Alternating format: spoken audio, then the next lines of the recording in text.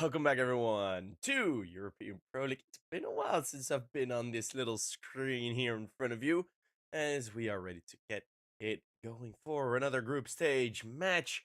A lot of group stage matches, actually, as we have 3 matches moved to today. We are going to see some elimination happening right here, right now, so that might be a bit of a dicey one. As Permitta, we will have Nosik standing in for Orbit. This isn't the first time they are having a stand-in for Orbit, actually. And I think Tionyx got stood in for in a game earlier, so hopefully everything is okay there with the availability to play and such. Then we, of course, will have their opponents, the Wopa team. We know them, we love them. They've been playing with us for a while, with Nixon replacing Leaks. Leaks now in... Ooh, I kind of forgot which team he now has joined. But yeah, it is going to be Leaks still there. We're going to see a ban on Train, ban on Dust 2. It's going to be Anubis Nuke. No surprises there, really. And Ancient, so that is going to be pretty self-explanatory. Veto, no veto mind games have been played here, so no worries about that. Yeah, it's looking exciting. I got the sheet now open in front of me. More and more teams are getting those beautiful May or Valve ranking points. And of course, our next tournament, well, not necessarily next tournament, but we will have a tournament quite soon where it is all VRS rank. EPL will be turning to the VRS tournaments, and that will be right after the major qualifier. Is Tionyx opening to get the first? Nixon able to respond with more. Looking pretty alright here as Fostar holds on a tight angle. Still a 2v2, all the trades, even though it's been multiple double kills, have remained equal. As Prime Nut tries to rotate in, but it's Tionyx getting himself 30. Permit on the board on the back of the German.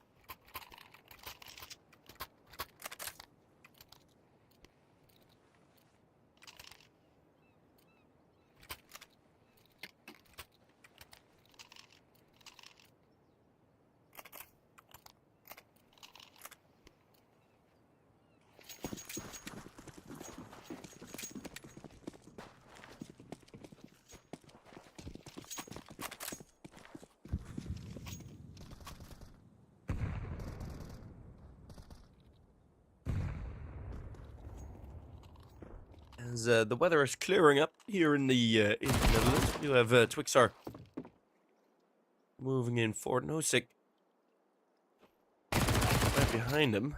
That's going to be a bit of a surprise for Nixon. It's just going to be the Glocks. It was like single or double upgrade, but they're letting these SMGs do the work. Get some money built up.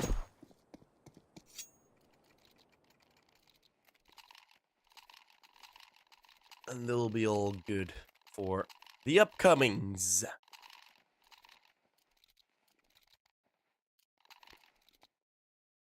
The elimination currently on the cards for both Wopa and Permitta. Wopa losing to kONO, Permitta losing to Sangal, both 2-1 affairs.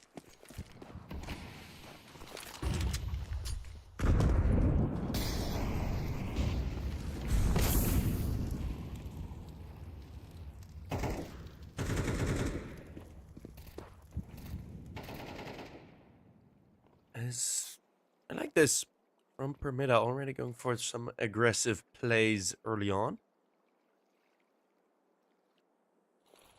And Wopa not really yet in a way to deal with this. Looking how to get the boost over. Pressures Fostar, and this is gonna unravel for the Permitta side. It's gonna be 2 kills already on the aggressive players.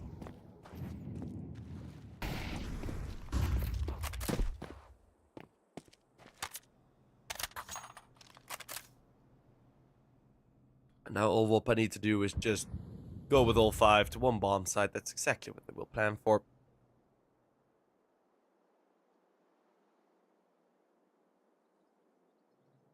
And it will be easy as you like. And it's going to be the first round on the board for the T side.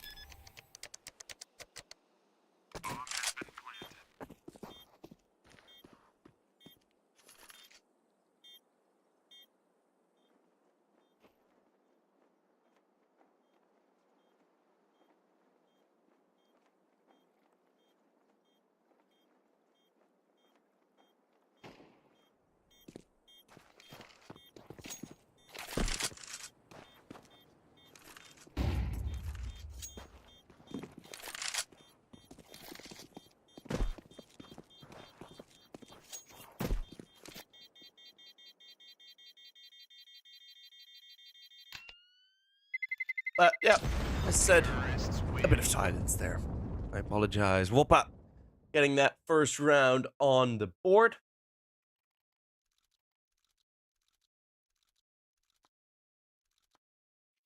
And for their T side, that should remain to be a good start. I mean, that aggression, it was nice. For Permitta, it was kind of worth it, but didn't really work out, especially with that one death already on the B bomb site, just slime peeking. Not really the best way to go down. This is a similar place to what Big have thrown out. And Crane.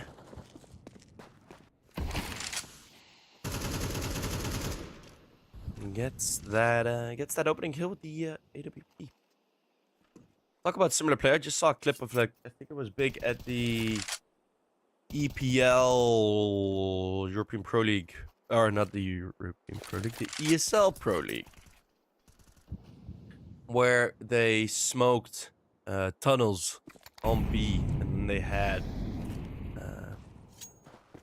at the opera, I think Tizian Tupson had him be right up front. We have Leagues watching, joining in. Watching his old mates. As Wopa looking with one man down, looking to enter into this A bomb. So it's going to be an early fight that decides this. And Vster mowing down too. Taking over some of the roles that Leagues had. Together with Nixon. And it's been decently successful. Sure does find one. This is an awkward retake. Onyx will be traded upon by Nixon as that AK. That's the final headshot. It's going to be 2-0. 2-0. 2-all.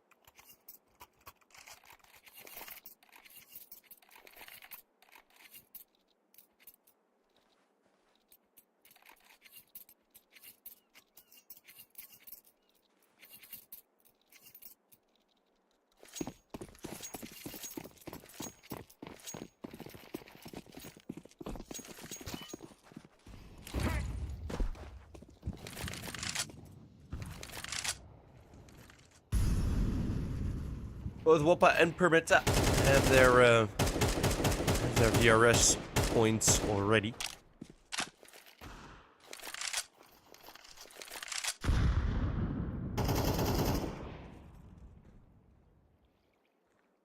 But it is just not enough.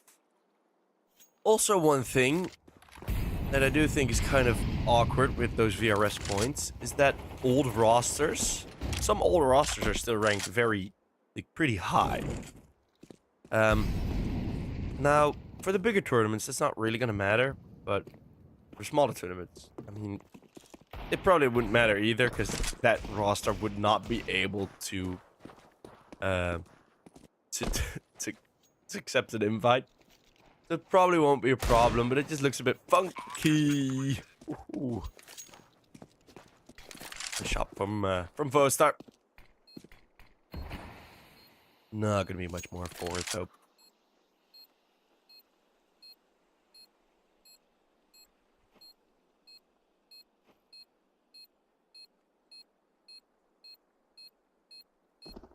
There's one big difference that we're usually seeing between these matches and, for example, Challenger League matches, or like the level just slightly above this, is the pace. Right? I talked about this with my co-caster, with Waxon, where we're seeing every time we're casting somewhat higher level teams in that sort of Challenger League bubble. I mean, Copenhagen Wolves are in there as well, but they somehow managed to survive. I'm still baffled about it. They somehow managed to survive. I think Aurora are in there as well, but yeah, for those teams, I mean, you're like so much more high pace. We had some maps take very little time. Some point on a Mirage, we didn't see 50, like we barely saw 50 seconds on the clock. Most rounds were decided before then. You know, sometimes it would end with a save or whatever, but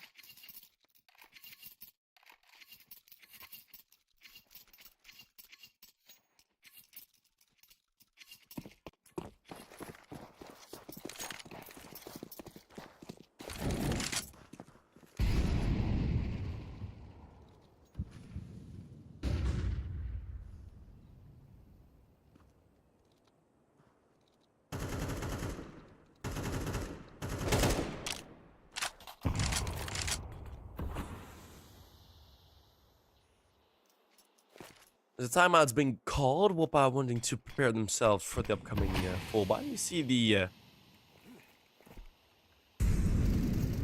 coverage for the aggression is at least there. Nixon throwing all of this mid-utility from a main. Well, that's going to signify an A split if I've ever seen one. So Note's going to come in already. And again, a result in aggression. Same story. Veester finding 2 headshots. And oof, that's a great shot by Gnuffe. Gnuffe.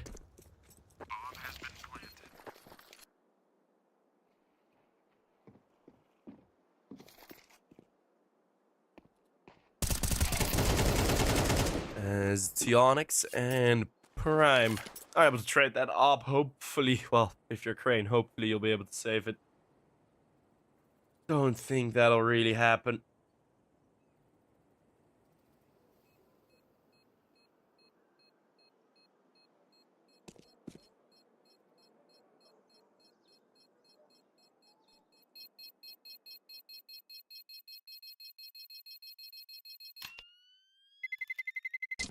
Terrorists win.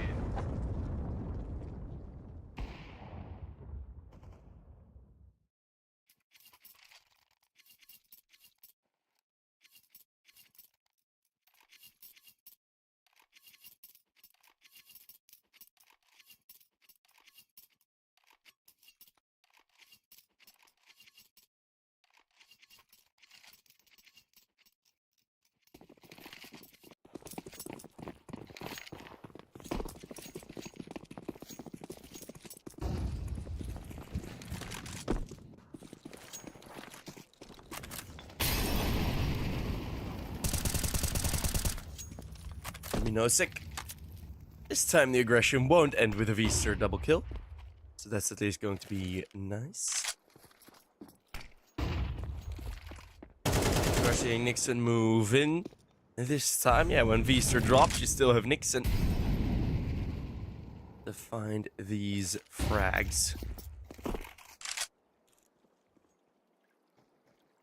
That is a souvenir Aberesque. Damn. Yeah, it's pretty shaky. Close to fighting one more, by the way, on the lurk. It's a Gnuffe that will sort of offer himself up. Or at least will attempt to take fights. Rotate's coming back in. It's going to be a difficult hold here for Permitta nonetheless. Especially if there is at least a or any opening kill coming the way of Wopa. Especially if it's the first kill. flashbang does get dropped in. Nixon won't have enough stamina for the spray transfer, but he does get that opener. The opener we talked about. Seeing now, Nixon close range. Oh, shows his foot, and that's going to be the round. Unraveling. Slime will slither away.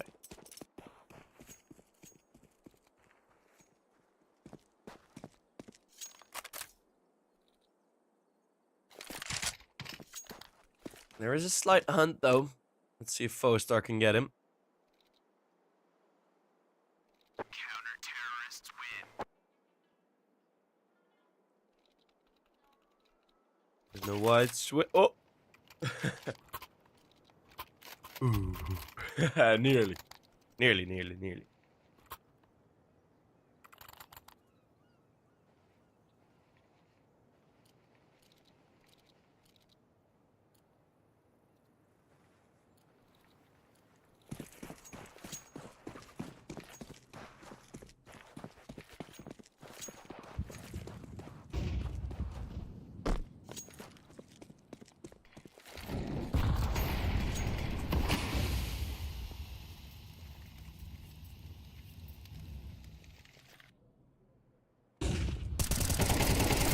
No sick.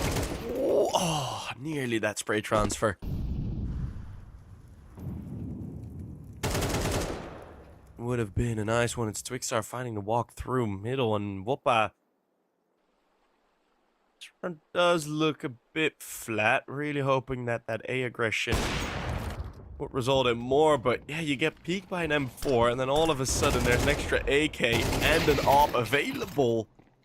Or Permitta on that bomb side. I understand the assumption from Wopa. Might have been slightly wrong there, as I wouldn't have expected it either.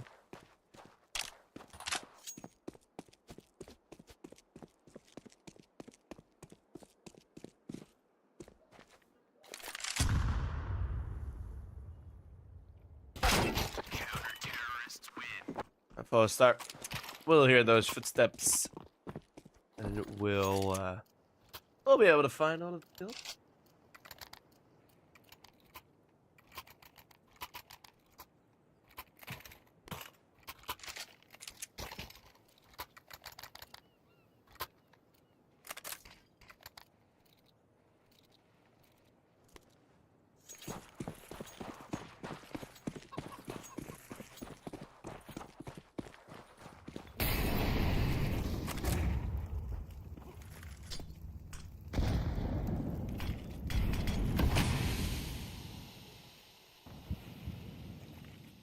And it's heading back towards the A bomb site. The money for Permitta hasn't really yet been building up too nicely.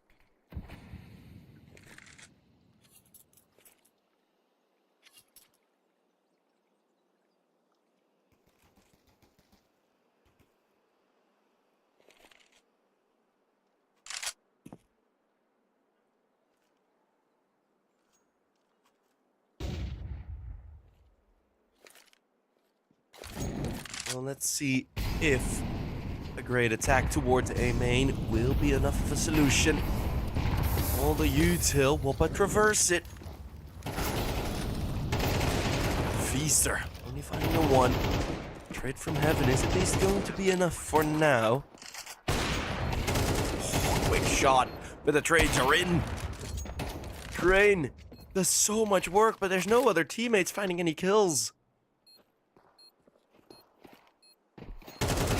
It jumps, the most aggressive prime is sharp. And that is a beautiful way to finish off round number 9. Wopa back into the lead.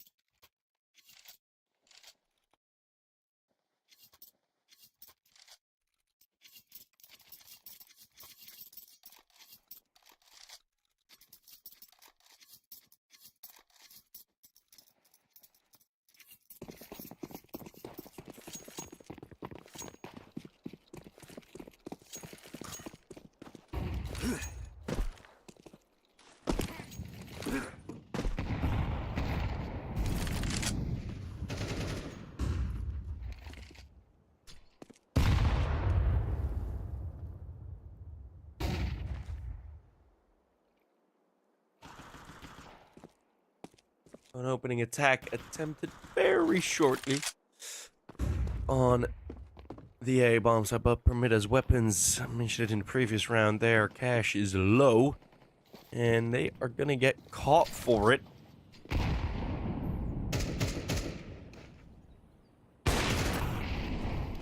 Slime will find Foestar as now the Russian middle.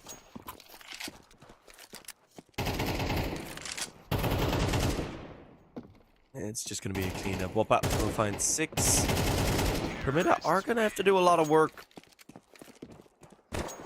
in these upcoming 2 rounds. An 8-4. I mean, yeah, it is still kind of okay, but you want to give yourself that buffer, right?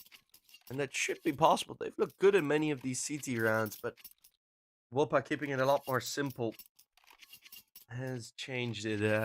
Has changed it quite a bit.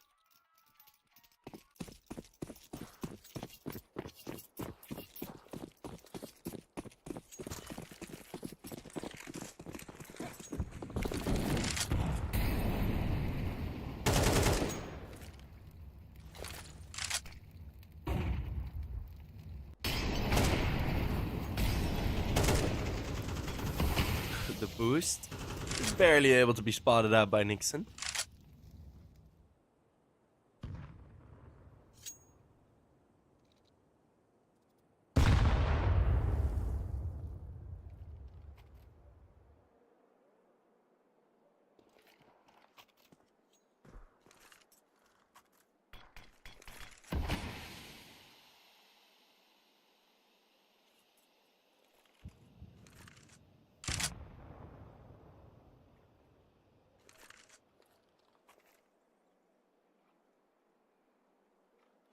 Well, Wopa gonna be lining up for another A-site take.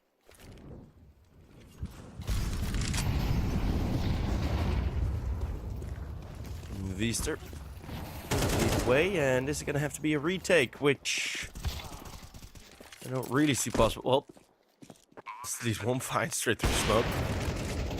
1. The Onyx going in for a slow peek. That's never gonna work.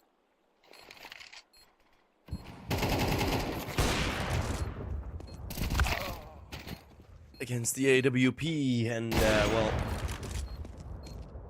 Brandon Foestar somehow able to hold on. Foestar will get to the bomb site, but have to get this to defuse, and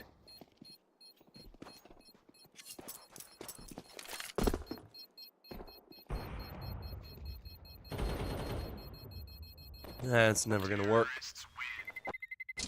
200 people, why so quiet? We're enjoying Wopa, but fair. Fair. It is a bit quiet. It's early in the morning, though. You know, early in the morning, EU times at least. For some, I can imagine it is very late at night. How am I doing, sheeps? I'm doing pretty okay. I got some exciting stuff for tomorrow, if everything goes well.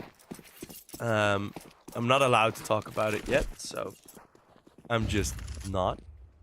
I'm just enjoying the podcast. All right, guess I'll speak more then. Oh, yeah, we're doing good. We're doing good. Looking better and better this year of going full time. But that's fair enough. No sick. Quick wide swing. And this is Permitta fighting for that fit. Ooh, Wopa with a nice boost. Foestar completely caught unawares. I mean, that is... Oh. Somehow that bullet doesn't connect, but it's the same mistake twice for Permitta. Now everything thrown at Onyx. He is a dead man walking. Enough finding 2. And that will be Wopa. An 8th round on the board. Twixar has nothing to do with this FAMAS.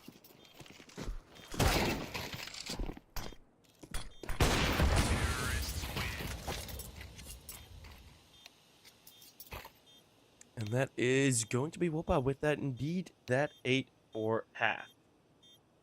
Or it's going to cost a B stream on ESL. I mean, on Challenger League, yes. on Pro League, maybe not yet. Maybe not yet.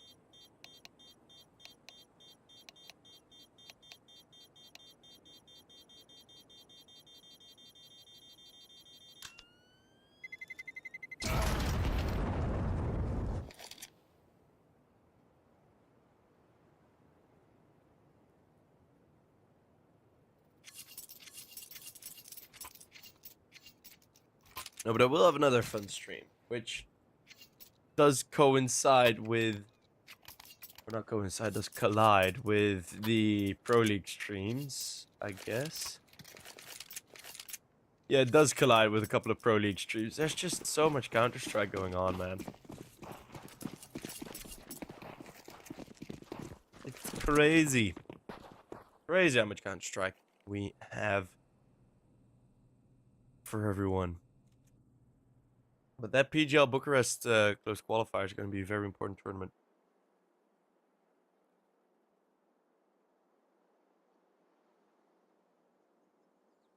Wopa winning the pistol here would go a long way. But if you look at the minimap, that is increasingly unlikely. As V-Cert will just get dropped. Twixart will find it, and yeah, 4v5 retake? I don't really think so. So Wopa putting the stack into the wrong position. Now need a magical retake, which Nixon can provide. No sick. Oh, how many shots are you missing? They're boosting in the middle of the gunfight. What is going on here? kONO does fight one more on the Glock. It is a 2 versus 2. And the time is running out for this defuse. Is there a kit? Oh, you go for such a lopsided setup and there's no defuse kit. That is such a bummer, but that gunfight.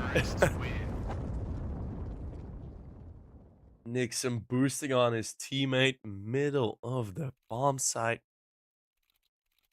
But it won't be working out for them. It's going to be Permitta.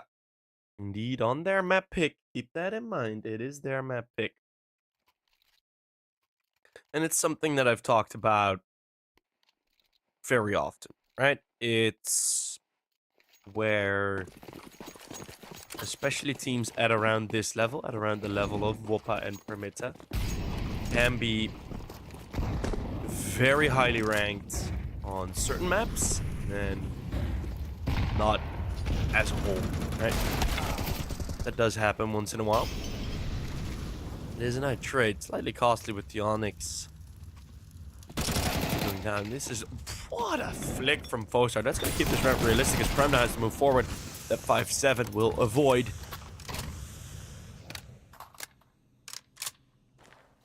Prime had to reload everything that was in there. 2 versus 2, Wopa going in for the force buy might actually work out wonders. Prime slowly gonna crawl forwards.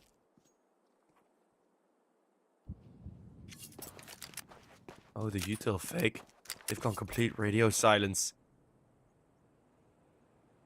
Prime is gonna thread through that smoke. They're gonna give it up. Permitta.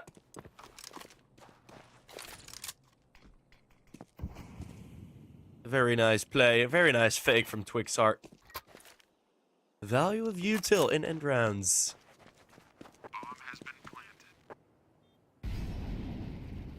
Wopa not really working on any information. Bit of a guess there, actually. But that is, well, somewhat supposed to be, right? It's supposed to be a loss for Wopa with a force buy like that, but on the other end, what we also kind of see is like, well, yeah, might have had a good chance there, a good chance maybe thrown away.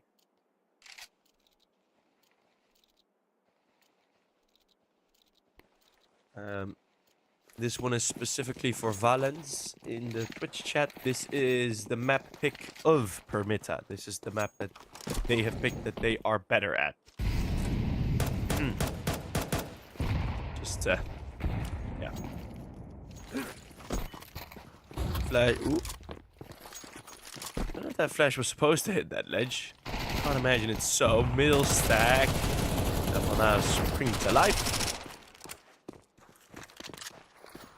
And everyone just kind of flops down where they stand. Rhymes 5-7. 1v5? Maybe. Maybe in a different timeline. Maybe in a different timeline we would have seen a 1v5 there, but not in this one, fellas. Not in this one.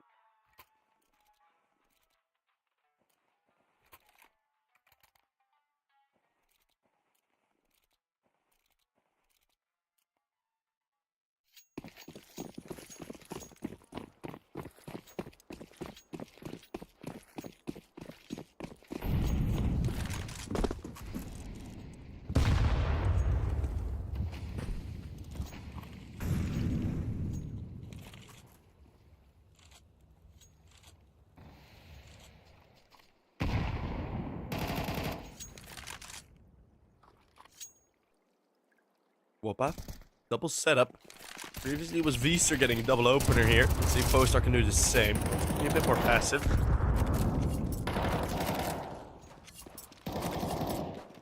And they have at least held off. And on that same time, Wopa. Oh, that's a brilliant play. That's a lovely response. Already taking a bit forward, but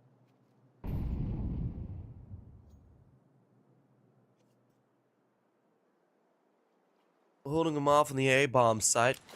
As soon as that first piece of util, first piece of contact comes in, you see Wopa really continue to move forward instead of just taking the control over this B main area. Very nicely done.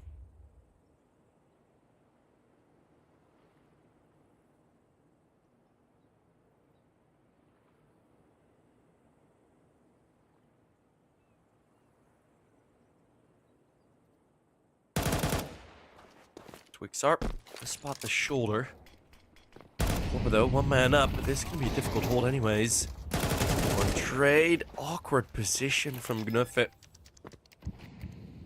As Twixar finds that opening kill, it's looking to be an 8th round on the board. The equalizer for Permitta. Wopa, yeah, they did get the opener, but Anubis. On Anubis, it doesn't make it easier to hold any bomb sites if you get one opening kill.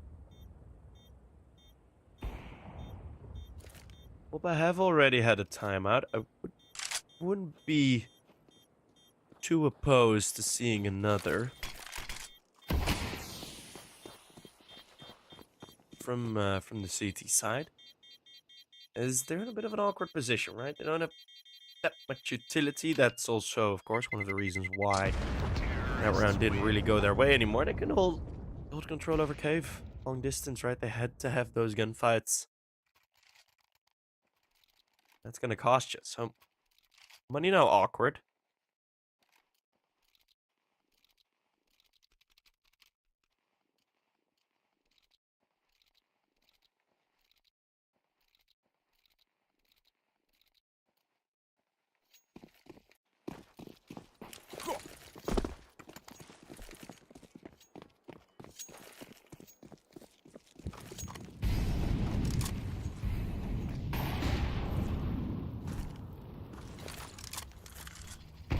Slightly more utility.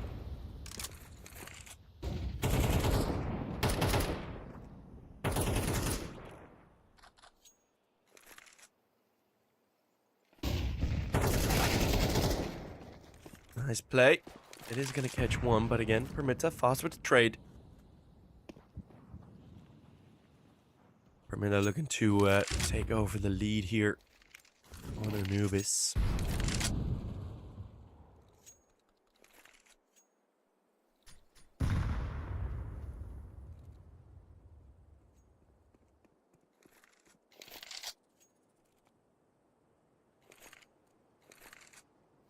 We're not really seeing any one player being significantly behind in terms of KD. But that's nice. It's good to see.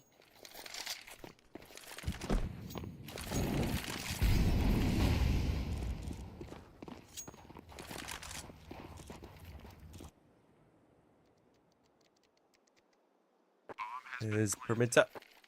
Look at that bomb down now. Nixon looking to charge. We're going to challenge in. And this, in terms of post-plant positions, I don't really think is a great one. Although, double HEs, kONO ready for it. This is going to be a difficult one for Permitta to hold on to. Wopa in a great position. That Molotov's going to fumble, though. An awkward 1v1. Yeah, there's a nade on the smoke. And a 1v1. But he knows that he's far away. There is an extra nade. Nixon, 0.14 to Yonix. Does all of the work. Saving his team a 4K. 1 kill from that Opper. And that has been it. Now the timeout comes through from Wopa. They were in such a good position, but once I saw that Permitta still had HEs left, I was like, who knows? Who knows? And they've both been used to perfection. I mean, 1 nade to blow up in the smoke for each. It was worth a kill. So Permitta in the end doing very nicely on that bomb defense.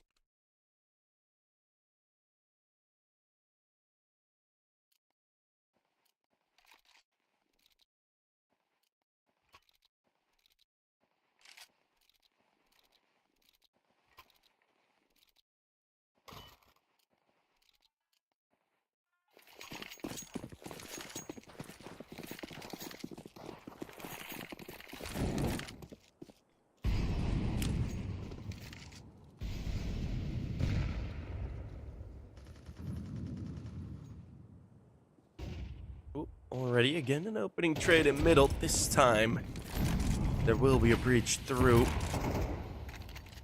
Just gonna waltz in.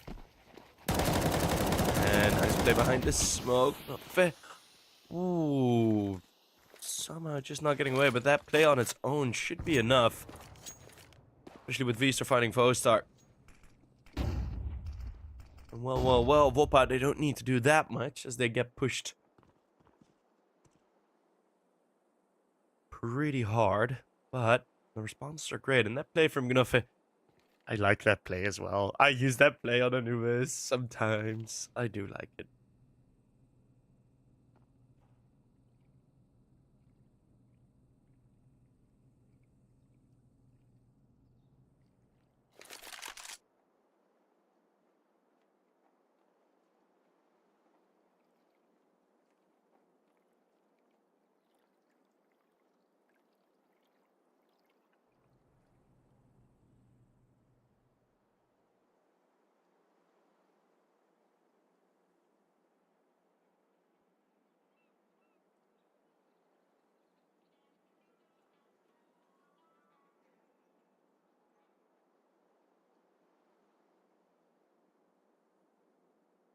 Rain, gonna be looking to save that AWP. Maybe that's just a bit too valuable. Gonna be a nice round for Wopa as the streak from Permitta will be halted.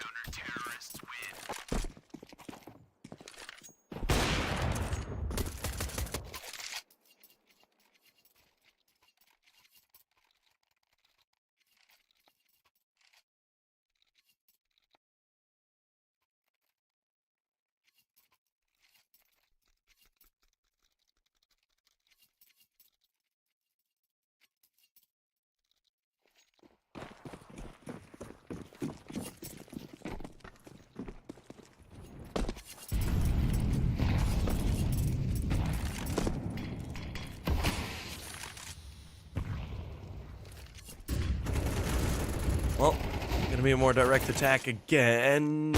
Outside take coming in. Slime with that off. Holding on nicely. That's a beautiful flick. And Wopa looking good for 2 back-to-back on the CT side. Then they will. Alrighty, that was one of the only quick rounds we have seen thus far.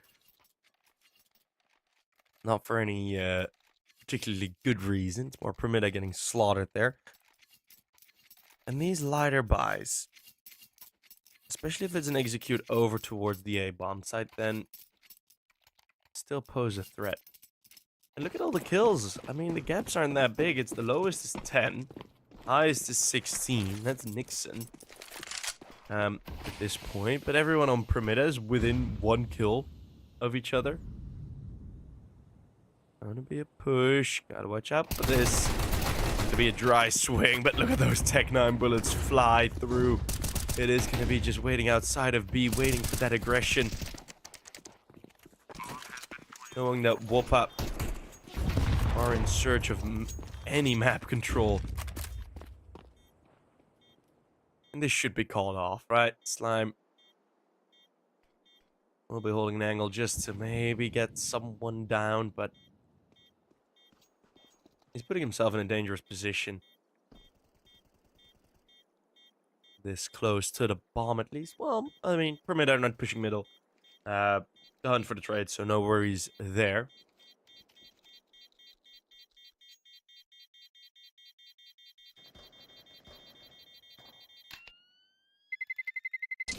Terrorists win.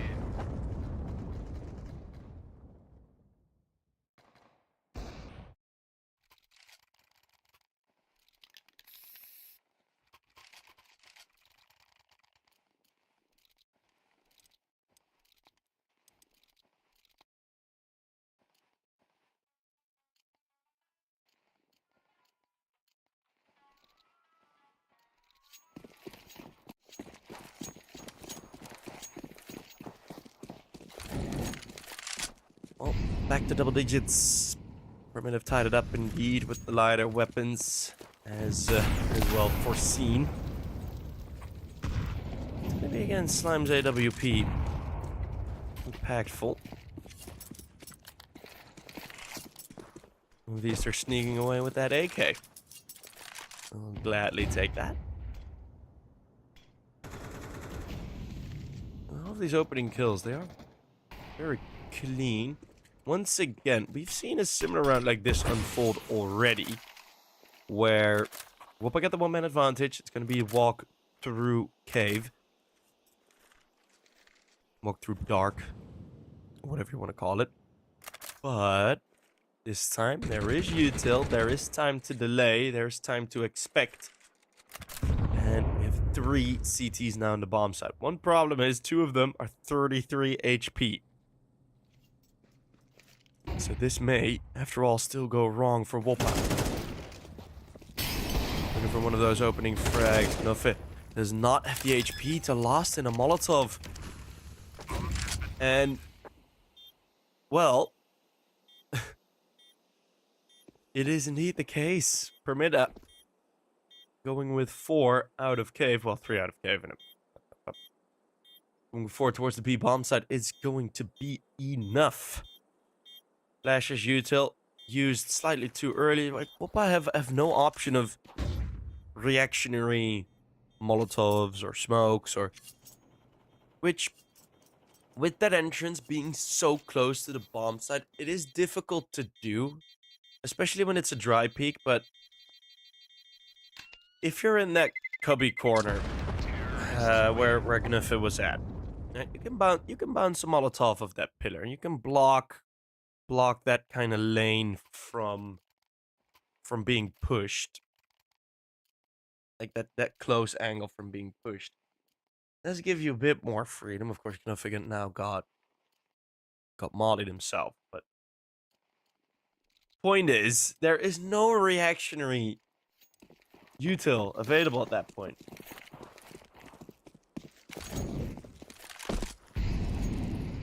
That is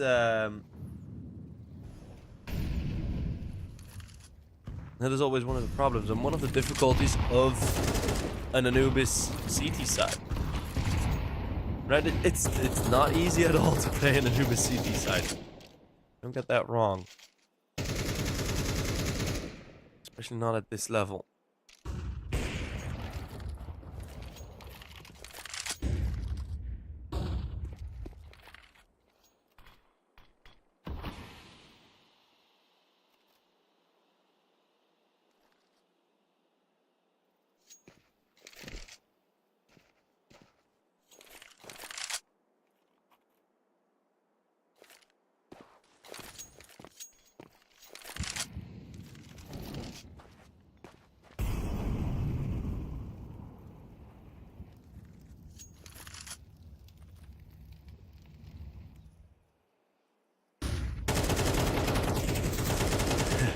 post art.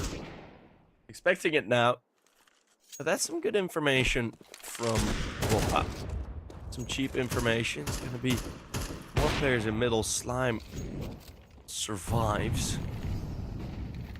They're gonna drop down. There's 2 M4s here. Oh, Wopa! A death smoothie in the middle of the water. It's gonna be Twixar and Nozick, the final one standing, and they got nothing to do with just 10 seconds left.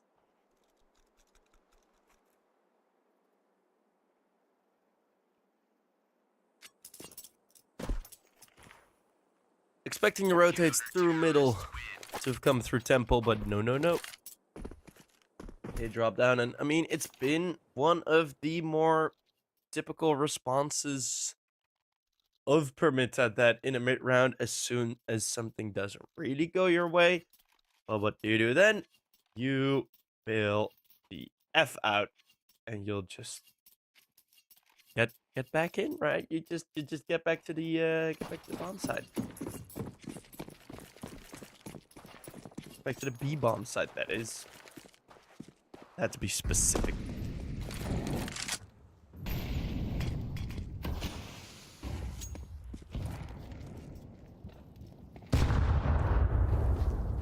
Hey, at least he's playing for Tricked. That was it.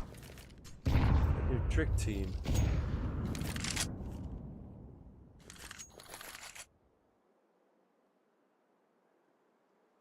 Wait, Trick and Team Singularity are the same? Oh. Interesting. Well, Permitta. Again, more direct approach. Just gonna be a single flashbang. Very dry side take. And that's gonna be costly. Only now does the util fly in. Maybe a bit late, but could work out just fine here for Permitta. Get this late mid lurk to put some pressure on these mid players. Rotates will have to come through CT now, and there's still utility available. Postar is gonna slightly misplace that, I imagine, as Foster will just reveal himself. He's not ready behind that smoke. 3 versus 4 to hold off. For the first to map point. Rain only with 1. Nozick down below. Will not find more. It's a 1v1. Slime and Teonyx. Over the top. It's Teonyx with the wide swing. Slime attempting to go for those micro headshots. Where he just saw the pixels of Teonyx's hair, but Teonyx just peeking out wide. Slime has to go for readjustment, and ja.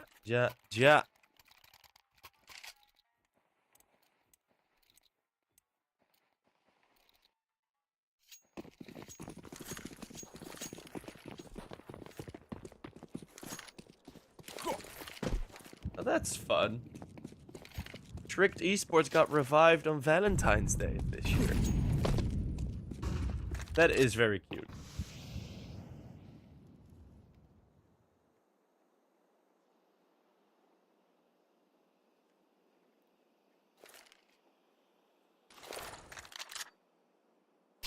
Team of love. Well, it's gonna be map point 4. Permitta. This is gonna be slightly better setup. Had Nade blowing some eardrums. It's gonna be aggression. Once more from Wopa. Let's see how much they will find. That's a missed spray from Prime. And that's gonna matter so much, because now 3, well, it was a 4v2. It's Slime that will still hold on. Slime on his own now. It's gonna be Green with, I think, a 4K finishing off that final round. Permitta will win their map pick. Will find that victory at least. So that was maybe closer than Permitta would have liked it to be. Wopa doing very well in most of these rounds, and especially on that CT side, they managed to hold on quite nicely. Some very good rounds shown by them at least. So thank you guys. Well, I say thank you guys. Well, of course, thanks for watching this first map, but we're not done yet. We're far from done. Check back in around 10 minutes when we head into Nuke, which will be Wopa's map pick. See you guys there.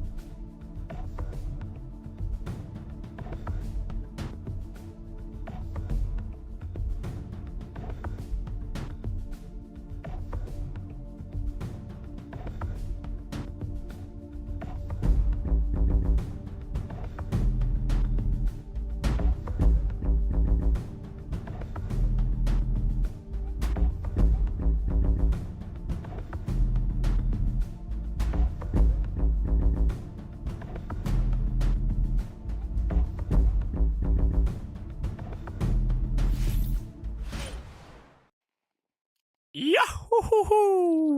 Welcome back. Permitta versus Wopa is going to be kicking off again.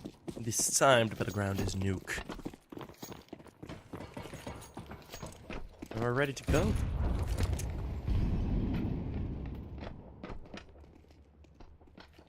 Lots of activity on the outside for Wopa as they instantly try to wrap heaven. Strategy they have used a couple times already on nuke. Make sure you get those outside fights. Bit of an awkward angle, you know. Force them out of the typical angles, but there's Permitta. Bomb has been planted. Quickly, with a whole bunch of frags. Fostar finding one more, and Fostar wants to not need any help from his teammates. He will force Vistra into Nozick. And that was a pretty quick pistol round. Permitta will take the first. Heart says Wopa, brain says Permitta. I feel that vibe. I feel that vibe. Sometimes that's just the case when watching CS, man. Your heart wants one team to win. But your brain knows. I mean, to be fair, I've been a Mouse fan for years and years and years now. So yeah, I kinda know how it feels. Every single time they win a match, it's like, oh wait, they actually won. Especially in the playoffs. Well, quick wrap around in towards Secret Onyx. Not full of where he wants to go. Those nades, did they run through a Molotov? I think they did.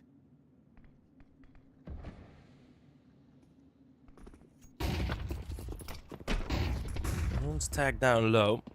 This M4 should have no problem hitting one-shot headshots. Or getting slightly easier sprays. Well, these Galils doing some nice work on their own. There are a couple without head armor as well on the CT side. I mean, the FAMAS upgrade not embraced too much by the CTs yet. Not embraced too much by Permitta. There's Nozick. Oh, does very well there to get a double kill. That'll be a bit of a struggle though, seeing Slime.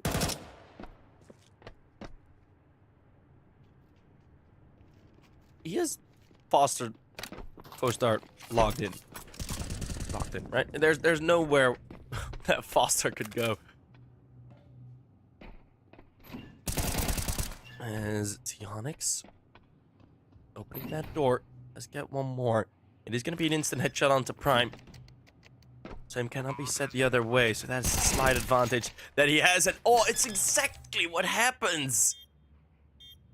The dink onto Onyx, 11 HP in it. And it will be that helmet that decides the round.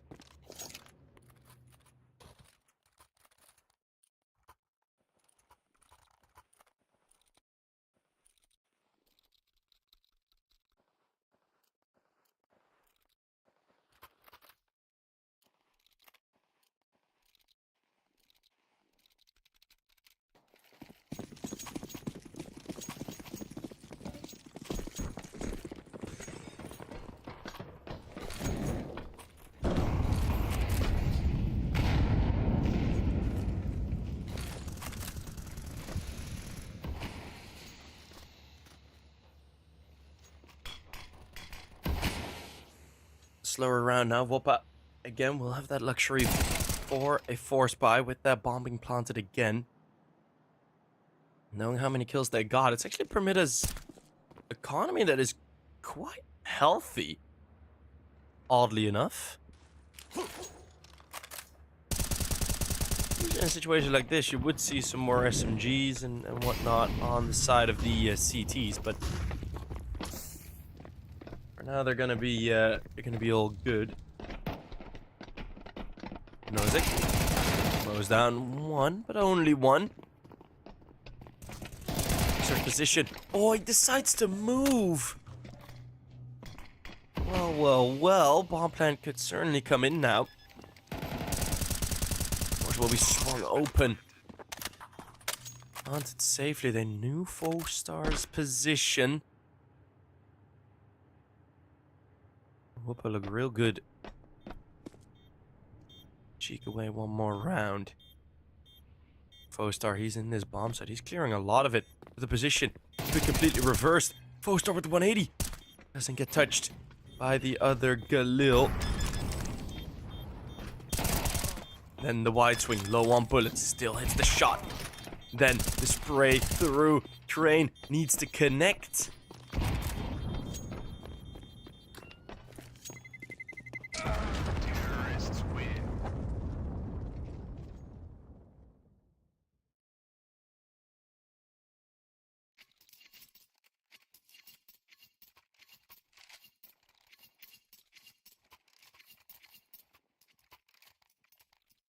And it is indeed going to be that Galil that will outlast the M4A1S, at least in round number 3.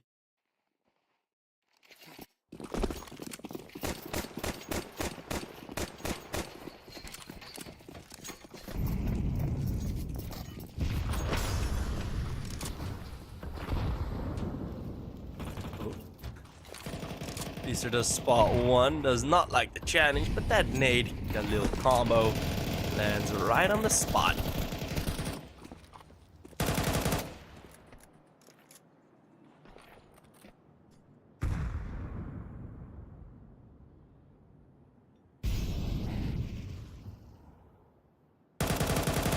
Oh, that was far from clean. But the rotate being good enough that it would allow him to miss those bullets. Pixar can only find the one. Some nice trades here from the CTs, but they're just lacking that extra player.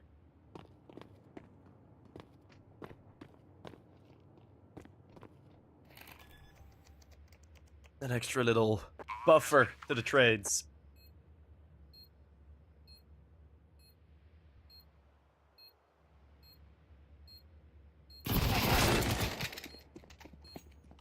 Nice play by Foestar, at least. I don't really see him getting a 1v3 here.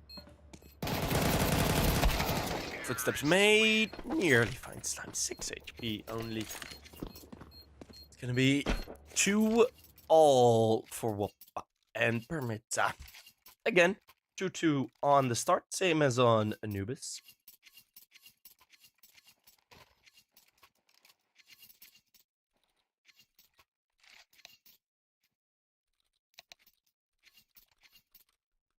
And Wopa call a timeout. Interestingly enough.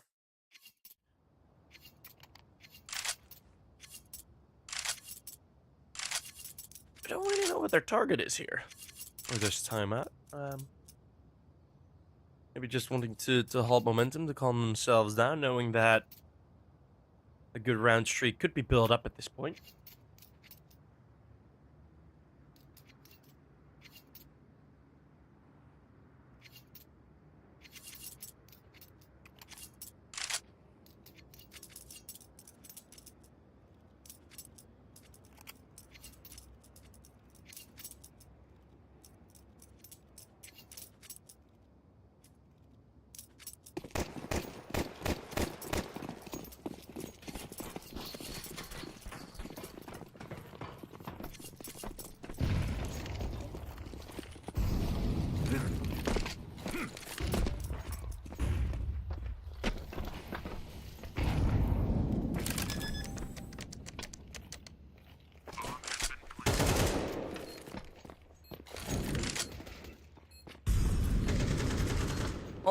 USPs do get 1 kill. It's gonna be just the A-bomb side attack. Even if the stack would have been here, unlikely if we see a scenario where that actually would work out. Slime's gonna be careful jumping down here.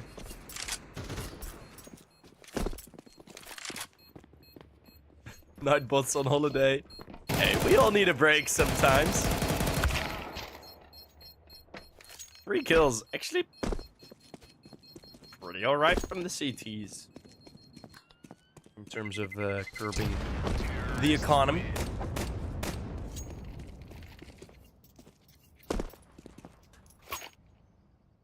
Night. I want to be on holiday like Nightbot.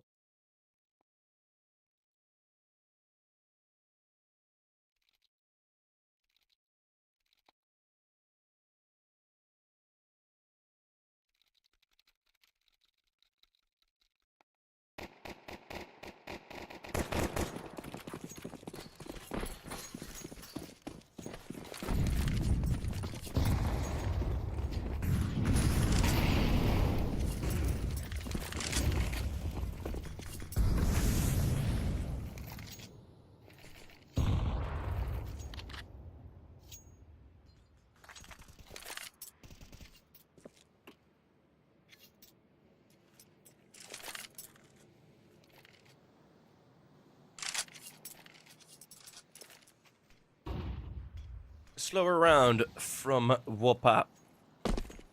Not a lot of utility to work with.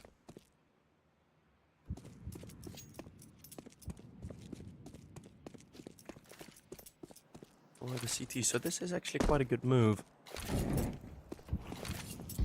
Having all that util there, it's gonna be a Molly deep. Prime will be on a solo mission.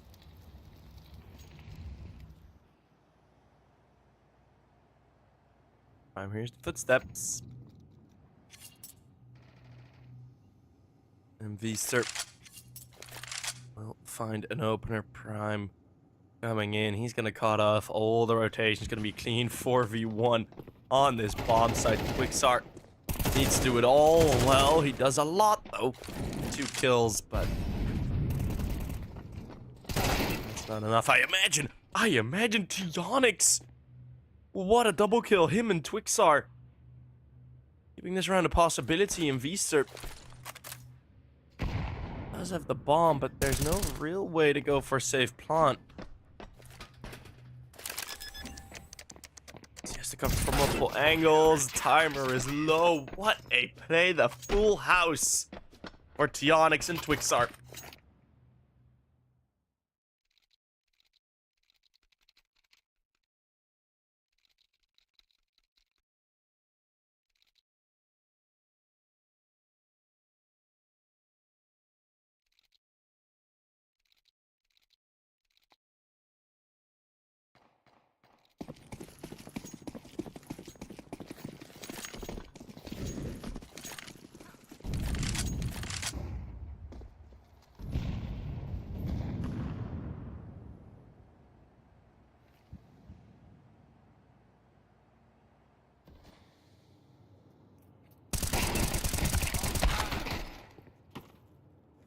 Start going for push.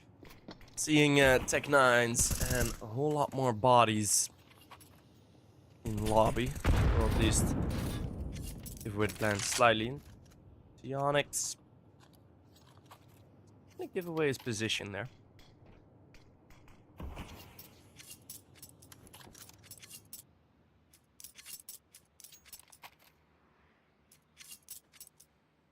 Well, not necessarily, actually, as I think you could see the feet from heaven. Whoa. Oh, Twixar, beautiful push. On the outside, and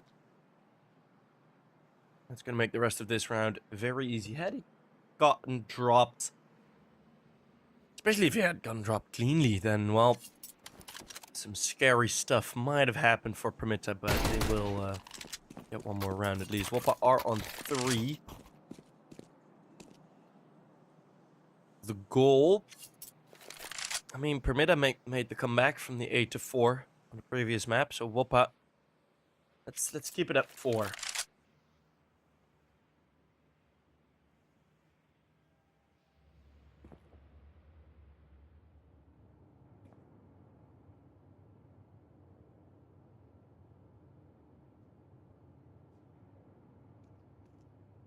Counter-terrorists win.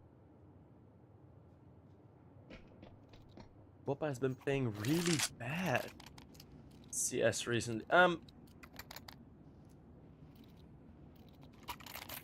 Wopa have struggled a bit.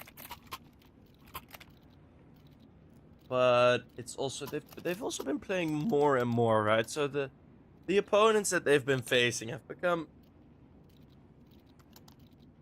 slightly better. Especially if you look at the recent seasons, they did win the Danish tournament that was at the end of last year, beating Estrada 10. That's a big prize pool, actually, 9K. But then, yes, so many third, fourth finishes, second, third, fourth. In a lot of these European tournaments, they managed to get to the Frost and Fire Europe tournament.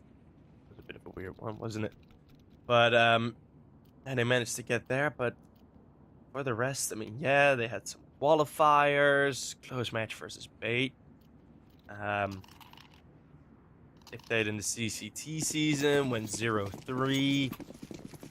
So a lot of these matches that Wopa have recently had have been against increasingly better opponents. They lost the final to Verdant, then one day after they lost the final to kONO. That was on Christmas. Was that Christmas Day? Yeah, that was the Christmas Day. So December for Wopa was very good, but yeah, they did manage to win out on those finals, and in those final three, they've at least been making playoffs in these lower tier 3 tournaments. But it's very hard to be consistent, it's very hard to improve. With leagues leaving, some adjustments, of course, needing to be made. Yeah.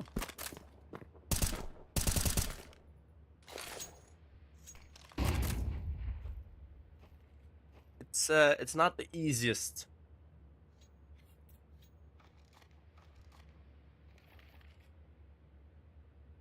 For Wopa. And they're playing a lot of CS. They are currently in they're currently in 5 total tournaments, which is ridiculous.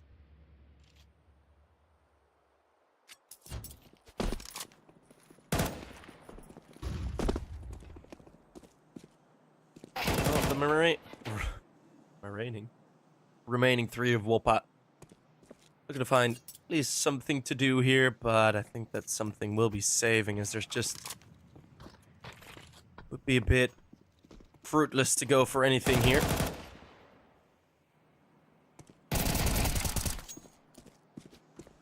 The chase is on. Only a Galil drop, but Permitta will win the round anyways.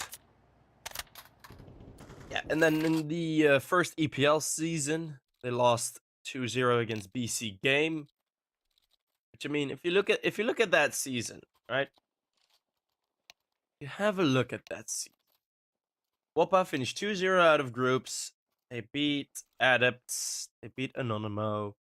Then they beat NC Academy 2-0. Then they beat BC Game 2-0.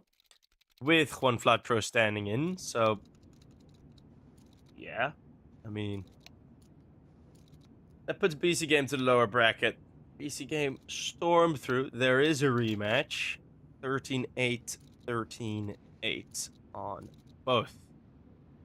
And then Chimera actually managed to beat BC Game. That was pretty fun. But, yeah, I mean, that was right before the VRS really kicked in.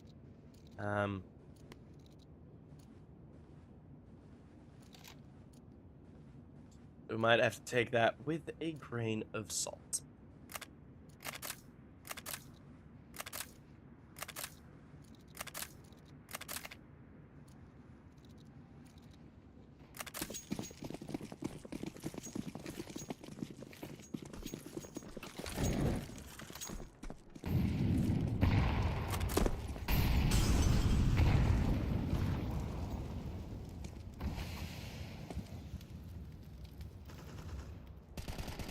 AK and Galil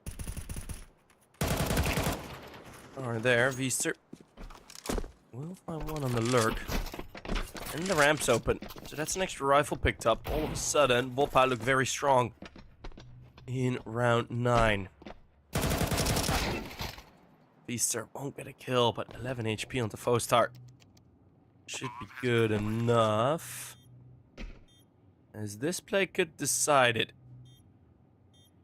if Tionix will check. Will find a kill. He does check, but he does get wrecked.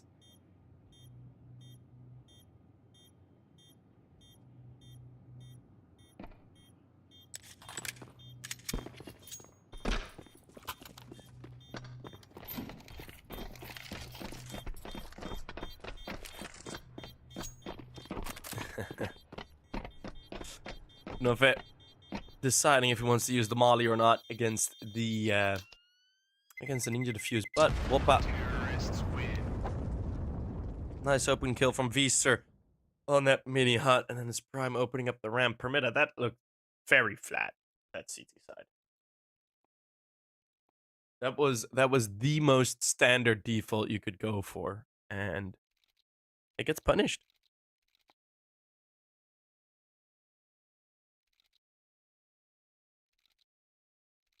And highlighting is been a steady decline since the debut. Actually, because I've been casting Wopa for a while now,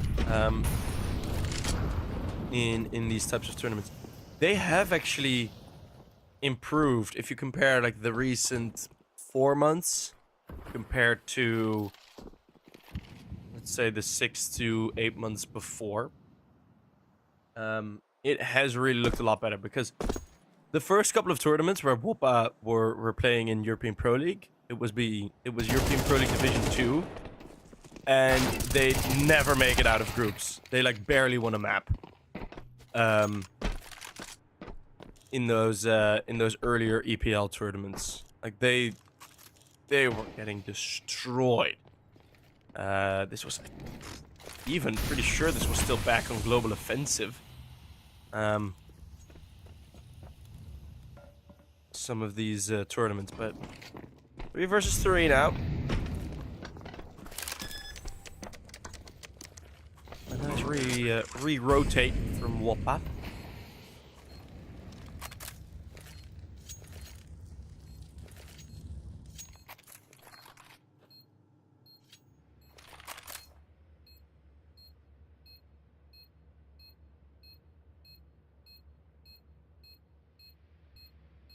Be 3 players trying to go in late.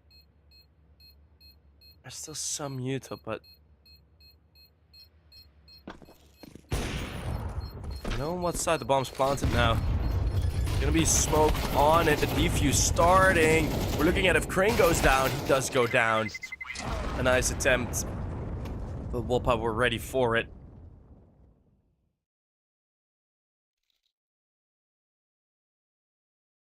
And that's going to be tie game. So Wopa looking very good at making this T side half successful.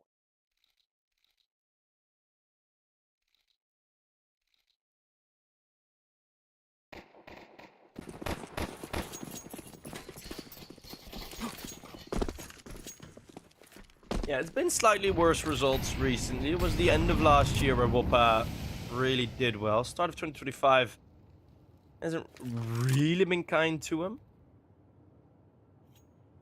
Yeah, especially the end of... nice peek from Fostar.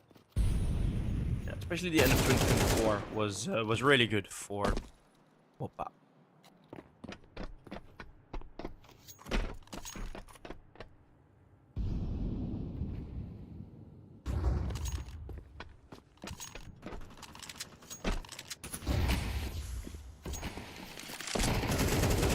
For V4 as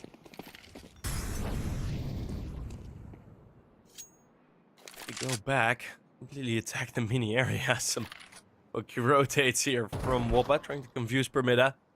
I imagine it is working. Last remaining 3 players, 2 of which are now in heaven, now in hell.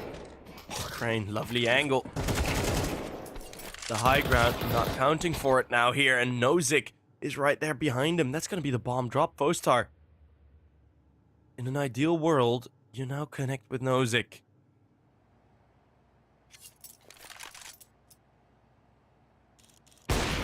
Because it is Slime. It is Slime that finds that one shot, knowing that he was likely still on the bomb side. Slime's being very loud about this. He's going to have to. I mean, you're 12 seconds away. Gonna go up towards the A ramp. Foestar's put himself offside slightly. But he's gonna be very quick with this heaven wrap. It's all gonna be about timing, and I think the timing is going to be in his favor. That's gonna be Foestar finding and winning the clutch. Those were some funky raps from Permitta, or from Wopa, sorry. Going for the sort of re-attack onto Mini.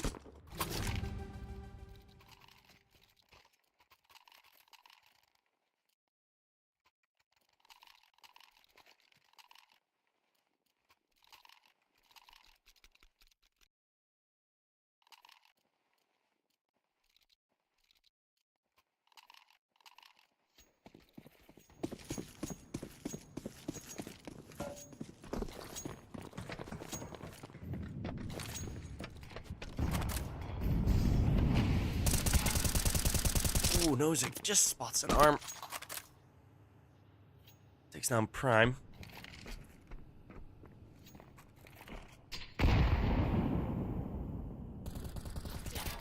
And Nixon has gotten out of there before things could really get funky.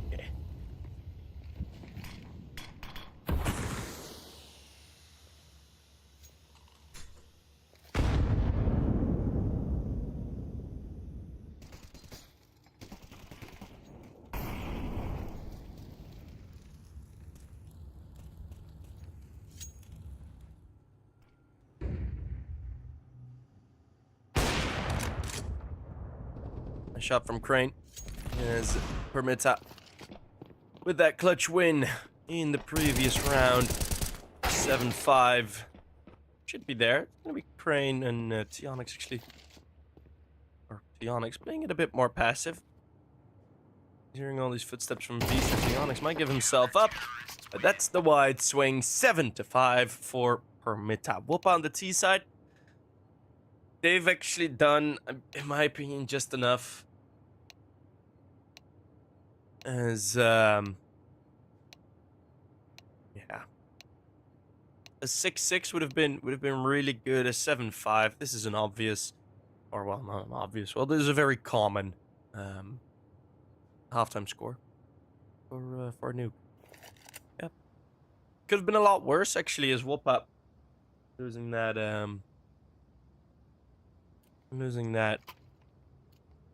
pistol round. And then losing the rounds after.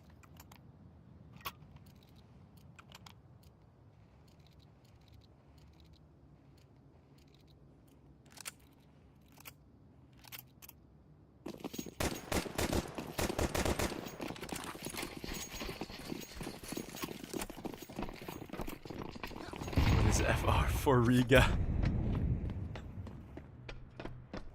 Well, the vent drop from Wopa. Or from Permitta, sorry.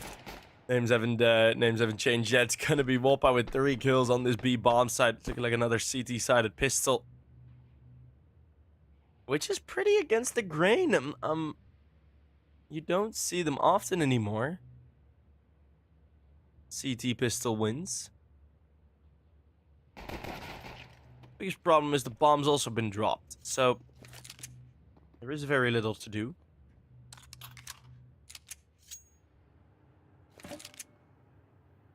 And we are going to see Wopa closing this gap.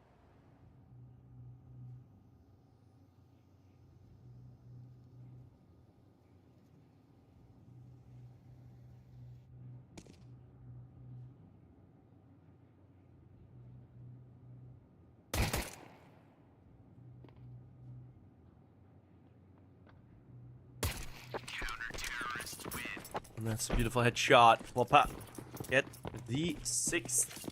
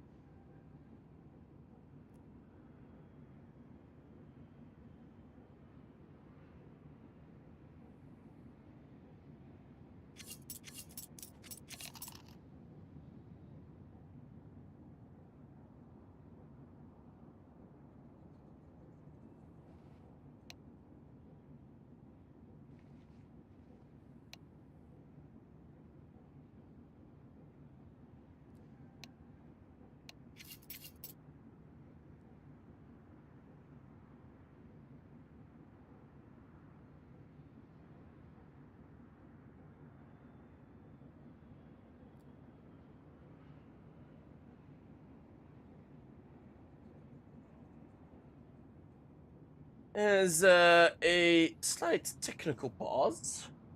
Hopefully it won't be too long. We see Foestar has disconnected. Oh, I had something funny. When was this? It was 2 days ago. It was. I'm struggling now to remember the teams that were playing. It was Wildcard Academy versus Adventurers, and they both have a Swedish player called Leo, Svedjehead and Wonder, and they both apparently live near each other in Sweden. As 5 or 6 times, what happened was both of the Swedish players disconnected at the same time, so both teams would be one man down. It never happened mid-round, I think. Well, it sometimes did happen mid-round, but then it wasn't it wasn't of influence, right? But it was really funny because as soon as you saw one of the players freeze, instantly the other would be gone with it, and it was very, very funny. And it was also nice because now everyone from Wopa is in the server, right? So they are going to be the ones waiting, but it wasn't the case. Like, they were both waiting on each other. So funny. It was, yeah. It was great. It was a fun series as well. This has been pretty standard series, right? We haven't seen both Permitta and Wopa really play either worse than they should or better than they should, right? It is a pretty sort of expectant Counter-Strike match thus far.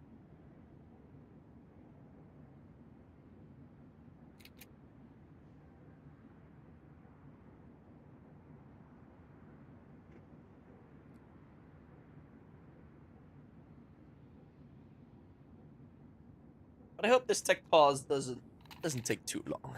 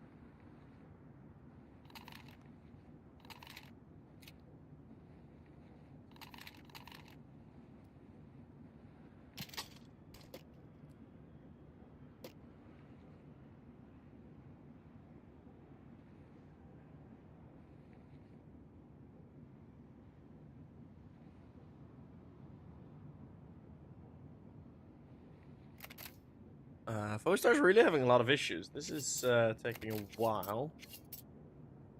Hopefully it won't be too big of an an issue that he cannot rejoin from.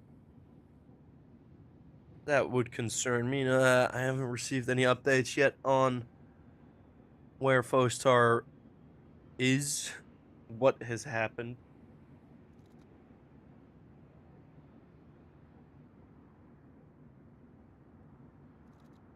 No, I'm pretty sure Foestar lagged out after he died.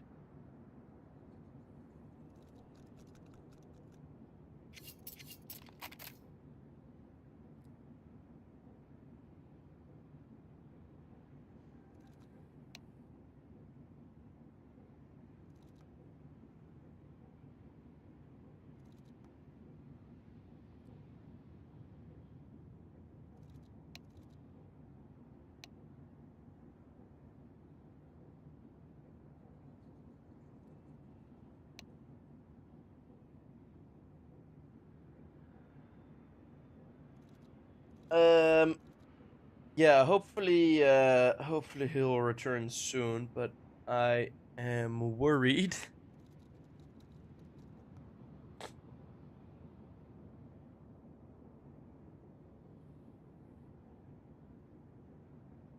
I am very worried. I do appreciate somehow us getting more viewers throughout this technical pause. But yeah, we are rocking some issues. That's for sure.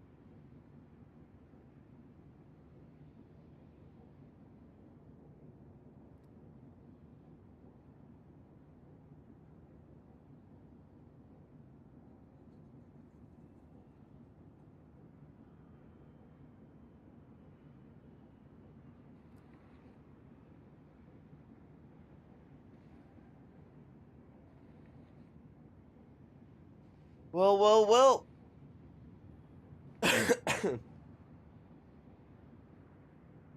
Fostar got banned. Fostar, yeah. Fostar vacation. He just he went to live with Nightbot. Yeah, it's slightly annoying that we don't really know what's happening.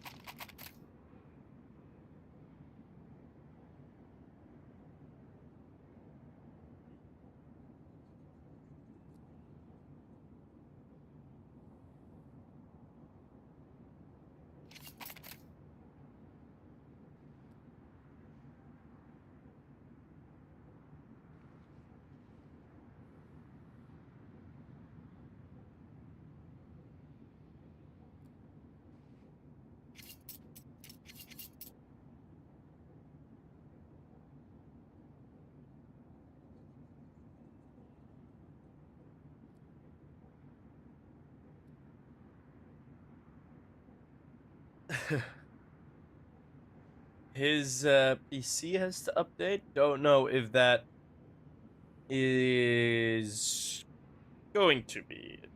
Don't know if that's true. But yeah. Mr. Coster, do you think we will see a third map?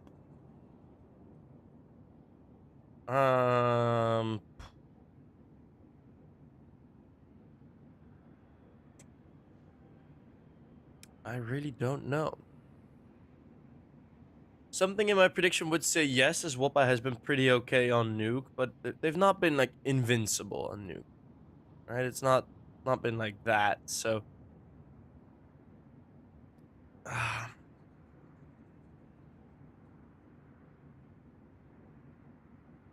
I don't know. I think it's gonna be close. That's for sure.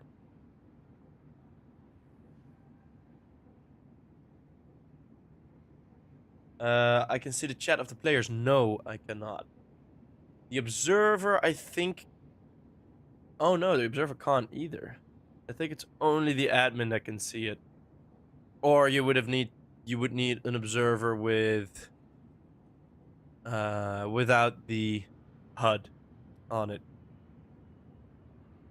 Which usually only the really big tournaments have, because that's usually like a third observer. Or second or third observer. That is just watching the screens themselves. So yeah. How much more time before forfeit? We kind of don't do forfeits. Here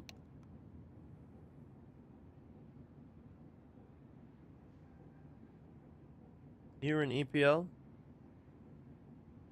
which can be slightly annoying.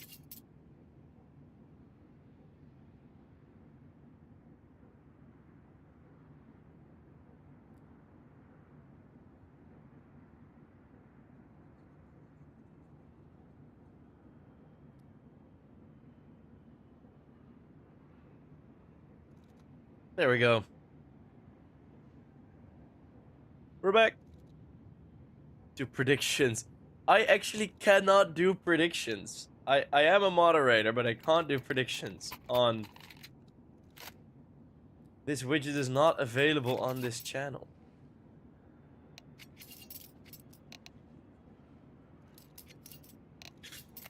So I don't know, don't really know why.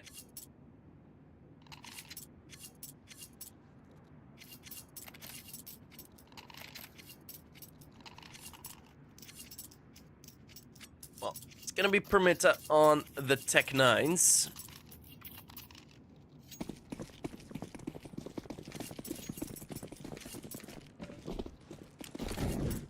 And still be a threat. Permitta won one of these Tech 9 rounds on Anubis as well. It's gonna be the full A-side attack. Oh, no. Reroute straight into vent.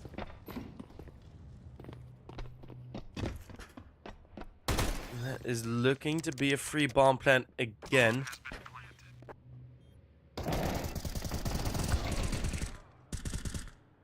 Slime and Prime dealing with these Tech 9s, but Foestar has already moved through. Could be an off angle here for Prime. Wade's on the nade pool.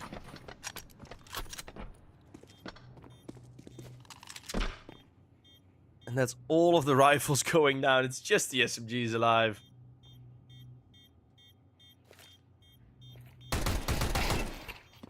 The Onyx will find Vster.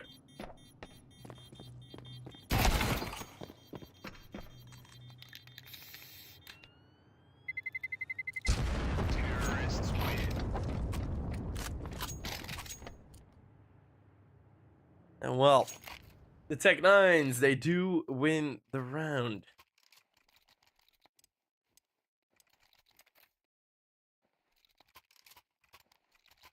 I know predictions are at the heart of esports. I don't know why our channel cannot have the predictions showing. That's always a bit of a bummer. But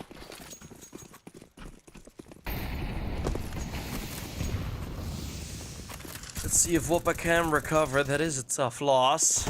Long time out.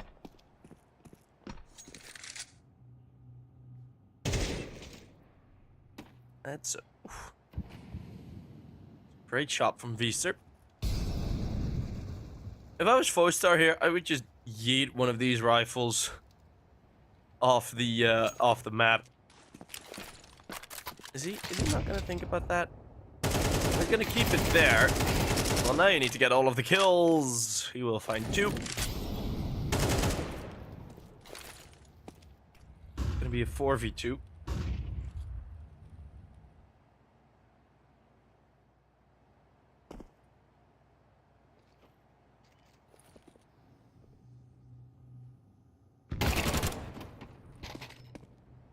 Nice kill from Prime. And he'll gladly take that fully reloaded rifle. Well, now it's the AK. Prime 1v3. Ooh. Crane on 15 HP.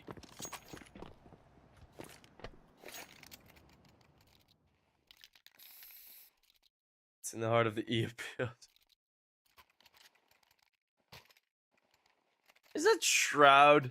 A Shroud emote on a Counter-Strike stream? I'm actually like waving my hand in front of my nose.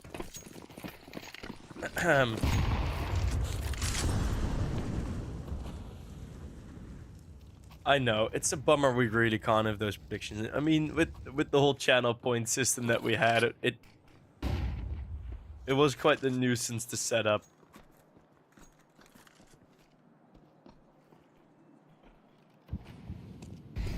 It was really funny having EPL bucks and stuff. Oh, it was so good. I think that also might have been the reason that the channel got kind of nuked. Something with the channel points, or I don't know.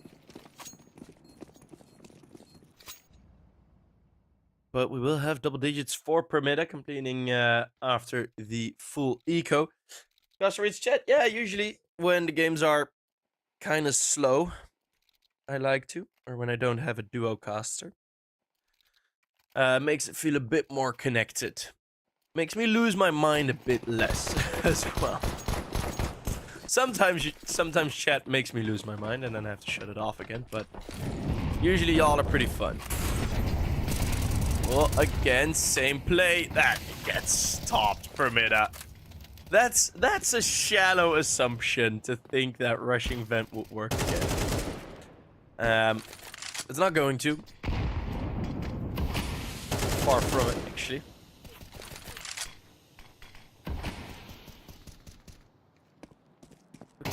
going to try. Onyx catching a rotate. 2v5.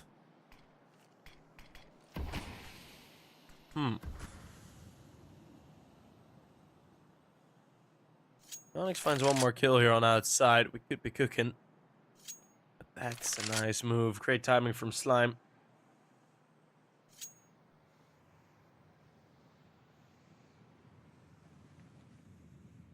And no fights offered up. I think that is going to be it.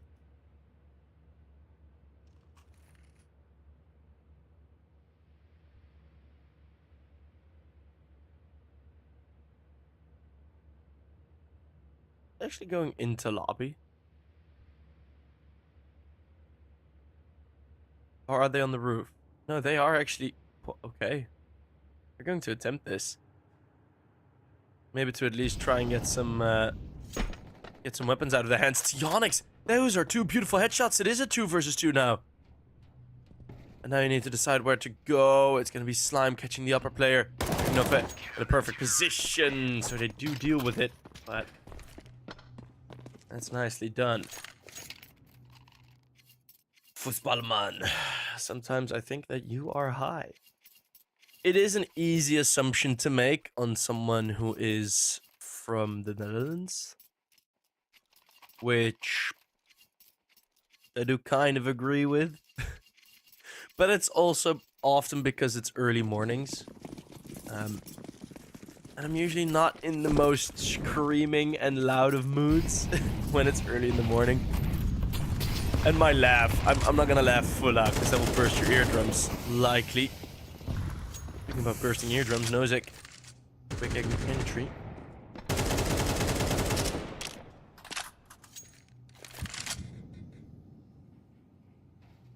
But no, I am not. It's just the early mornings. And my laugh that goes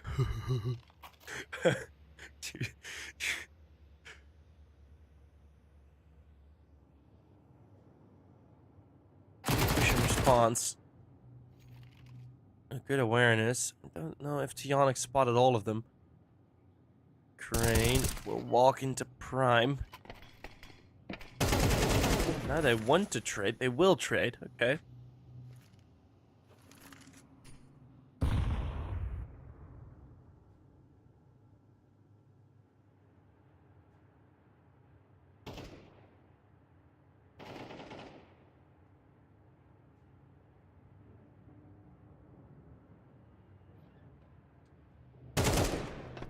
Twixer, nice flank. Finally coming in, making it back into the 2 versus... Oh, still that dark position. Nozick will find the 1. That door's open. Nozick standing right in front, staring him down. It's Vster that gets dropped.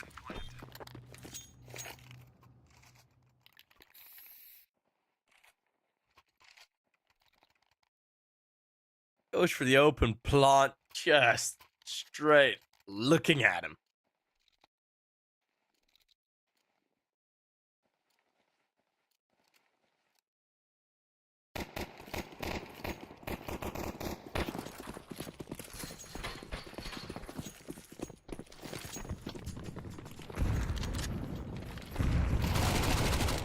Wixar. It's a nice mow down on 1. It's going to be the pistols just for Wopa. They're gonna have to give up on those pistols. One of the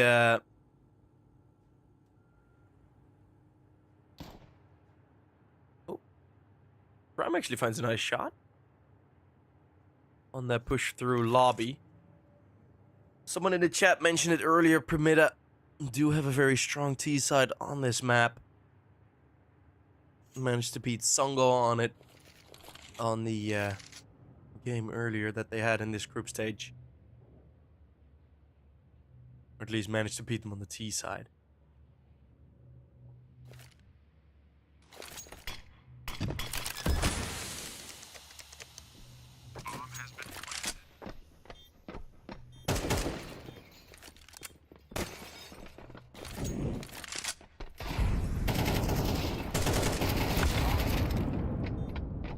CTs. Nice double swings. Crane does go down. kONO 1 versus 3 needs to win this. Wopa could try and clutch this. That Molly misses, but kONO doesn't. A 1 versus 3 to find the map point. Yes, it was against armorless opponents, but kONO finds the clutch, and that is nice for Permitta. 12 on the board, called a timeout, knowing that they're going to have to deal with the rifles for the next.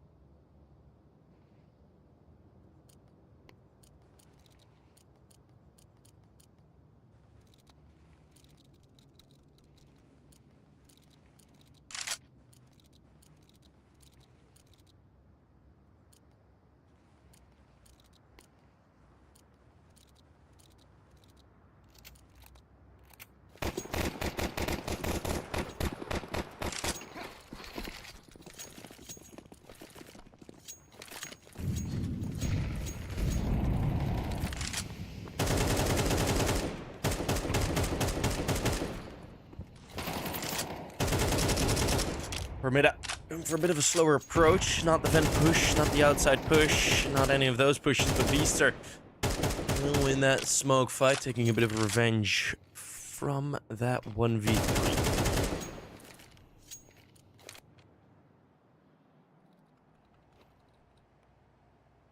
Fostar.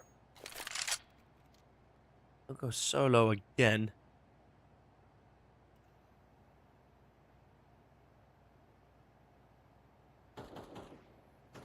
We're gonna have to see how they will connect their players. Will that be towards the B bomb side? Nixon's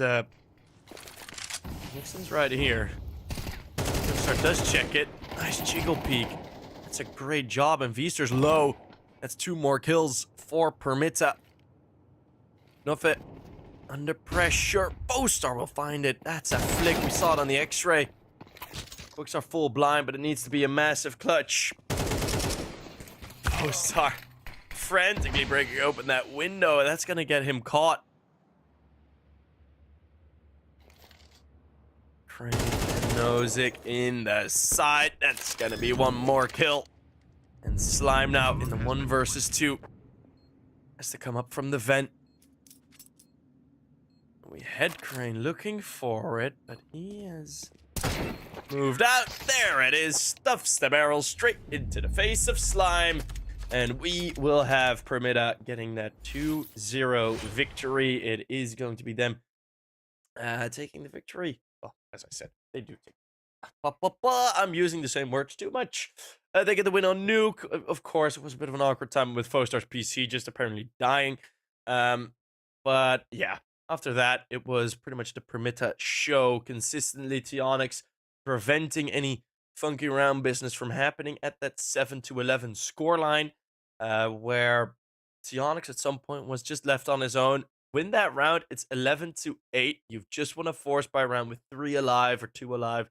If you're the CTs, if you're Wopa, and all of a sudden you're back into it. But being able to step up in those moments, that was enough for the Permitta team, as they will move through. Wopa is eliminated from this European Pro League season, and it's a bit of an awkward return to where they were about a year and a half ago, where we did see Wopa not really make it out of group stages, not really doing a lot in group stages at all.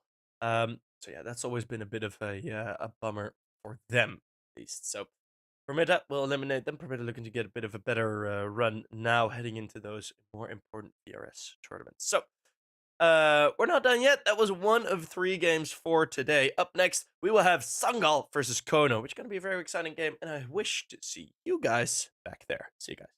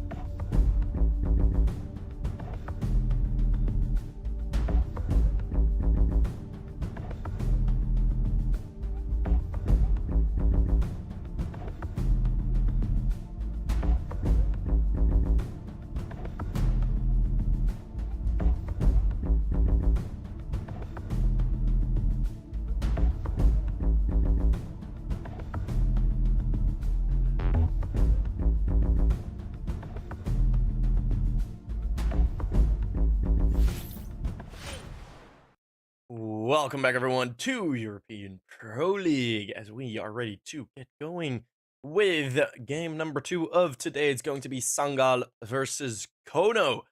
Sangal losing their core, of course, to the heroic organization and completely rebuilding, picking up kaliX from Eternal Fire. It's Kreese from Dynamo Eklot, Blitz as well. Or did Kreese come from Dynamo Eklot? He might have had like a step in between. Blitz is there, and then Binox and Danist. Danists. That's going to be a difficult name to pronounce, but we are going to have kONO on the other end, which has had very little changes. A couple of the old bait players are now in here, with Captain Kurtka and Amster, Saltovsky, CJ, and Zogan complete the rest of this crew. So, map veto is going to come in. Train will be banned first again. These teams don't really like playing Train yet. Sure. As it's going to be Mirage, Ancient, and Inferno. I understand Sangal going for these types of maps, right? They got kind of lucky with Anubis being banned. With the fact that we don't have any overpass in here anymore, right? We're not seeing any of these sort of full tactical best of threes anymore, where some best of threes would sometimes end up being overpass, nuke, and Inferno, where all of a sudden you're really relying on, or Anubis can change for Inferno there, but yeah, getting overpass and nuke in the same best of three, that would really put a bit of a strain on the IGLs of of the teams. As we are ready to get going. And for one, I am very excited. Let's see what we will kick off with. It's going to be dual dualies for kONO.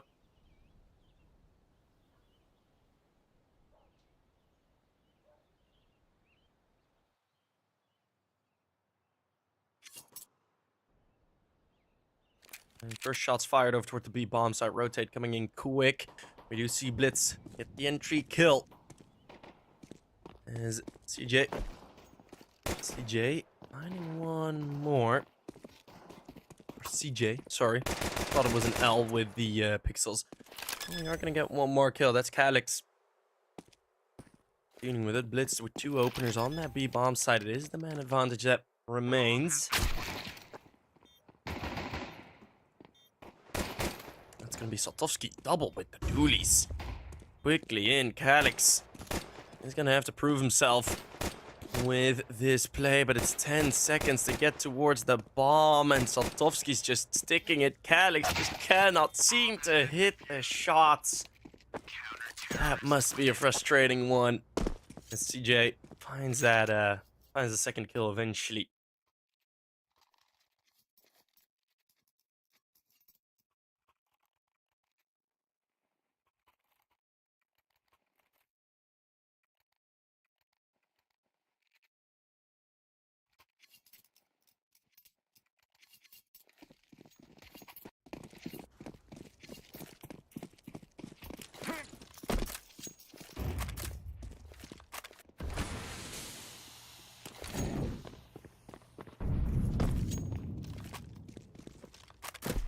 But that's going to be the opening round, that pistol round. Not really going the way of Sangal there. Even with the one-man advantage, they do lose a 2v3. And Zogan and Connector. New additions to this kONO team. There's Blitz, again a double entry. I've been a fan of this player for a while now. A very long while, as it's Danist able to trade on to Amster. It's going to be Saltovsky holding on to this bomb site. Saltovsky could do a lot of work here again if he finds a multi-kill. Saltovsky can only find the bomb planter. 1v1. It's going to be kaliX once again. Versus CJ, missed so many shots to him the last time around, but that won't be the case. It's going to be Sangal fighting back early. got his own sticker on his Glock. That's a flex. I mean, that's always a flex, isn't it? Having your own sticker in the game. I remember that that Freakazoid clip where he just went, like, he was getting roast and he was like, "Oh yeah, stickers in game, by the way." And that managed, yeah. I mean, it's what you want, you know.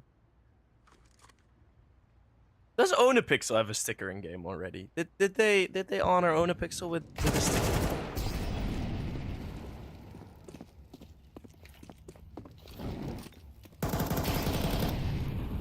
I don't know. Personally, I don't really find his streams that entertaining, to be fair. But I mean,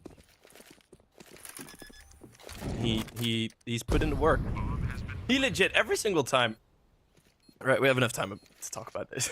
Every single time I'm watching Onapixel like watch games, it's like, I mean, yeah, not really any extra value to it. And then he notices a skin in like a split second. That man has like one of the top skin knowledges, I imagine.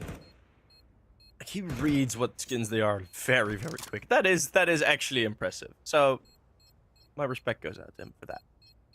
Yeah, shout out. And I met Donna at an event, like, very shortly, which was fun. Terrorists Yeah. win. Shout out to them.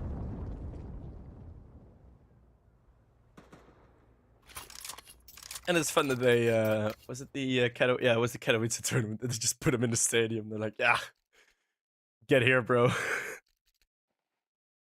But yeah, it's fun. And also gives another side to some of the pros, right? They have to interact in a different way than the usual interviews,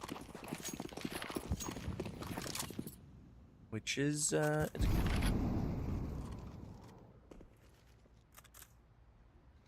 But well, hey, Sangal, the annoying thing for them is they are still unranked in the VRS system, which is very annoying because this Sangal team, in terms of firepower, is really, really up there, but it's just very difficult to get ranked at this point. They're gonna have to go through an open qual. As soon as they like get like 2 wins in like an open qualifier or something that is on HLTV, right, on the HLTV open qualifier matches. As soon as you get 2 wins, or get to the close qualies at least, you'll be all right. Right? You're gonna get those points eventually. Positioning from Zogan could be concerning, but Nox holds on very nicely. Bit of a slow reaction on the apartment's play, but yeah, I mean, Sangal, Bad News Eagles, and Johnny Speeds, all 3 now in that scenario where you're looking at them and you're seeing, all right, these guys really do have, yeah, well, they are up there, you know. They are very, very strong teams, but okay, bye Calix. Hopefully this won't take as long as the previous one. No, he's back.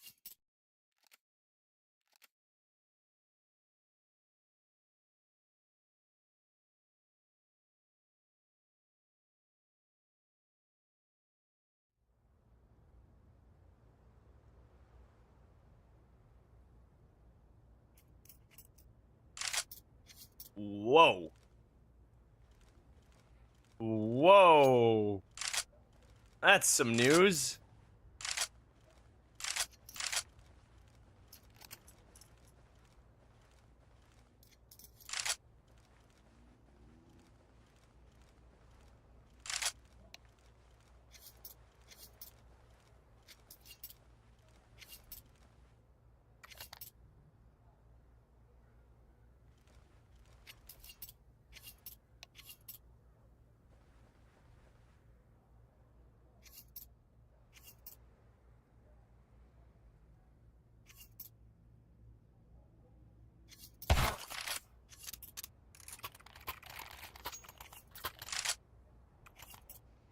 Well, we had a quick round reset as Alex had already invested, so.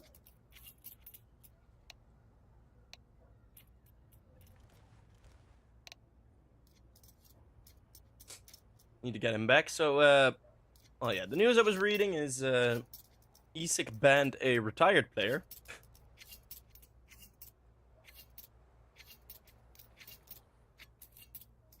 So I think he knew what was coming.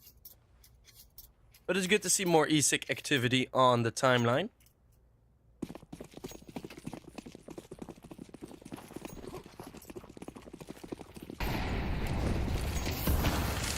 Ooh, this is looking fast. Oh, well, looking like a blitz here. Well, Blitz is gonna get caught. It's 2 more kills. Saltovsky. Oh no, it's Captain Kirk actually. And 1 to find 1 more. It's Alex out peeking him. Just straight up. And Denise. That AWP. Hoping to find something. There's not an HE available, but why? That's a swing. I don't know where Saltovsky was looking, but if it was at the apartments, that is even more incredible. Crazy. There's that Molotov in. Forces Amster out. 5 HP. 12 on Denise Amster. Would have had that clutch, but 1 bullet.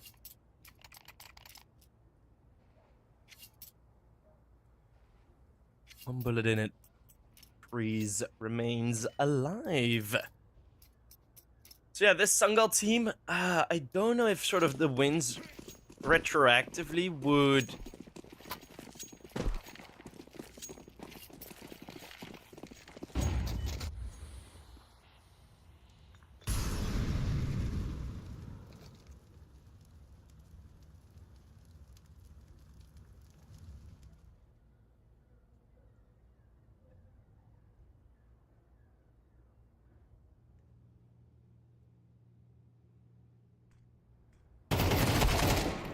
nice play from Blitz. That opener onto Kurtka. Pistols, there's very little kONO can do.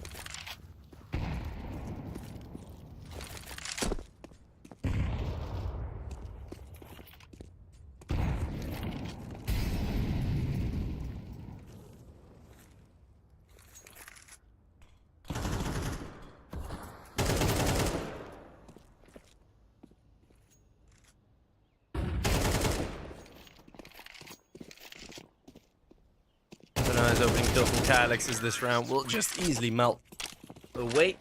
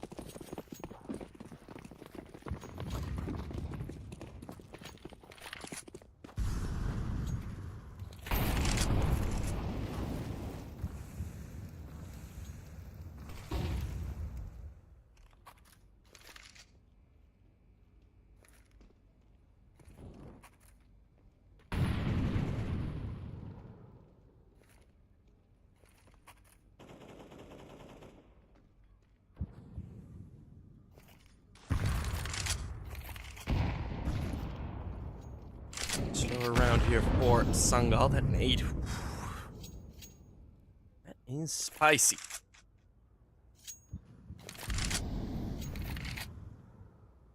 And that will prompt Sangal to find a bit of a reroute.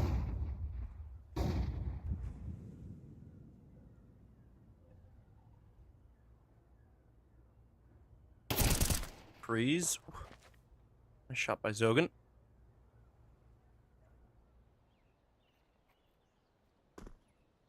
This round looking a bit slow. Those fast rounds from Sangal seeming to yield more results. This kONO not really moving, not really pushing, so also not really giving anything up to Sangal. It's going to be another later B-side attack. It's going to be with 20 seconds left. This rotate can be full and absolute. Denisto. It's a nice opening kill. Beanox needs to find more where that came from. But it's going to be the mop-up with the AWP being dropped as well. And the AWP even being saved by Umster. So kONO get a free upgrade and Sangal lose an extra round.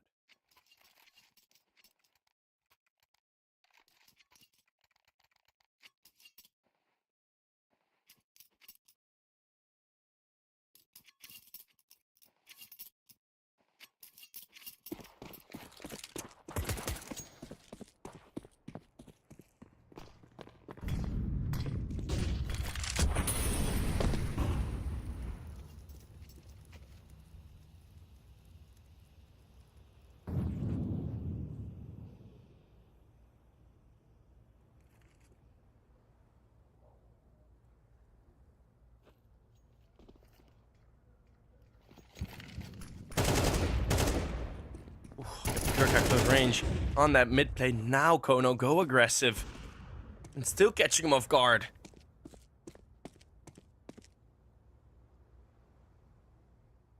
Sangal, a timeout could be good here.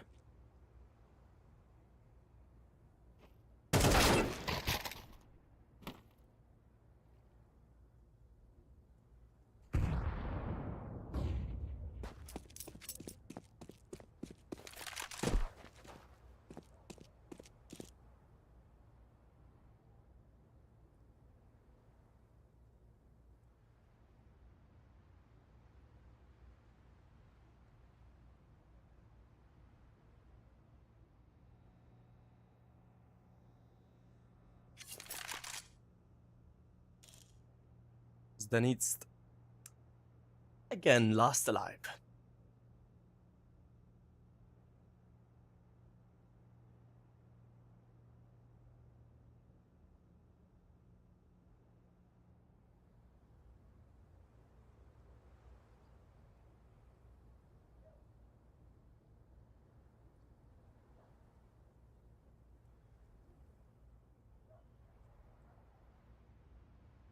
Counter-terrorists win.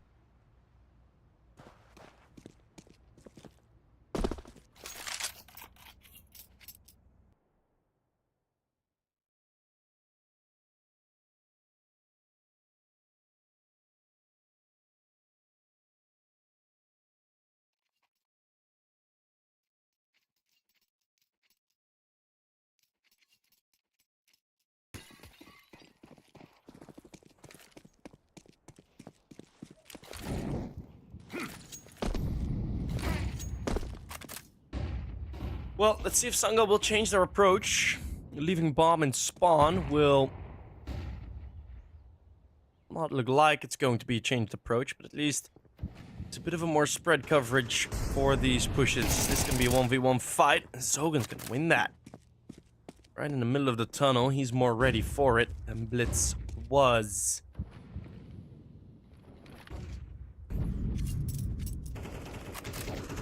Well, these rotates are nice, but that's an early death for Kreese in middle, and Nox also getting dropped. There's nothing much more to say, and Denise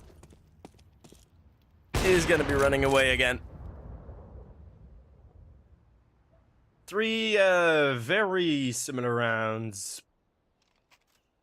Counter-terrorists win.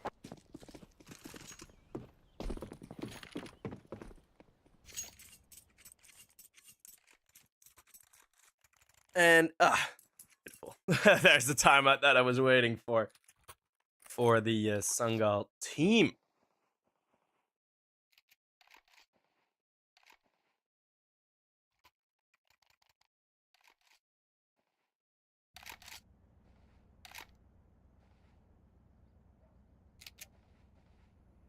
Former Sangal player, yes, that's what I read earlier.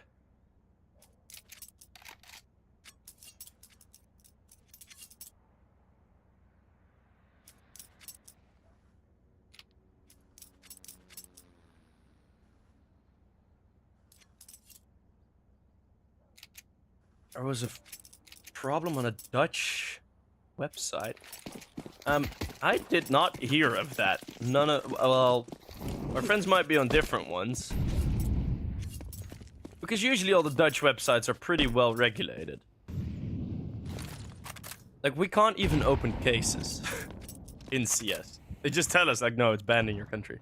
DJ. Oh, nice aggression. Ooh. Re-ups for that triple.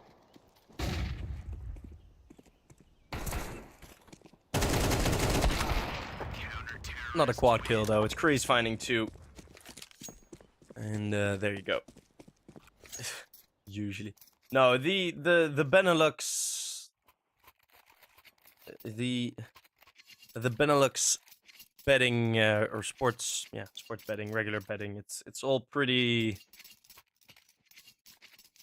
Yeah, all pretty well regulated. So then it really must have been, like, some error or something.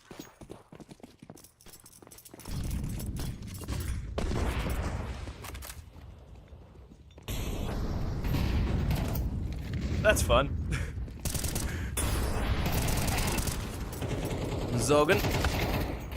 This time we'll be traded. Blitz losing that fight again. Feels very unlike Blitz. Well, not necessarily unlike Blitz, but it's caught a bit more often than you're used to from him. And there's 4 players already here. kONO not afraid of the fake at all. As they heard all those footsteps coming in from the players on short, and Amster will now hear the final one. This time it's not Denist. This time it's Kreese, but the Opera will find him all the same. kONO get a 5-round streak as Sangal just slow down completely. Just as soon as that 6th round happened, I mean, or round 7 rather. Going for a very slow play, kind of falling apart. The pizzazz is kind of out of these games. Or of these rounds.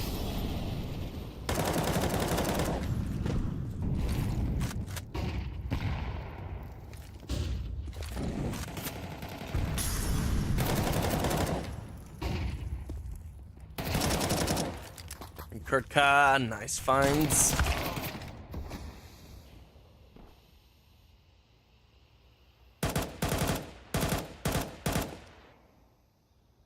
Zogan looks to challenge that smoke, drops the bomb.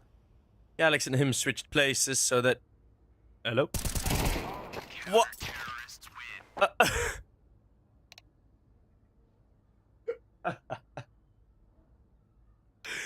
He probably was looking to get more than one. I was really waiting on Zogan dying, but yeah, I assume he was just waiting on someone else to peek connector with him. Maybe get a double kill, make it actually possible, because otherwise it would have been 1 kill, would have been a 1v3 anyways. Would not have been a victory nonetheless. No, it doesn't. It doesn't.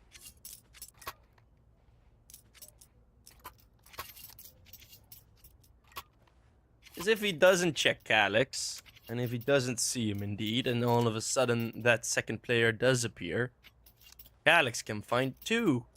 And if he finds 2, then it's a 1v2, which is way more winnable than a 1v3 with your position known. So I understand the play, but it looked very silly. I will attest to that. It did look very silly.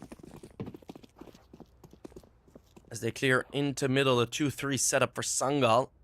Going to be 3 players on A, which is the likely attacking avenue. And that's Denist. Popping 2 caps. Making it look very easy, and all of a sudden this round... Yeah, kONO. What do you really do now? Because the bomb's dropped in connector. They still know. They will confirm that now. So Blitz has to be slow with the dualies. kAlex doesn't even move his mouse for that shot. It's a triple for Denist. And we're going to get Sangal winning the pistol.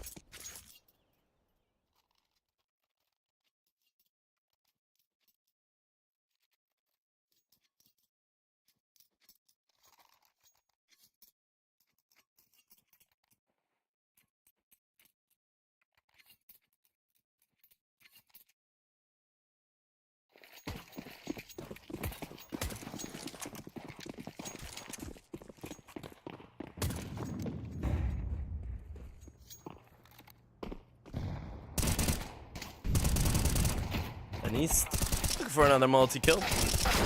Struggling with his target selection. Just some aim practice.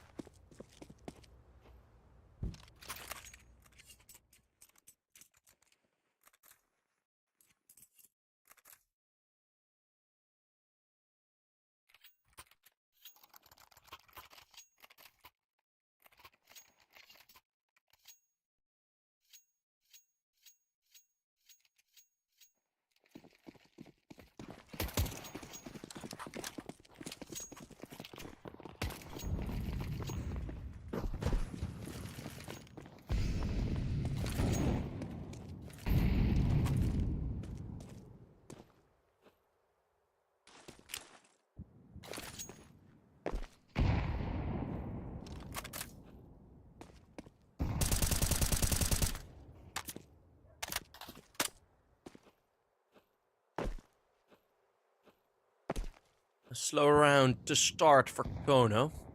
It's not gonna be the same as Sangal, where that first round was. His first rounds on the T side were very quick. I assume we are gonna see a slight change up in that nice angle, but also a nice trade.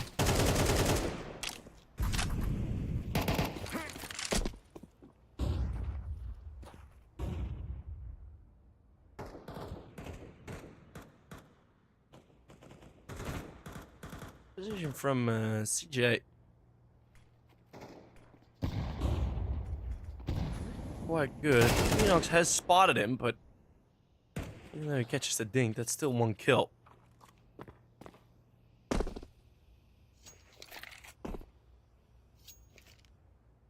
Sangal hearing all of these steps. Molotov goes in, but Zogan's holding the line. Zogan's gonna upgrade, doesn't like to go for the reload. And he's still here. Blitz, same position. Blitz can find a multi-kill here. Oh, whoa, whoa, whoa, whoa, whoa. Oh no, Blitz, that missed spray. They're both such low HP though. Denise can easily clutch this. Oh, he misses on Zogan. Oh, what? Ah, that's just some aim mistakes from Sangal. kONO taking full advantage.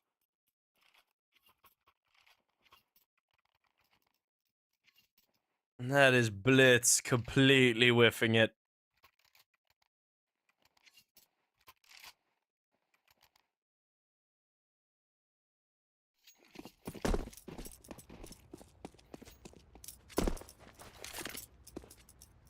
Well,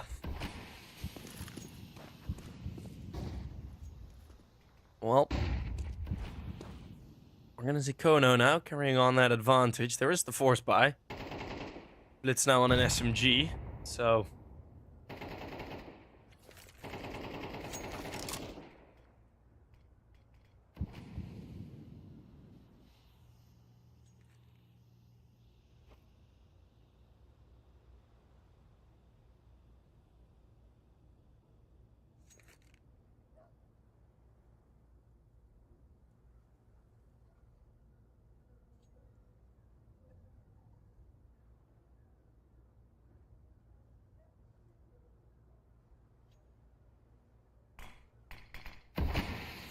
and another slower round here on the T side.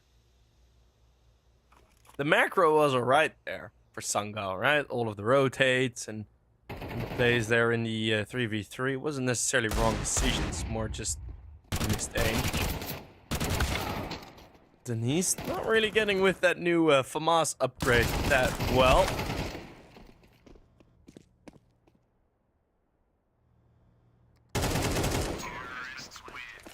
And we see kONO take the lead.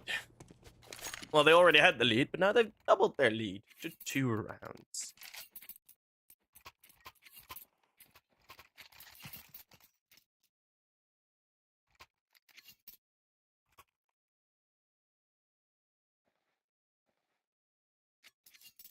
CJ and Zogan.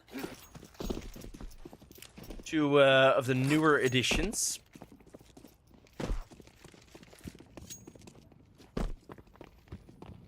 One of the most recent matches of Zogan was versus kONO with TNL.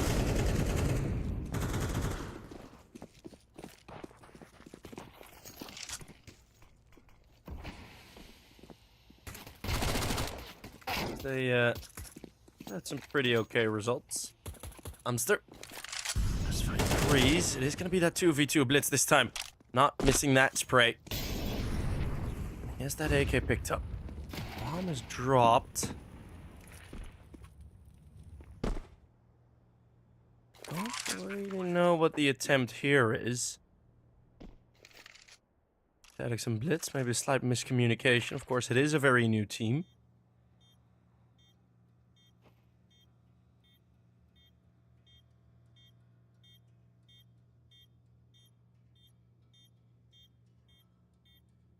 Saltovsky is low on bench. But CJ has just been able to tuck in towards short. Blitz needs to wide swing this, but the internal clock from Saltovsky starts ticking. And that's going to be kONO on double digits. Terrorists win.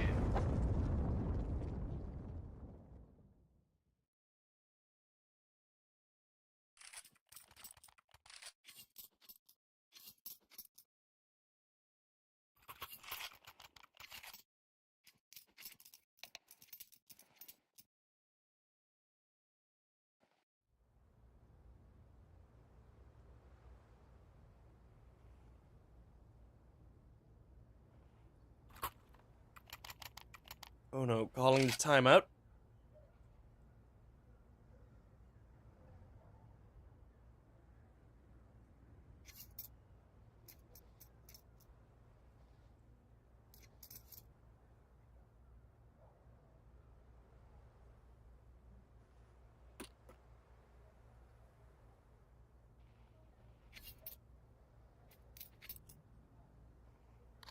Are we going to see some more aggression out of Sangal? Because kONO have been playing quite slow.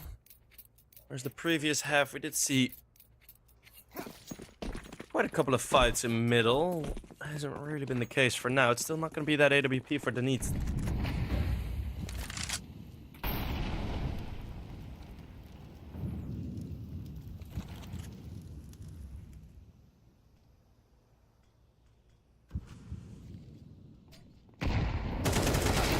Ooh, blowing open that mid smoke. That's a lovely play, actually. I thought the risk there would outweigh the reward, but nope, they get a double kill. It's the needs. Doesn't need his AWP. Oh, Enox here in the footsteps on the wood. Awkward timing. Panicked a bit there. So he really did not need to. Of course, we see more with those X-rays. It is gonna be the T side. But just wait on the aggression of the CTs. It's kALix that's gonna be on his own. Mollies and flashbangs still available. kALix has the bomb. And still a smoke available. He could completely block out this angle, but he's not going to. He's gonna fight. And he will lose. So a 3 versus 5. Going for that middle fight, leaving the A bomb side weak.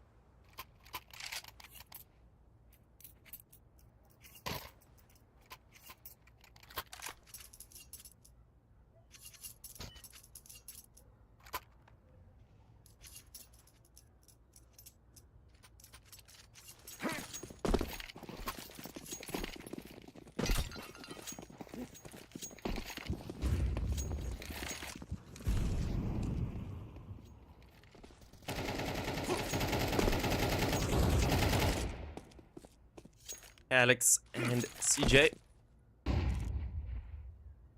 trading blows. It's a nice kill from kALix at least on that middle push, but it's just gonna be the pistols. There is armor on most, but not having a weapon picked up yet put some doubt in my mind at the possibilities of this. And Captain Kirka just lags out after the first trade. Wait. Did he just lag out? No, he just got killed. Wait, what? Why did the HUD reset? Usually the HUD resets when someone lags out. I apologize, false information from the caster.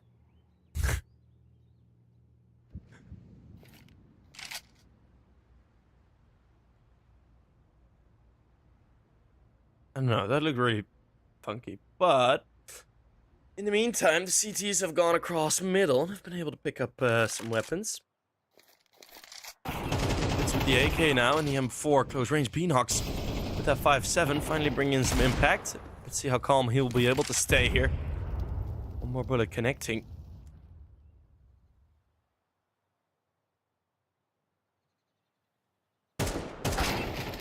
And what a shot from Kreese is going to be Beanox. Caught. Amster with the Mag 10 finding the flank. It's going to be another 1v2 and with lesser bodies. It's kONO again. Waiting for that long flank from Amster to come in. Saltovsky hitting all of his shots. No head armor. There was no armor on Kreese in general, so Saltovsky had a bit of an easier time taking him down.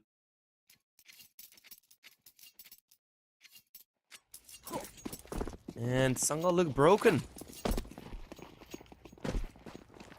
12-7, their map pick. Not looking to go the way of them. The needs fighting back. Blitz with one more as well, but we have seen 3v5s go wrong. That was mostly towards the A-bomb site.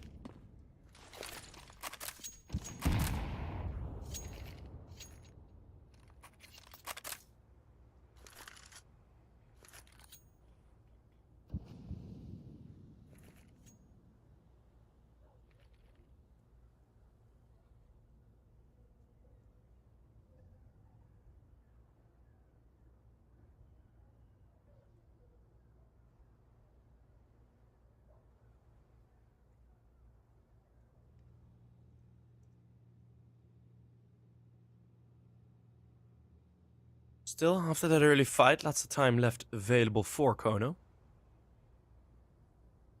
And lots of util.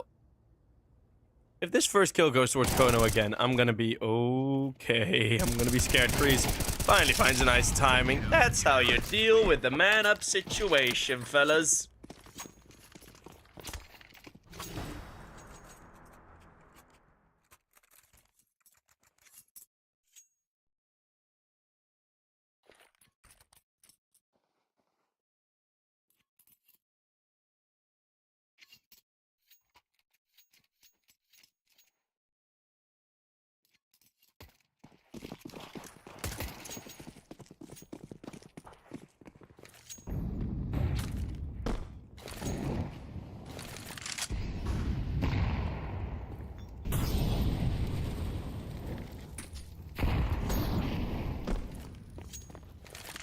I think this is the moment where I'm gonna close chat.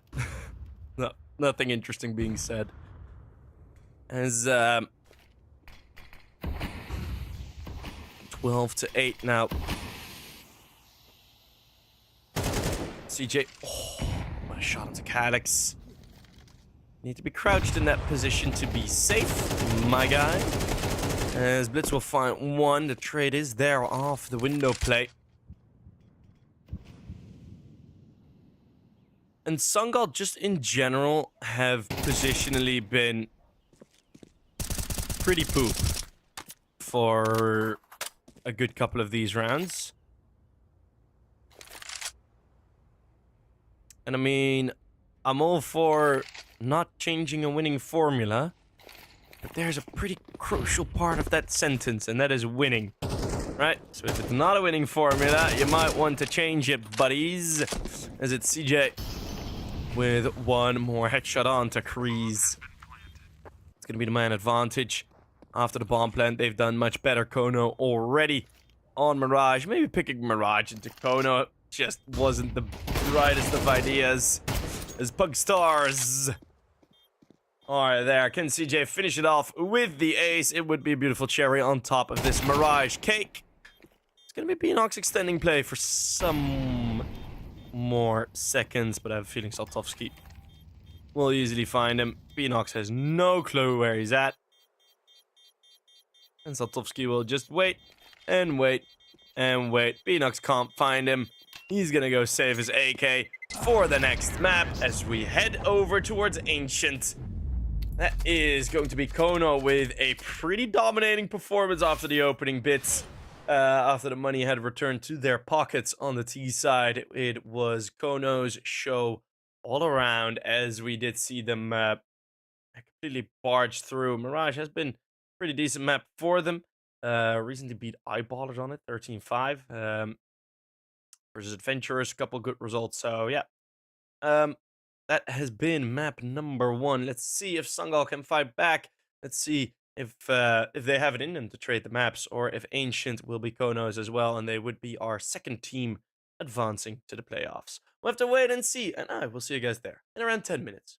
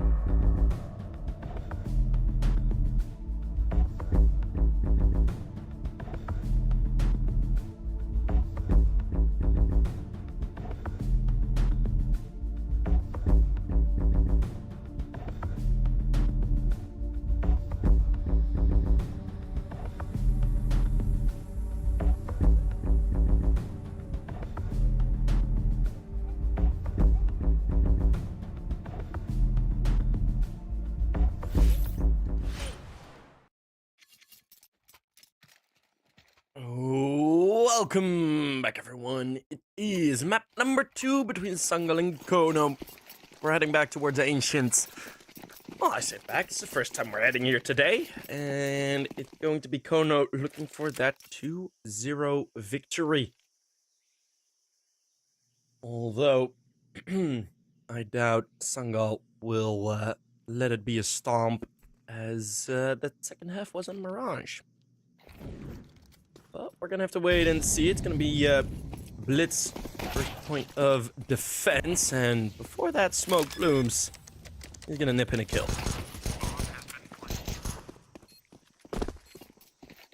Some pressure put down. It's gonna be a retake from, I'm thinking, 2 directions.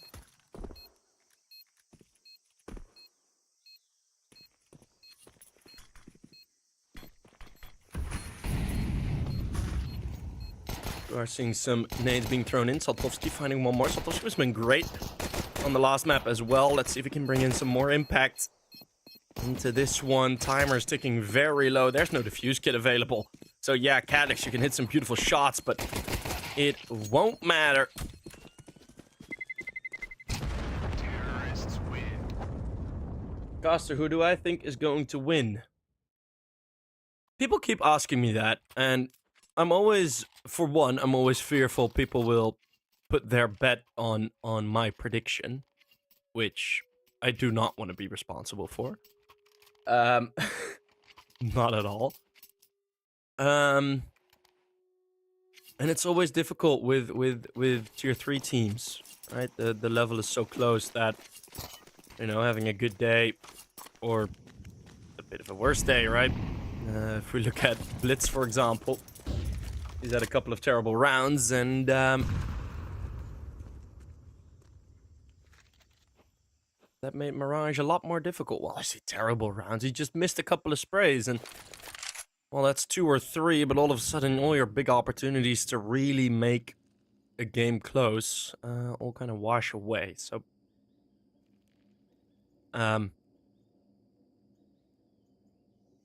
my prediction at the start was that Sangal was going to win this best of 3.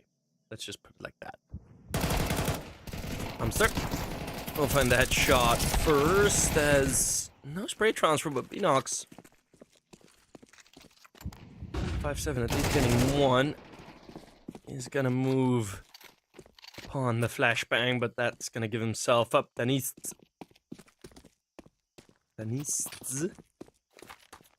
Those two Z's at the end there are difficult to get in the pronunciation, but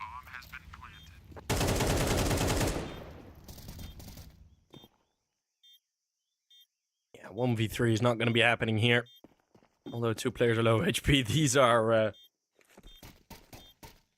bit too many crossfires.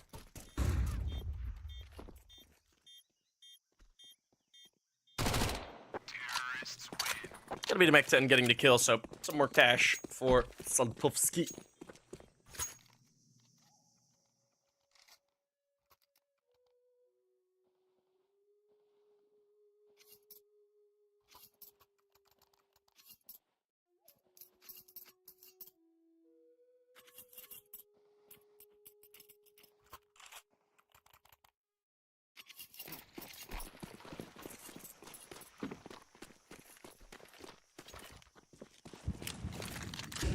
Yeah, my English accent's pretty alright, so people usually don't clock in that I'm actually Dutch.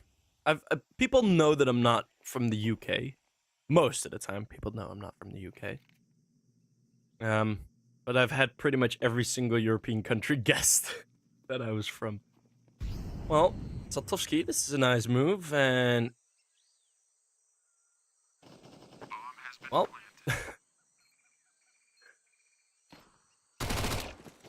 I wanted him to go for the knife. These would have been a bit more fun.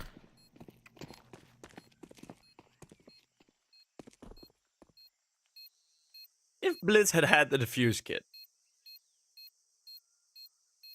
What is...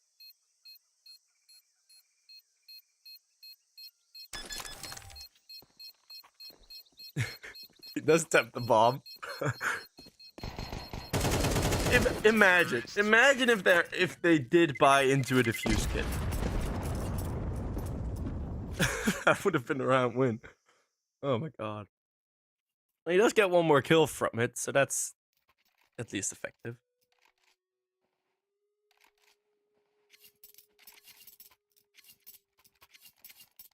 I did like Sponge's idea to lessen the costs of the defuse kit. I think in terms of with the least sort of invasive way you could fix a lot of the economy and a lot of the Counter-Strike with that. Or a lot of the problems people have had with the recent CS2 economy, I think one of the least invasive fixes would be that one. Zogan and Beanox going up for the challenge at the Red Room. Oh, Kreese on the flank. Mo's down 2. I didn't even see him flank. Missed it on the minimap. Kreese is gonna find 3 headshots. Sangal on the board.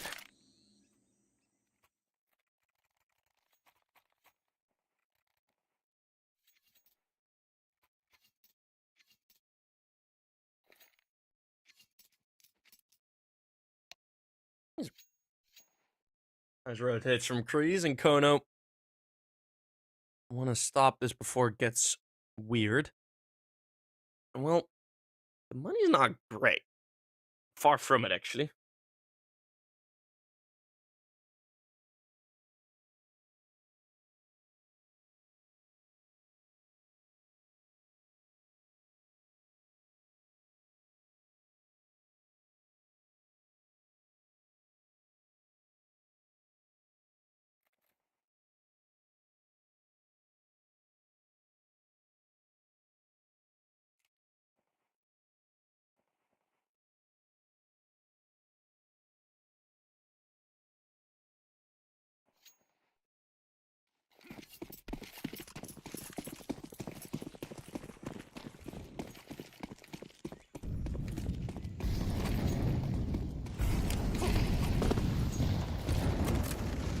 Well, ooh, very fast towards middle. It's Beanox. 3 for Beanox.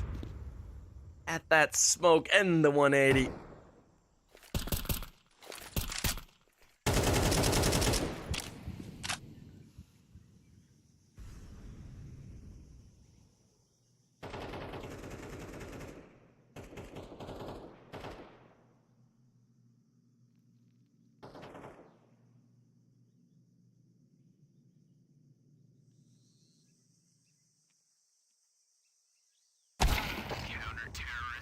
Gonna be Denise with that final find.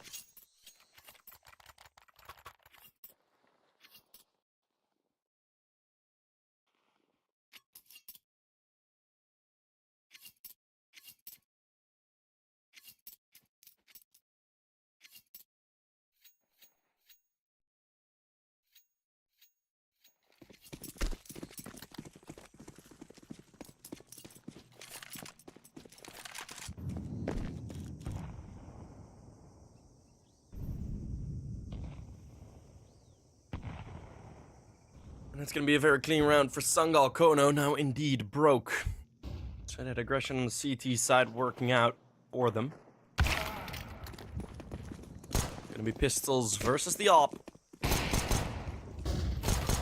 Missing a shot. Become expensive, but they're going to be holding on quite nicely.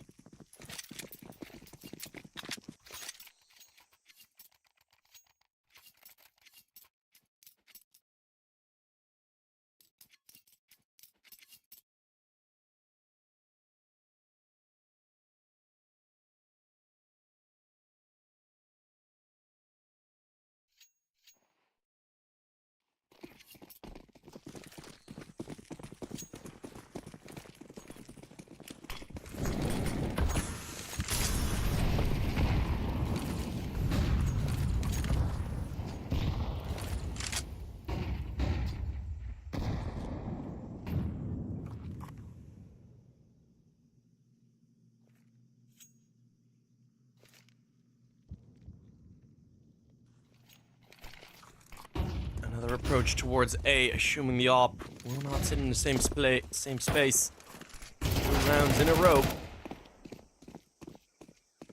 Knox will only find the one as Kirk has to upgrade. 4 versus 3. This time there are defuse kits, but full blind, and they're all good. As it's gonna be Danist on his own. Satovsky doing what he needs to do. Now gets dropped. Zogan, the last one left, will go for the wide swing. And that is gonna be kONO connecting.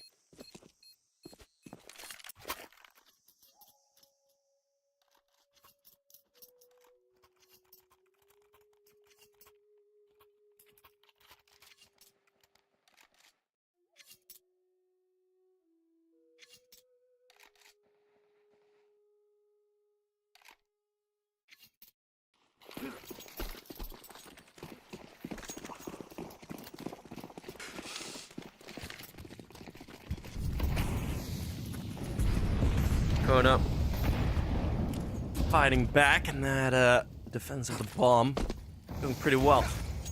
That was really kind of like no early presence on A for Sangal, so there wasn't that fast warning system or someone who could chip away 1 or 2 kills already. It's gonna be Amster just sprinting through a Molotov to find the advanced kill. Zogan nearly dropped through the wooden planks. Gonna be enough to stay safe.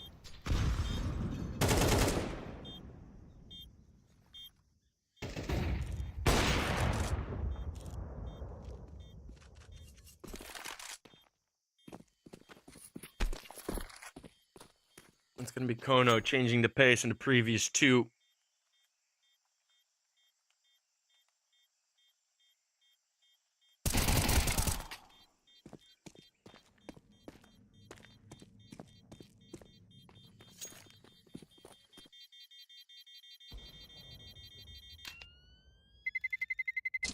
Terrorists win.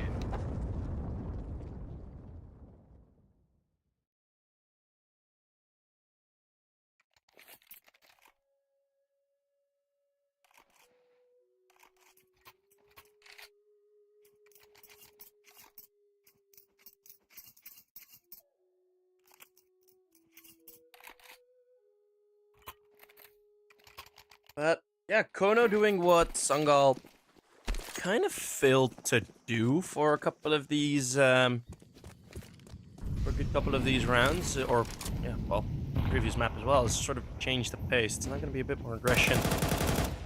Not that much more. Knox loses 2/3 of his life in the Molotov.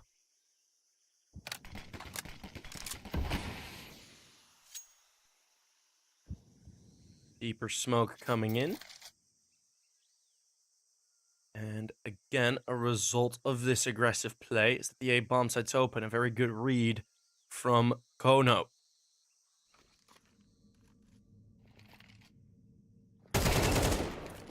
That's a nice shot. Snappy onto Knox. Only needed to connect 2 bullets due to that earlier molly damage.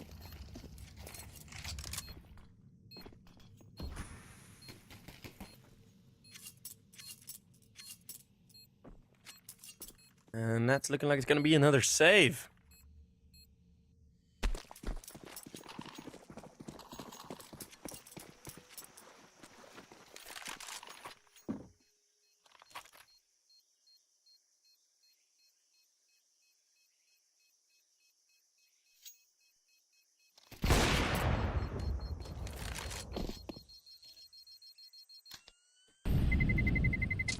Terrorists win.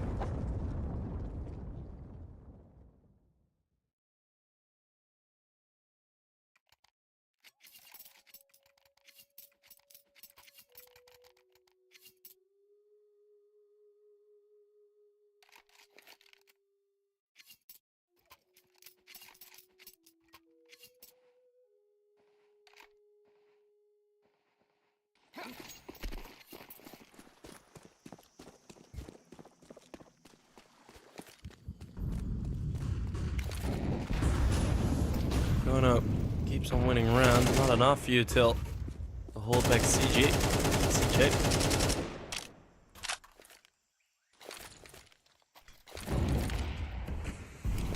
As the B-side attack, it's a contact play. Slowly walking up. Gonna be Saltovsky holding the first angle. It's 2 opening kills again for kONO. There's a good find from Kreese, but so many bodies available.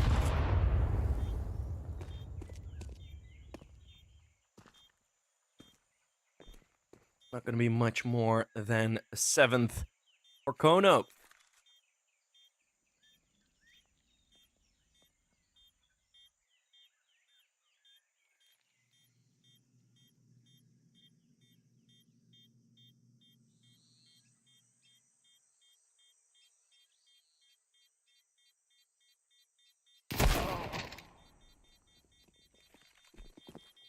Nox will be able to save at least something. Terrorists win.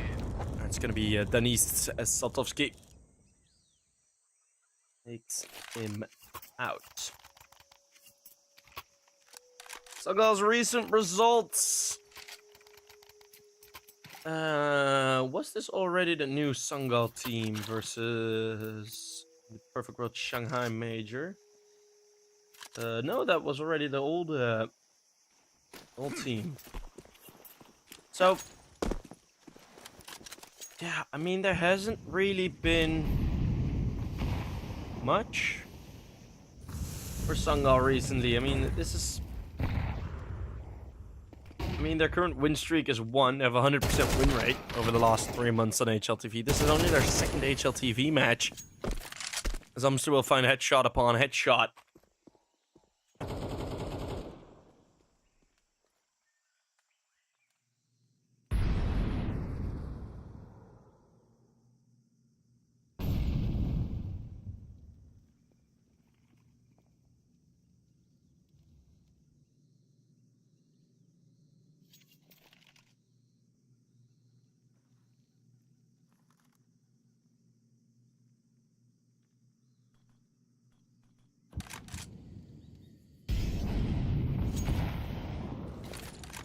Been a while, and for a lot of these Sangal players, they've really played in a competitive capacity. And well, maybe that is some of the signs that we're seeing now. Oh, well, that's a nice play from kALX, though. What? 2 versus 4 out of nowhere? All right. I was not expecting that at all.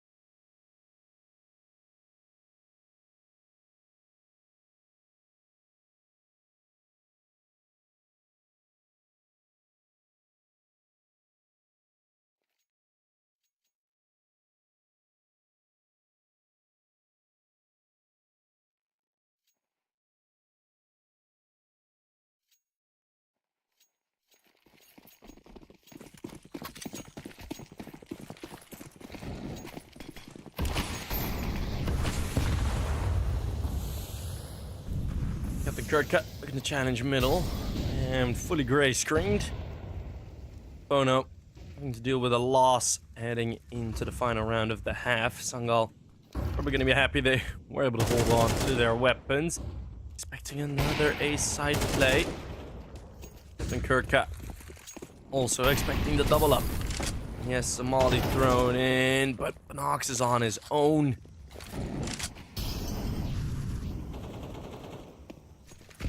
Kreese will be stopped on the flank, and kONO will return to typical proceedings. And that is 8 rounds on the board on this T side. A rusty looking Sangal.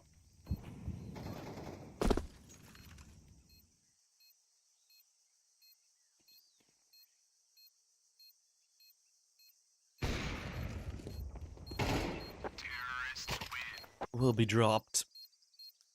5 players alive for kONO in that final round. And we do see that 4-round lead. Pistol round in the second half. Gonna be important. As of course it is.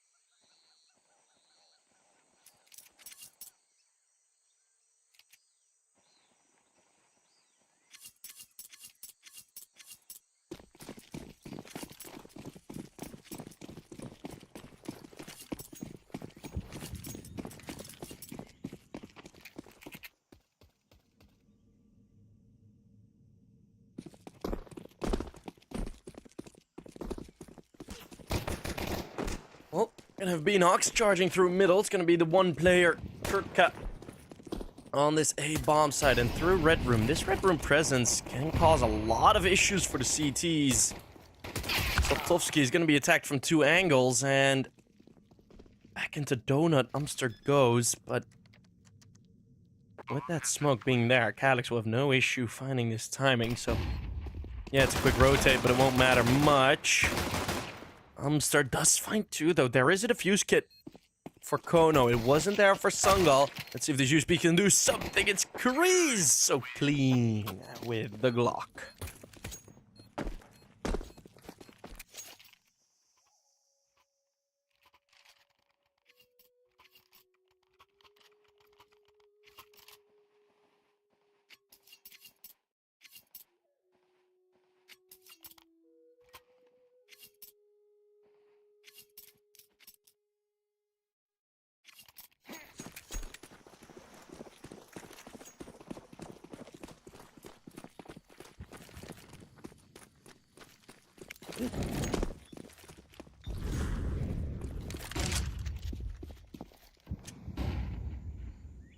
And a nice pyramid for kONO.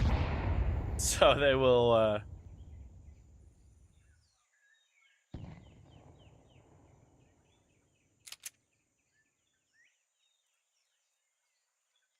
probably just wait around here. I don't really see any other solution. By the way, again, shout out to the YouTube viewers on the YouTube channel, on the YouTube stream.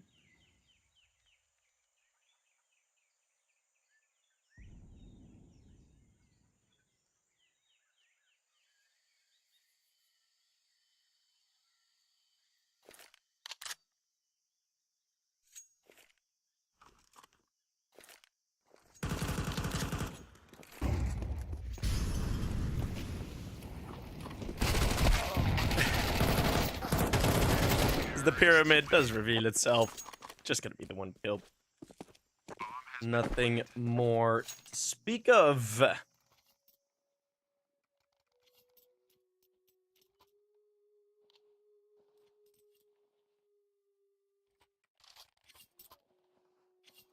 YouTube viewers. Yeah, we have some. We have the YouTube stream on.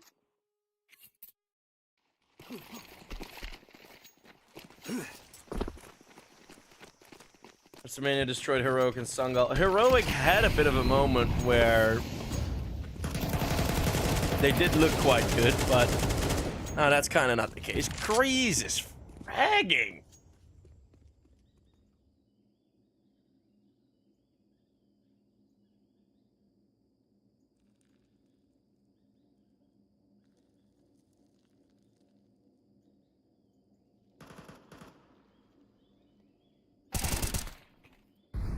Alex and Umster trading, leaving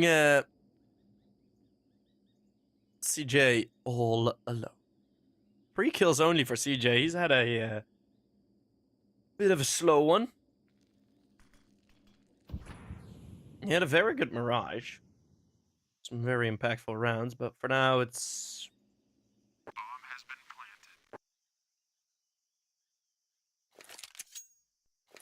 That's not really him.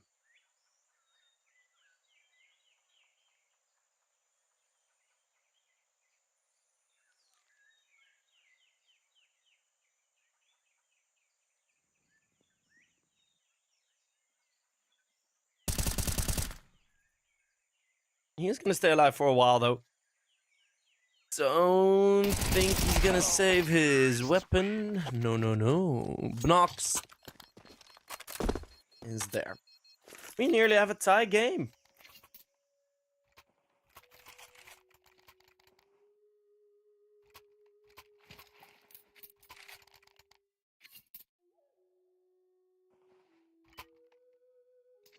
Going overtime. That'd be something. That'd be the first overtime Sangal play. And damn.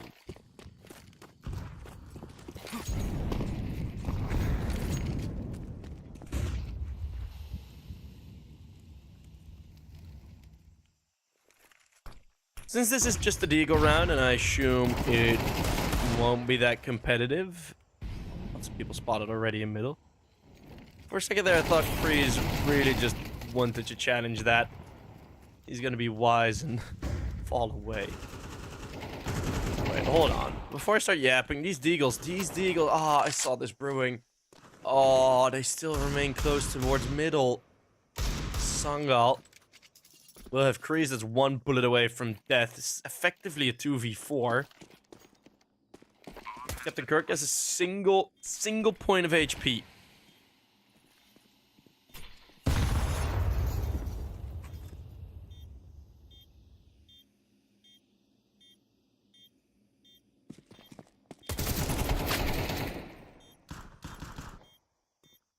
But Kreese willing to take care of it. I say that's Saltovsky with a chance. That's not gonna happen. 8-8.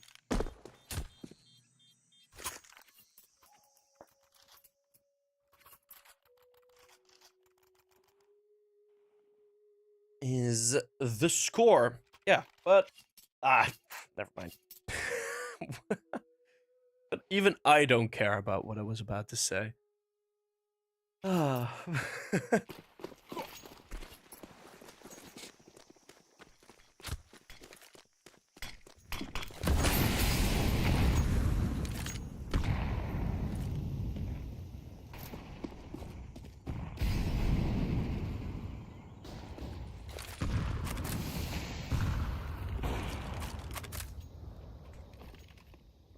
Wait, Denista's already gone down? Oh, that's on the boost. Saltovsky finding that opening kill. Captain Kirka with one more. And 3v5. That happened very quick. Just another 30 seconds. I mean, pretty much got it done already. CJ. With one more. CJ's starting to get frags now. Was on 3, now on 5 kills. Yippee.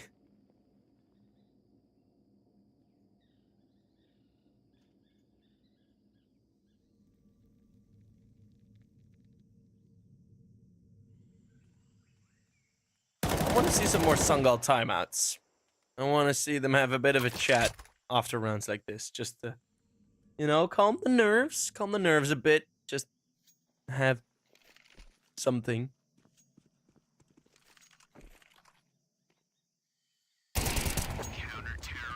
This was a very clean round from kONO.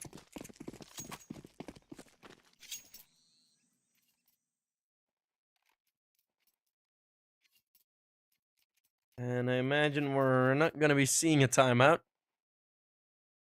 Never mind, I am correct once more. So yeah. Timeout is being called, partly because of the economy situation. Partly because they just got their asses handed to them in the previous round.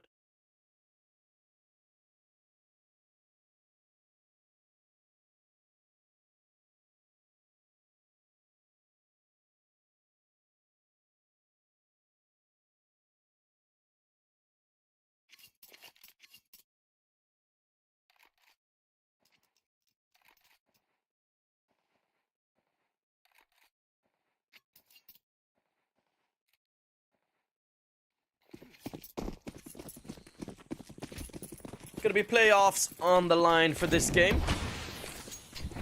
Team winning it advances. Team, and they will join Leo.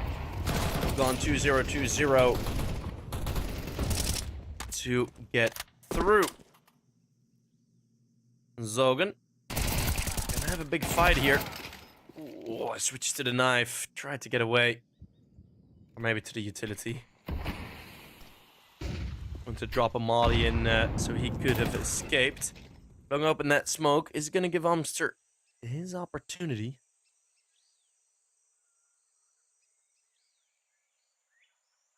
And this T side looking to not really do much again. It's Blitz going through a smoke.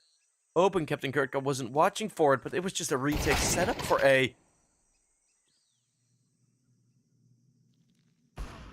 That will now be caught. Danist with one more. Bnox and Danist, they were at the hand of the previous 2v4 now. Or it was Calix and Danist, sorry. That Opera from Sangal has been good in the late rounds. Bomb's still not planted yet. They don't have util. Ooh. Not prioritizing that bomb plant might become costly. Now they're gonna have to clear Donut, and that's gonna be indeed that payment, a payment in blood. Danist needs to get the 4K, switches to the AK. Oh, it does connect a couple bullets on the flick. But it's CJ bringing 10 to kONO.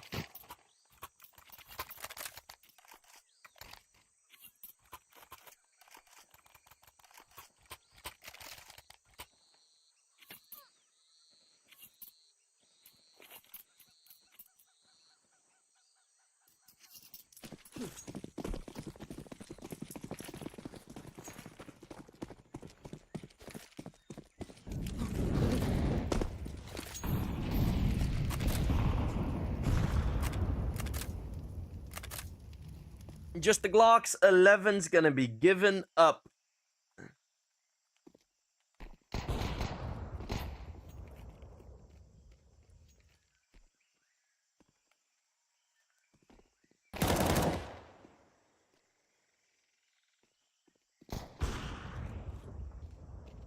Saltovsky will just mop up some kills together with Captain Kurtka. Middle is blue. It's gonna be kONO on 11, and oi, Sangal. Well, they're not out of the tournament after this, right? After this loss. You are playing the map pick of kONO now, but it's more in the way a lot of these rounds are called that I'm not really a fan of. I really am not. I mean, there was pretty much zero responses or changes to some of the standard set games or set rounds that Sangal had on Mirage. Especially in that second half, we didn't see many change-ups from them. I don't know, out of fear, out of no clue what the reasoning is for it, but yeah, it wasn't too great. That's for sure.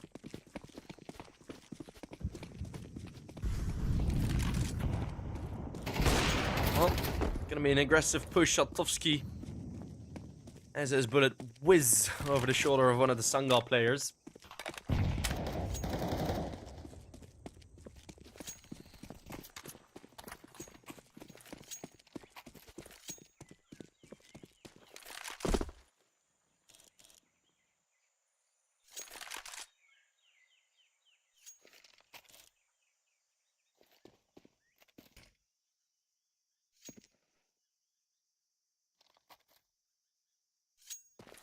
Three CTs here on this B-bomb. It's looking like it's going to be a B-bomb side finish. But I'm just wondering how. If there's going to be a fast play or like a slow walk up. It's going to be just a tag on the east. CJ just holding that smoke. But with the smoke dropped.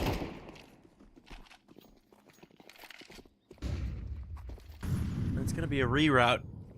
Relatively late. Another smoke in towards Donut. They're gonna have to charge through this. or wait until there's barely enough time left to plant this bomb. Now the CTs start taking names. The red room, another reroute. Sangal.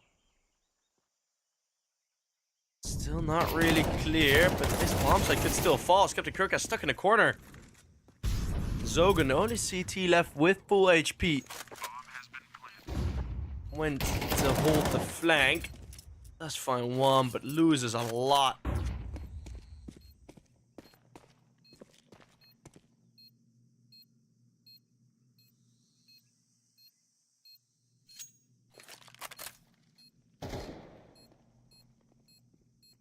Sangal, even after 3-4 reroutes,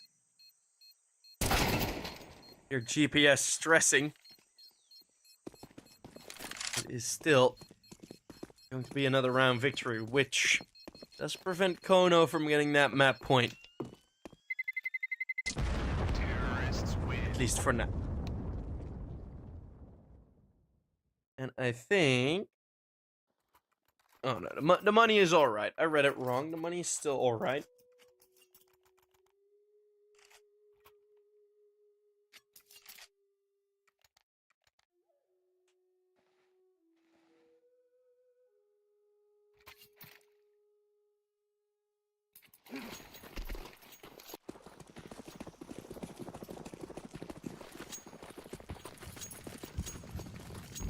Saltovsky on that AWP. Now Danist has one as well. It's going to be Captain Kurtka pushing very fast forward. No, those nades. Only one really goes deep enough. It's Saltovsky holding on onto the bomb site. A fast B play, but it's so disconnected. Amster swinging wide. It's kALix only finding one.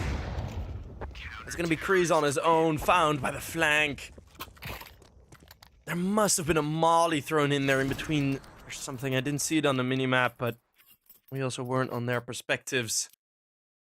Something pushed apart the Sangal attack, making it 2-2, and well, an easy mop up for kONO.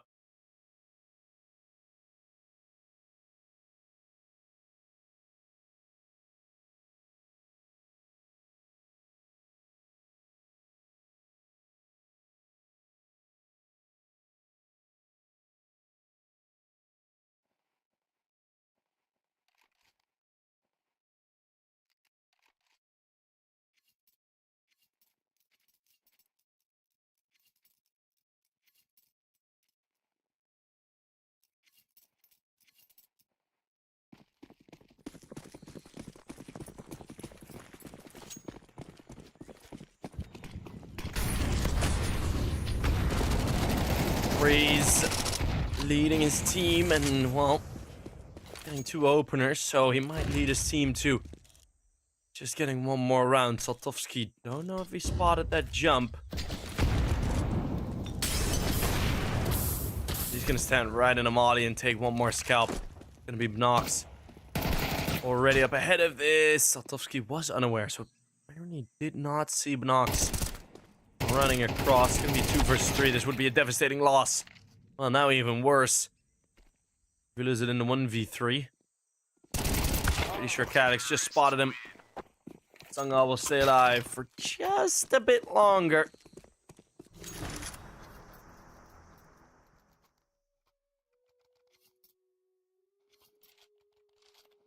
I don't know what you really want to go for if you're kONO here.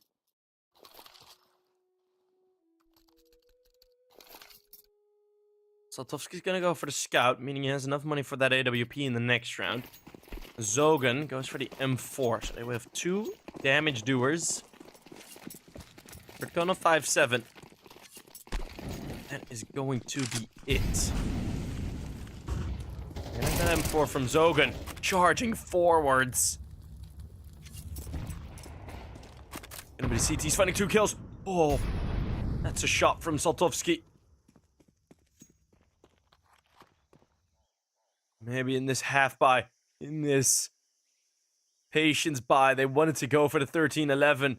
Captain Kurtka doesn't dare push, but he will be given a freebie. That timing is incredibly unlucky. Now he spots it, but kALix has now turned around. Not aggressive enough from Kirka. Mind you, bomb is still dropped very deep back into B. Sangal cannot afford to make any sound cues, but that's a reload. At least some information.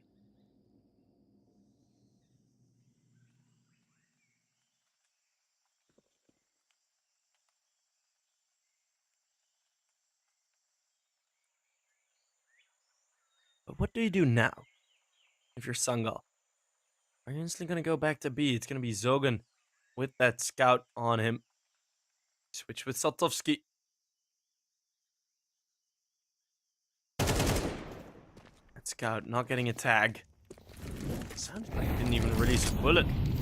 Molotov is going to miss Zogan under pressure. But from two angles, that's a dink. Not for too much, but the flank is going to come in, and that's going to be the most important part. Caught in the reload, Kreese. The IGL, the only one left standing. The man that maybe should have called a better game. He's going to get dropped. It is going to be kONO getting that 2-0 victory. And they will defeat Sangal to make it into the playoffs. It's going to be Leo and Sangal, two Ukrainian teams confirmed for the European Pro League playoffs already. As that is early on for these group stage matches. Copenhagen Wolves and Eyeballers will have a chance to instantly qualify, same as Aurora and Bad News Eagles. But we're not done yet. We got one more match coming up, and that is going to be, if I am correct, ESC versus Heimo to see who will stay in of both of those two teams. So we will head back to another elimination game. Well, 2.3k viewers, that's pretty damn all right. Thank you very much for watching Sangal versus kONO, a 2-0 affair. We'll be back with ESC versus Heimo in a couple of minutes. See you guys then.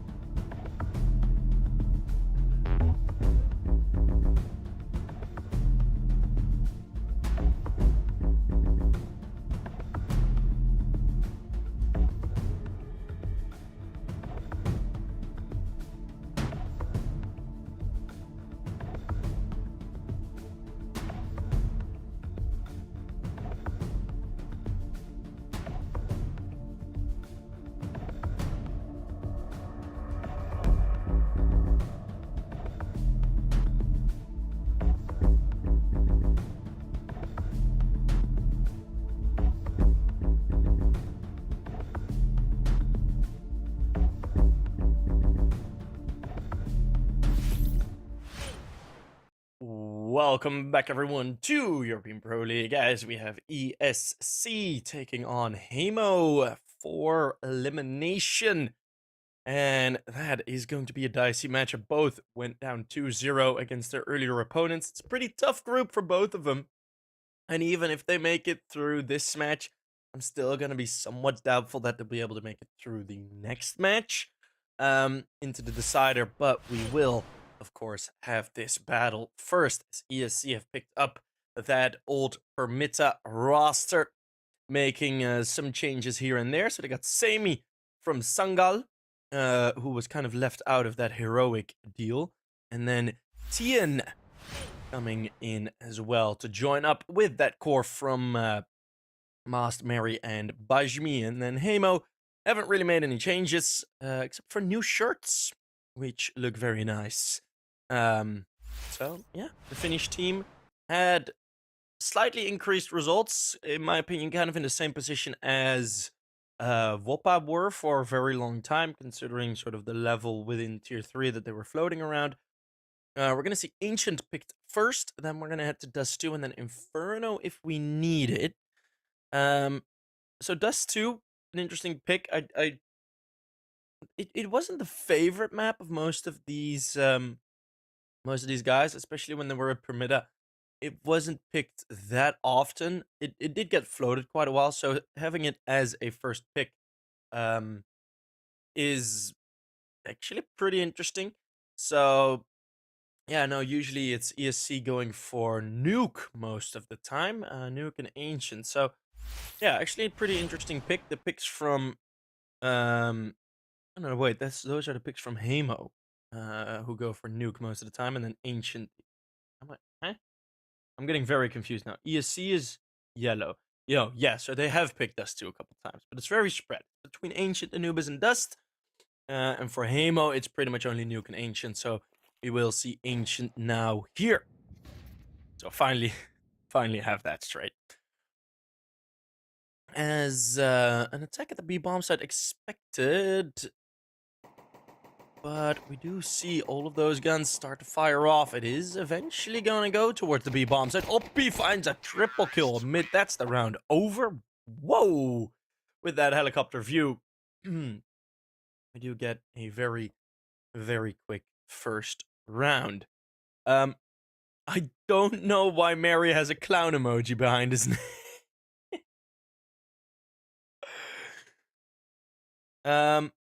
Actually,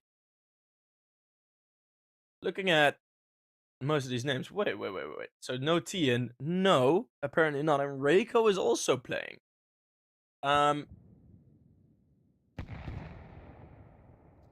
So stand-ins will be there apparently, and it does seem like our camera is slightly stuck. As Oppi will easily find one more. What up, burger and fries? What up, ads?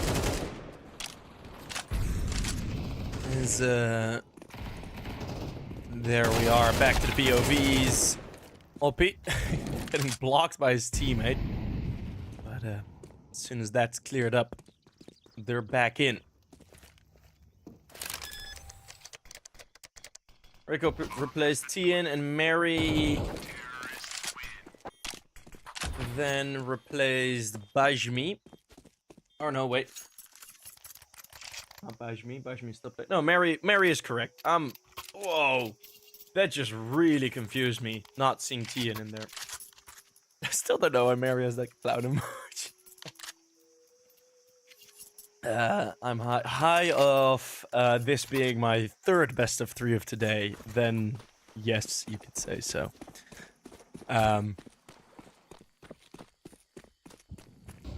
Yeah, we've been casting since 10 a.m., man. It's, we've had 2 2-0s, so the Counter-Strike gods have been nice to me in that regard. Oh, ads, I'm actually gonna DM you real quick in a minute.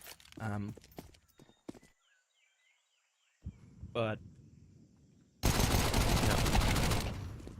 As for some I need a favor. Oh yeah. We'll see the opening kill from the Mag 10 coming through. It's just gonna be the pistols on the other end.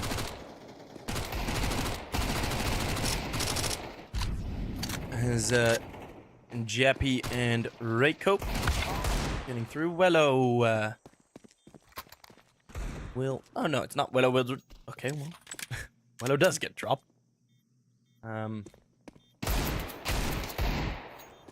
Bit of team damage there, but getting all of those kills. It's at least pretty alright. Yeah, for Heimo, from what I mentioned, I don't think there's many overlapping viewers between the previous best of 3 and this one. But, Terrorists win. yeah, Heimo, they've, on HLTV, they've had a tough record. Oh no, it's like possible picks. Ah, never mind. Yeah, on most maps, they've had quite a tough record, especially Ancient and Anubis, where it's not really been their forte. Heimo did beat Wopa most recently, but that was after a 6-match losing streak. Yeesh. That does feel bad. Then they win 2 games, and then they had an even longer losing streak, including Wopa. Some of those were late in some tournaments. Like some deep runs have been made, at least.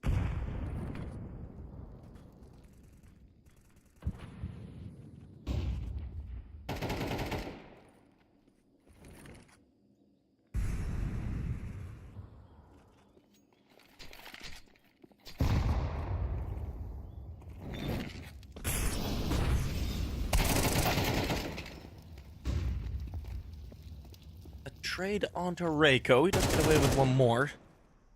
I'll be desperately spraying through towards that B bomb set. There is no one there. And Lycus now is on a solo mission to lose the bomb. Or, well, take down Mary. Be able to maybe find something. It's 2v4. Do not know if Mast has made a noise. And that's a great peek from OP again. A super wide swing. This is a 2 versus 4. It's going to look very, very successful. Getting that bomb to cross. And Wyke is staying online there.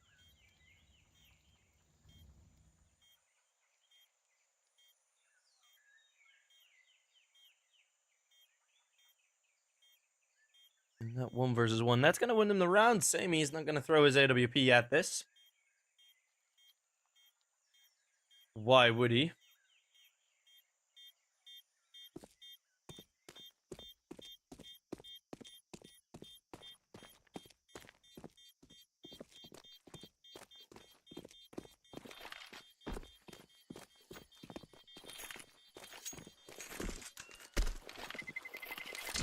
Terrorists win.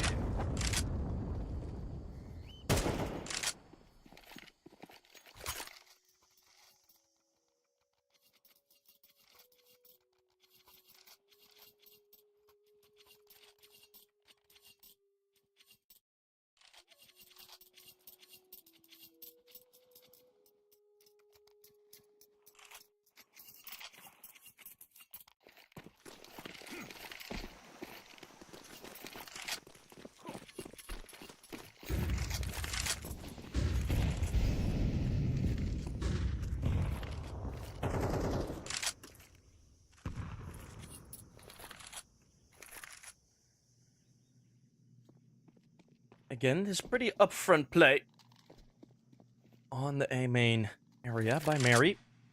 Hey, Mary's clown emoji is gone. Yahoo! Well, Mary does get away with 1. Especially with that smoke down. Wasn't to last very long. And that's a nice play from Reiko, especially when seeing that bomb drop. Mary, I don't know how many bodies he did confirm, but Reiko does push upon it. Coster, who do I got for the win? Across the whole best of 3? My feeling originally would say ESC, but don't put anything on that just because I said so, because I know some of you will, and I do not want that guilt on me. Don't blame me for anything, okay? But ESC as a core have been doing very well. Reiko has been... What team was that? I think it was the Revenant team with MBK and stuff. That was slightly disappointing results. Well, now he burns to death. Let's see if Bajmi's Deagle can figure out something.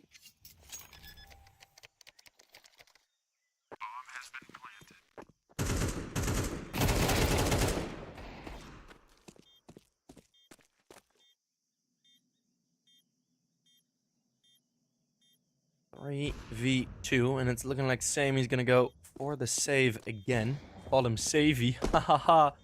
Funny joke. And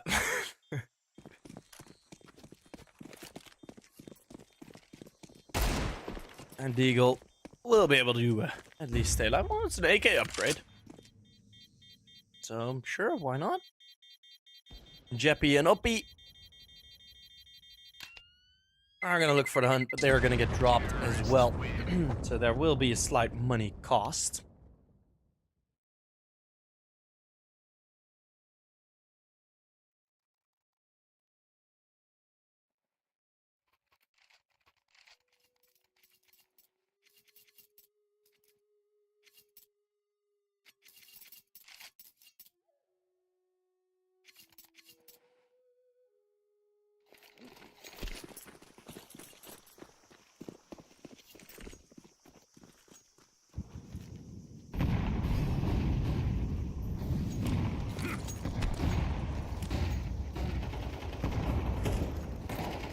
Opening fights in middle, going towards the T side again. Sammy's AWP finally being of influence, although very little influence, as it is the 4 versus 2.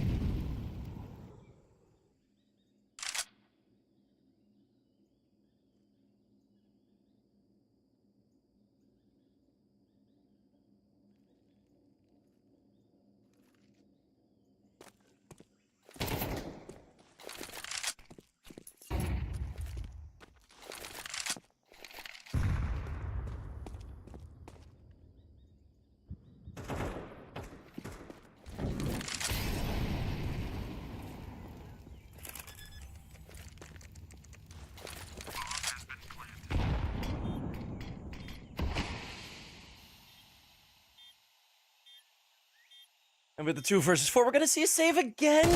Oh! This just feels like a techno track. Where, it's pretty much the same baseline with sometimes me saying a random phrase over it.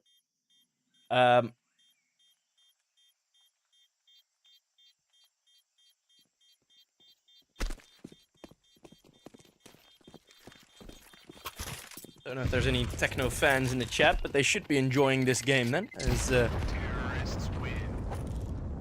this is the Counter-Strike equivalent.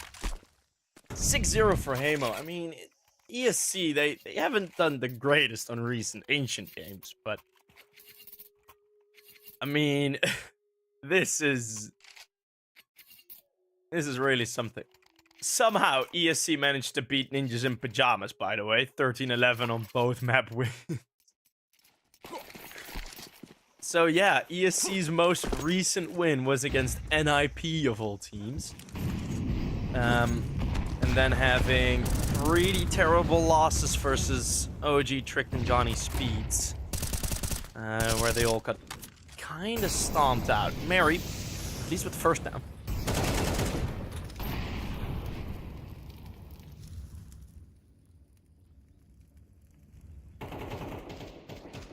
And oh, apparently it's ex-Heimo. I do now find.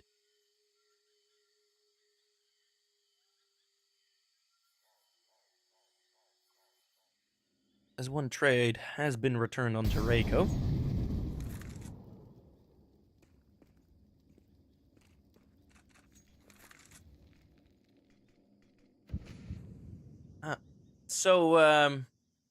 So yeah, apparently it's ex-Heimo. Well, it hasn't been changed on our webpage. Nice moves from Mary, and again that aggression out of A-Main. Finally finding some success that the bomb dropped. And advantageously for the CT side. They had util, they have util. Why not use it? Could have blocked them off, could have stopped them from exiting. Oh, one player's close. There's the trade. ESC thinking with their guns and not with their util is gonna cost them. And that's gonna be a 7-0 already. Oof. That's quite quick. But yeah, I imagine with the recent string of bad results, why Heimo went for what they went for.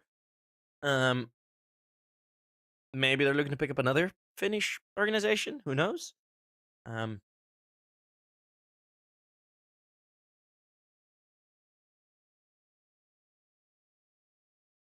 Yeah, Leo's been having mixed results as well, but they play so much CS, so can't imagine.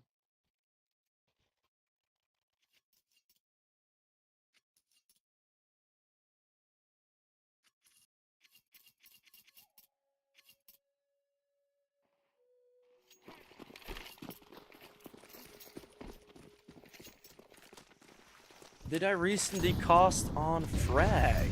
No. Or Fragster. Yeah. Fragster. You mean Fragster or Fragadelphia? Because Fragster, yes. Fragadelphia, no. Must. Let's drop by the AK. And that's Oppie just disappearing back into the smoke. Oppie needs to rebuy his armor. He's on 17 armor. That's pretty much just playing without armor, but with double spray. Playing without the aim punch, but still also no, actually damage preventer, but it doesn't matter because it doesn't get touched. 14 in 1.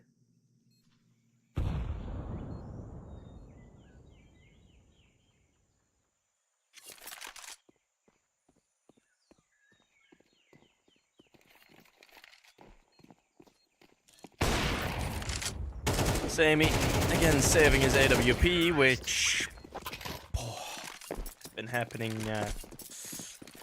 has been happening for quite some time. It's 8-0. Jesus. That's a pretty hefty one. How have the recent results been on Ancient? For ESC, the 9 maps, they won 3 of them. They just barely managed to beat Unity. They beat Alliance and Bad Guys. All the rest have been losses. Quite a couple of overtimes in there. Even versus a team like Spirit Academy, where it went to OT.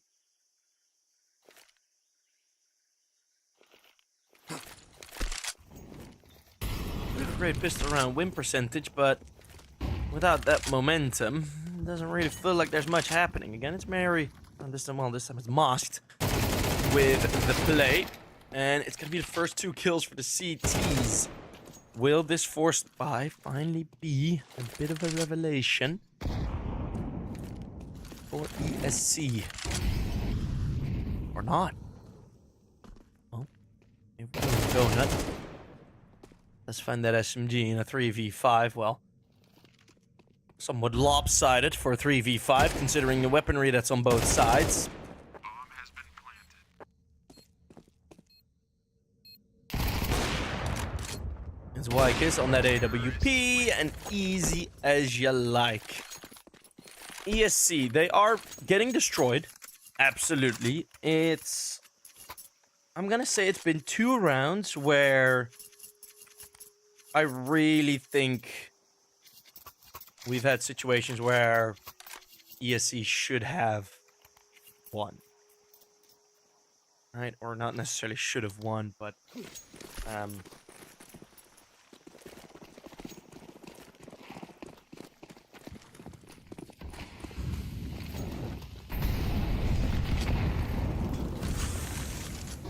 it was one of their own mistakes that had cost them a round, right? It's not necessarily that they're playing too bad. It's not been that many equal fights. Heimo, in terms of the macro, have really been destroying him. You see, Reiko can't do anything there. And that's a flubbed spray from Masked. put it under a lens a bit. And they just haven't been able to activate Sammy. It is so terrible. They leave Jappy now here. Just to prevent the save from happening again. And this, Sammy is going to be dead. Terrorists win. 4 alive, everyone taken out. ESC. They are in a terrible position. Is this like...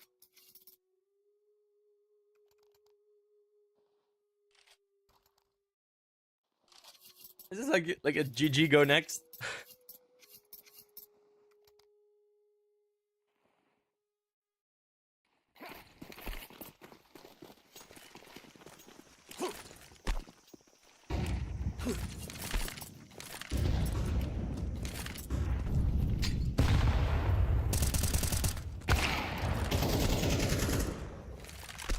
Opening pick from Ykiss after finally a trade from Masks, but that's the only M4 out of the round.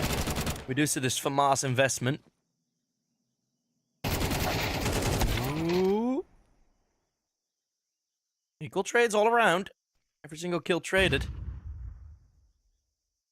The same is going to be looking to push into this upper. Ykiss turns around, but it's not on time.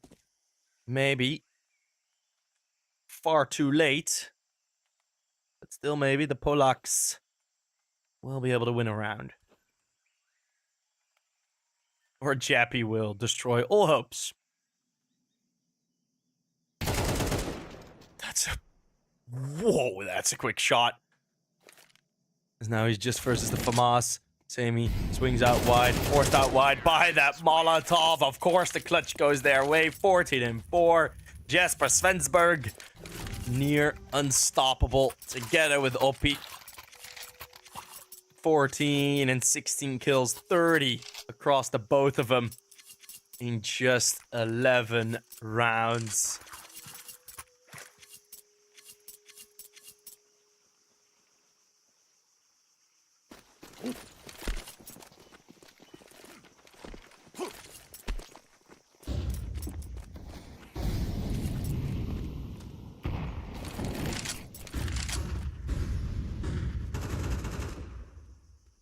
Gonna be Wello taken out Masked, and a similar story to ensue, I imagine.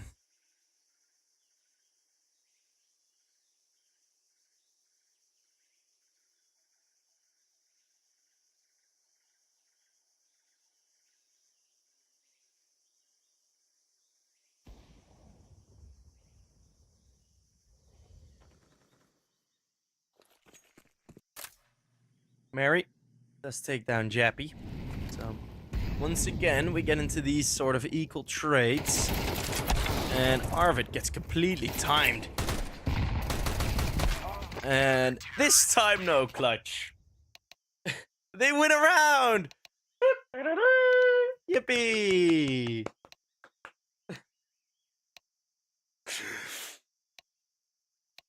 In terms of kills, right? Reiko is the lowest on kills on 3. Then you have Masked on 4, but it's 7 and 9, right? It's a lot of these, like, there's still a good amount of kills. Usually in an 11-1, you see just like 3-4 kills on pretty much all of them, except for like 1 usually. But nice sound effect. No, I have an instrument here. No, I don't.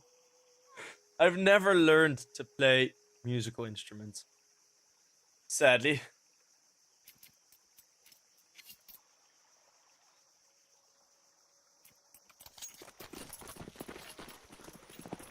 I find it funny, if you read back in the chat, everyone... everyone just,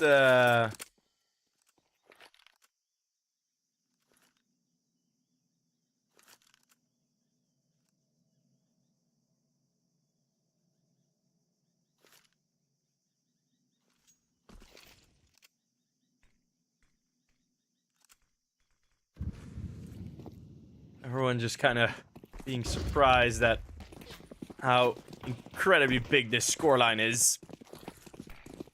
Bomb has been planted. Well, bomb has gone down. It's going to need to be the full retake without a kit.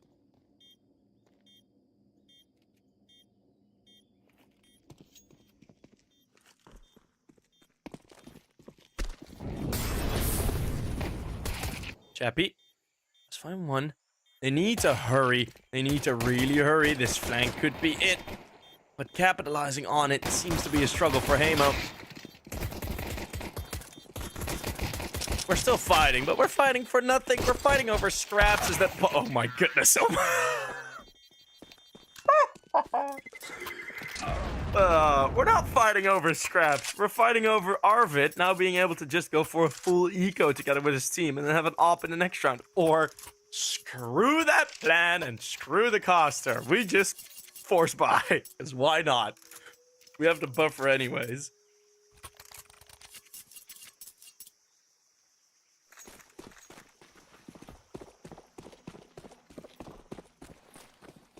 Yeah, screw sensible. Screw like, oh yeah, we can get a full buy. No, just force. If you're 11-2 up, you're just gonna buy. That's Arvid instantly with that M4. Oh, another result from it, and it together with the duo play with OP is at least good for 2 rifles or 2 rifles down.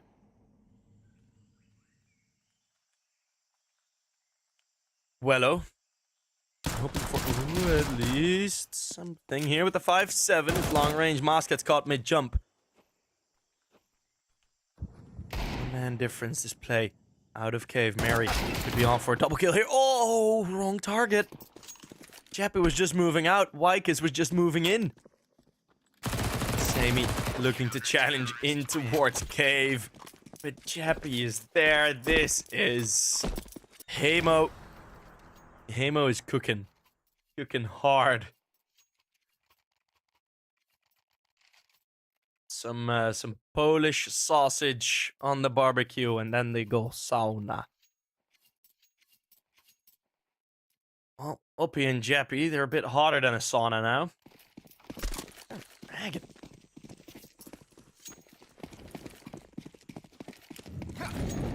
I want to see someone play CS in a sauna. How have I never seen a meme of that? Like, oh, ha, finish CS, and then them just playing in a sauna. How have I never seen that before? We need it. We need it. The Counter-Strike world needs it. Reiko does sneak through and find Arvid. Arvid to kind of unfortunate plays in the recent couple of rounds. Getting caught with his knife out, and then now this. Reiko, though, looking good for a multi-kill. It's gonna be the Tech 9s and Deagles. Enough for ESC to win one more round. This Academy had like a vid in a Sonic. I like in my head it must have always been like that. There must be a video of that already. Because there's way too many Finnish people in CS that for those videos to have not have happened. But were they actually playing CS in the sauna? Or were they just like chilling in a sauna? Please no overtime.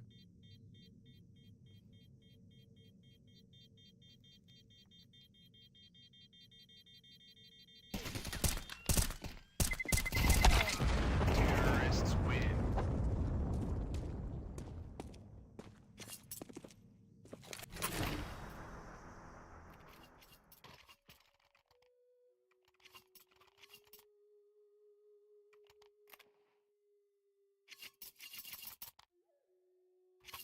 We have had a TV to watch CS games in the sauna. Hell yeah.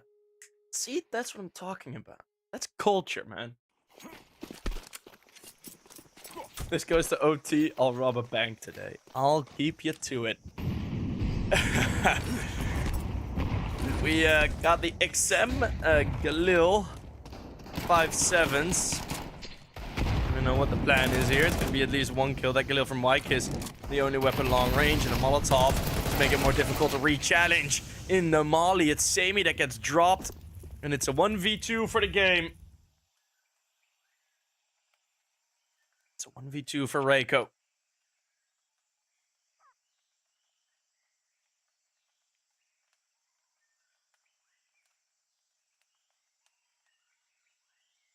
Lower angle. That's a great tap, actually.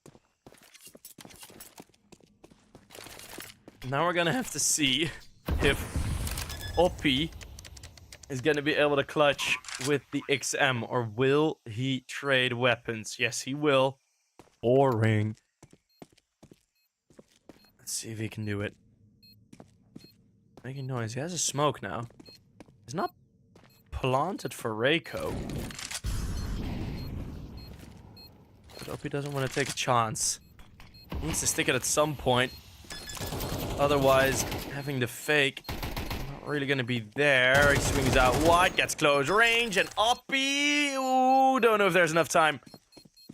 He judges there is not. I think it would have been at around 4 to 5. Oh, 4 to 5 tenths in it.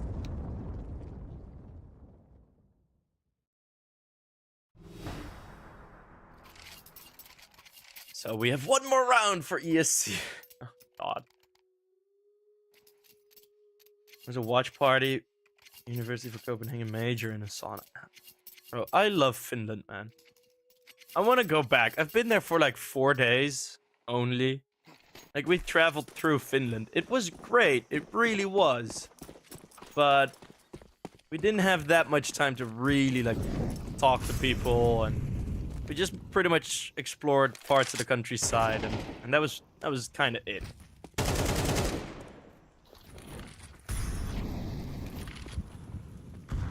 But yeah, Finland's great.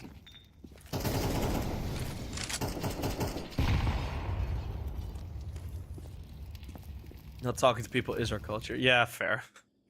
Talking to drunk Finns, okay? Talking to drunk Finnish people.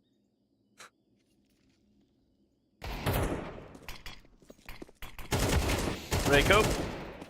And masked. Oh, easy. Rest. There is still that single AK on Oppie. Oh, Heimo chat.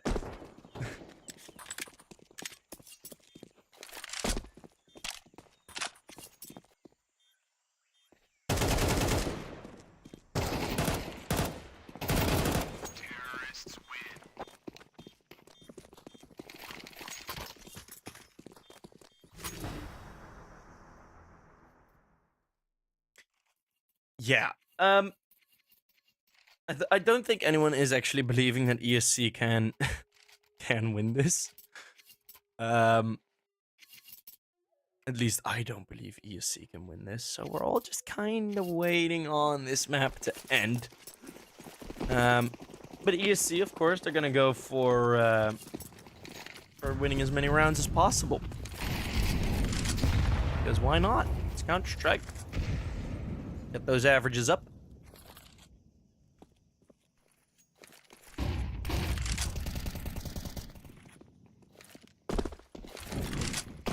Molotov had already been thrown, but with that smoke now down, Reiko still doesn't really feel comfortable to go for any pushes.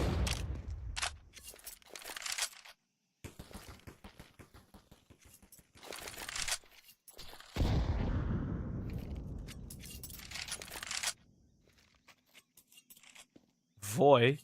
Voy.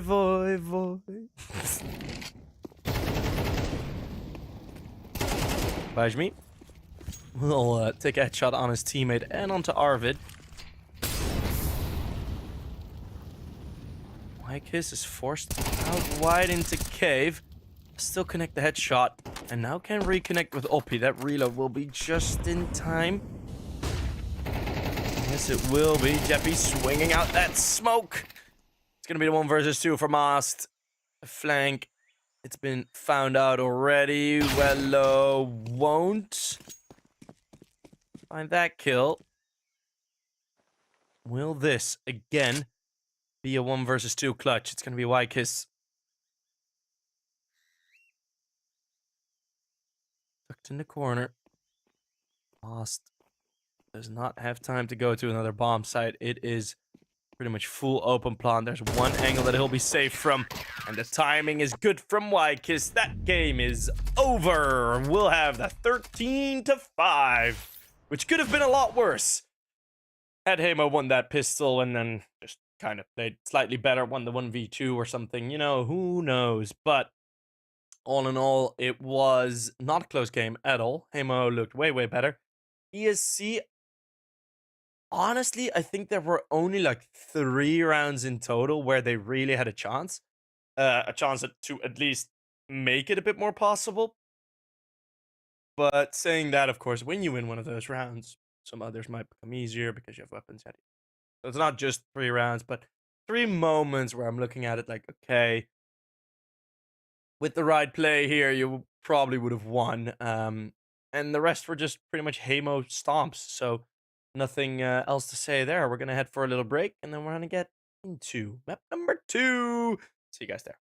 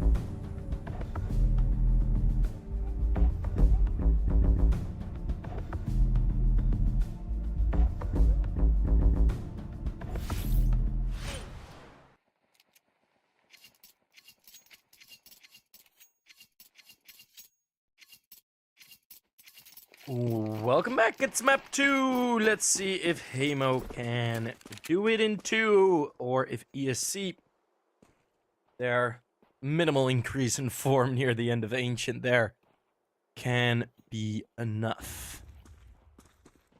Once again, no defuse kit and all the util rains in. Let's see how fast these rotates are going to be. Quite late, not yet settled into positions. Defensive smokes drop, yeah, and those flashbangs are good, but not great. No kills from it. Now the Glocks do get in close range. Damage done to a couple. That smoke now fades, opening up the longer angles to fight. All of a sudden, a chance for the CTs. No headshots being hit, though.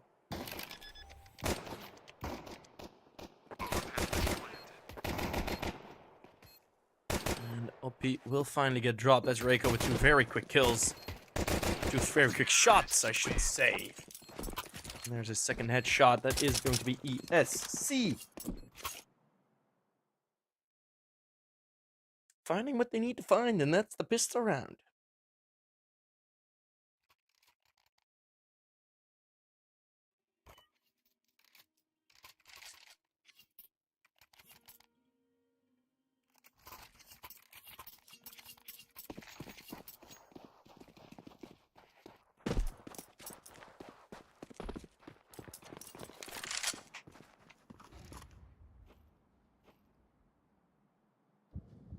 You see the force buy.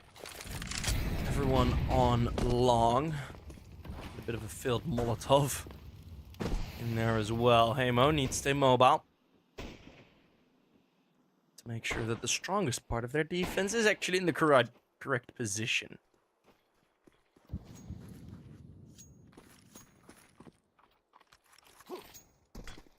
Reiko feels comfortable going through middle. That's the 5-7, at least finding one. More where that came from.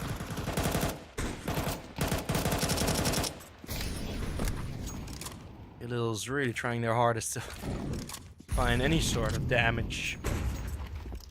But this long play that could now all of a sudden become of influence.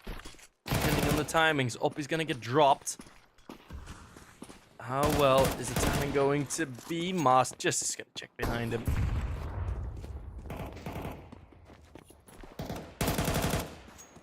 Wykes doesn't have it in his scout, and ESC will be able to win the conversion. That's gonna be the 3-0. Bomb has been planted.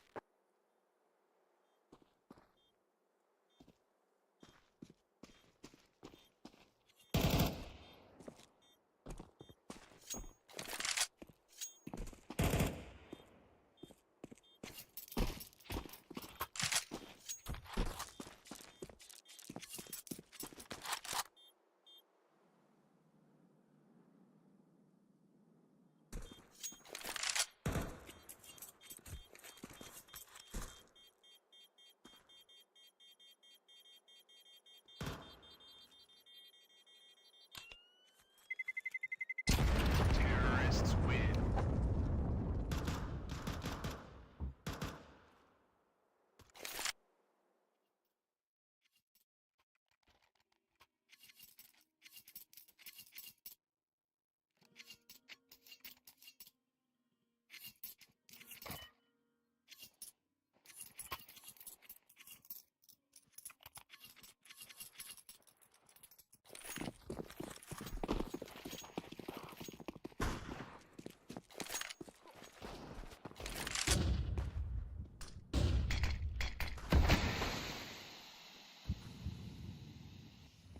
So just pistols. It's time for Heimo.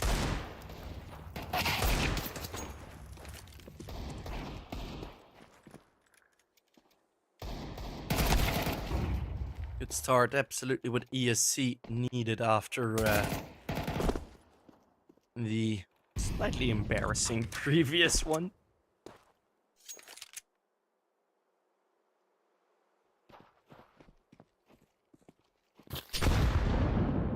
Oh, what a nade.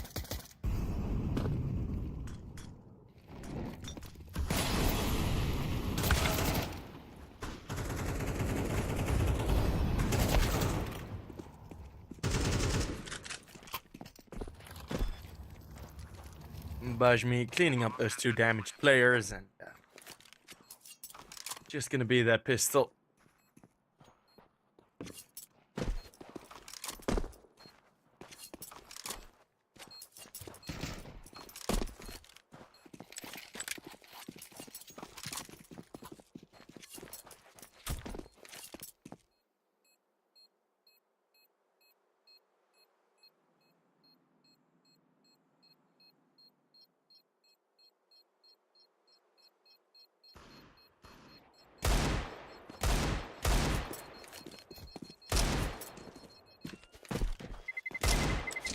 Terrorists win.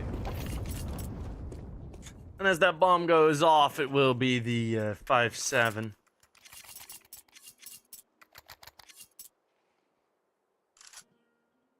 Only save.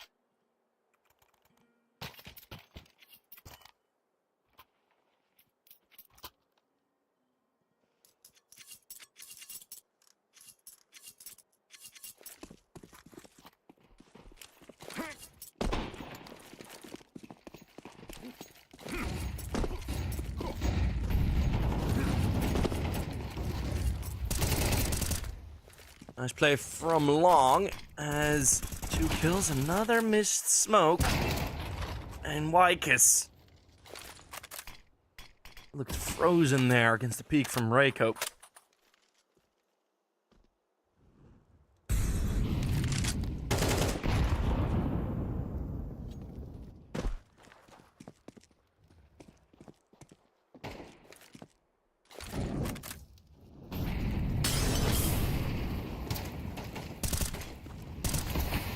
Holding off this long play. It's going to be just 2 players left on the T side.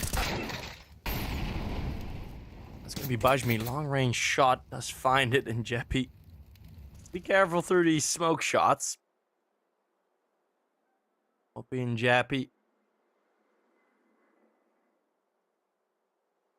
2 of the biggest reasons that that previous game was so dominant. Now they're going to be lost alive in this 2 versus 2.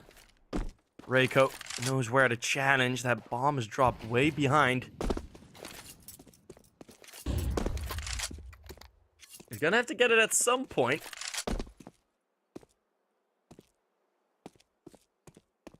And Opie has tucked in a nice play. Here's the footsteps. Gonna be Heimo on the board in the first full gun round.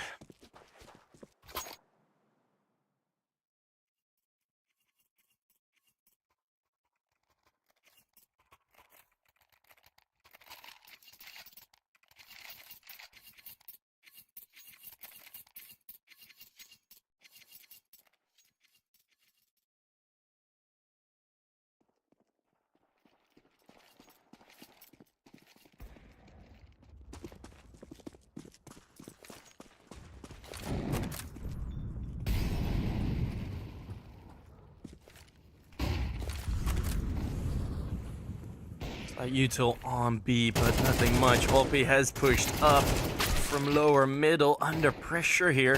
Reiko looking for a multi-kill, and that will be delivered by the young Camille.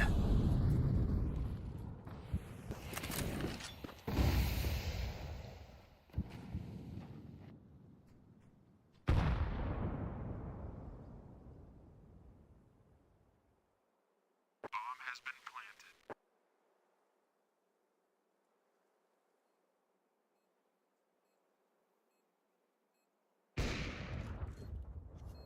Sammy with that op shot. Wykus next to follow, somehow still alive. Sammy gets out of that smoke. Wello now. Still on 0 kills. Just gets damage.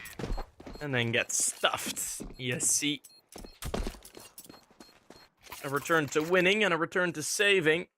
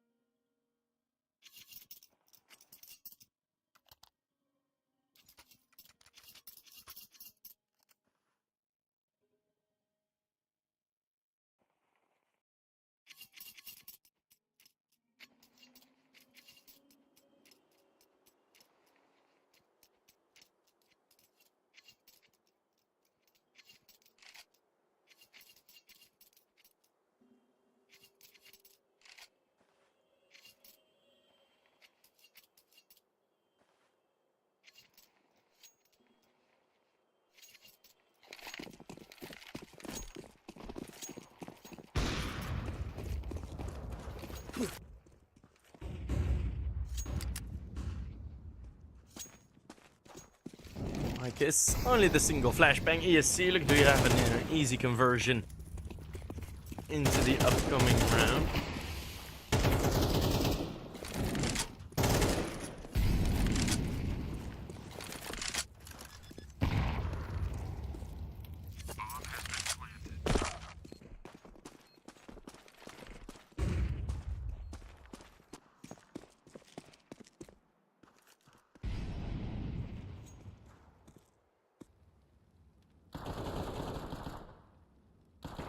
Oh, you see the 5-7 at least getting 1 kill, but I don't think there will be much more.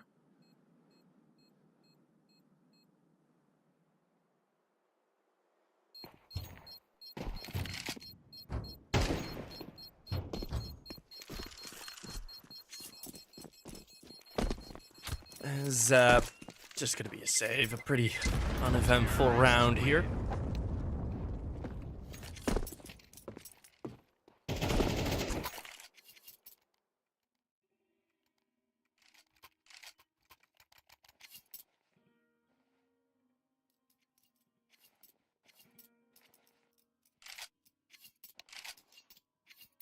As Heimo call the timeout.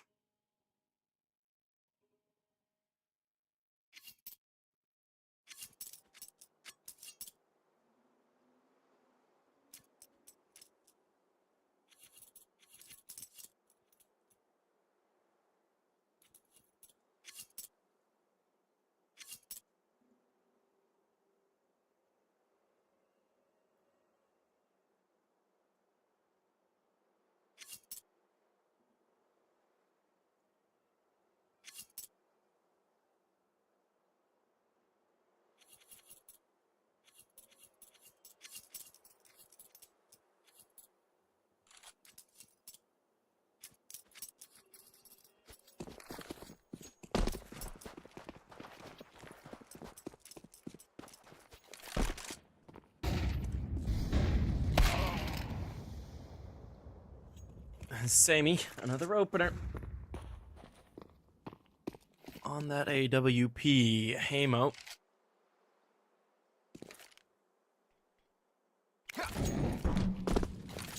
Feels like they are struggling slightly with the CT side.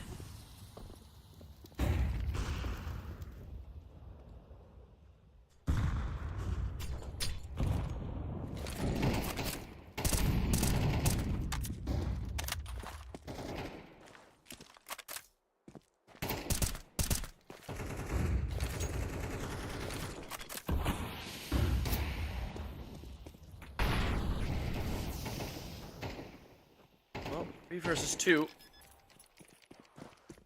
So we're hoping to get some result at least. It's gonna be Arvid, the final one standing. Sammy finding that final one.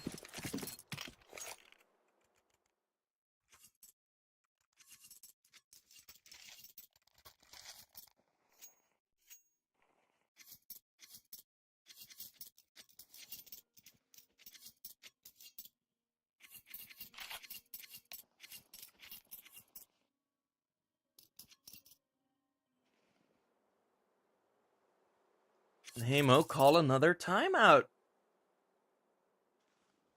I feel like they need it.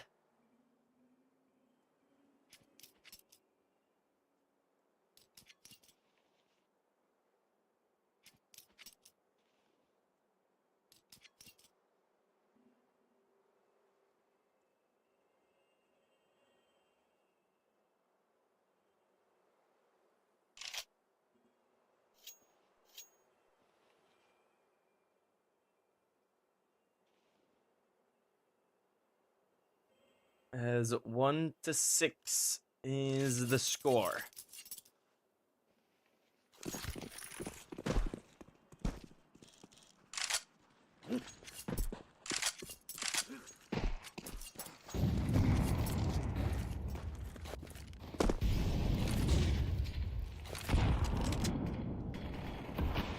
Chappie Ooh, Jeppy finds two. They are gonna go for the tunnels push. That has been the decided upon strategy.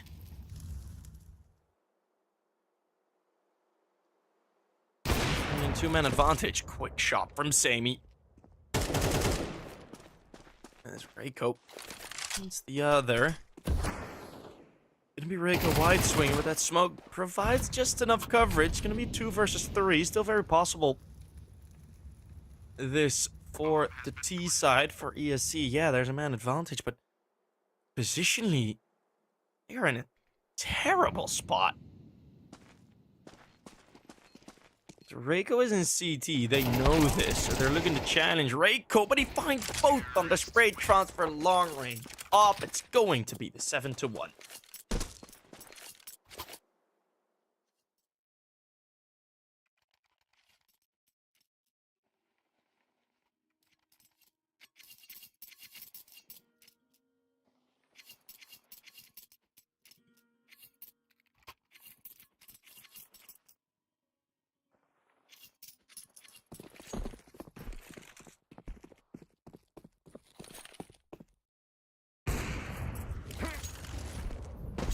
Up shot missing on the early attack.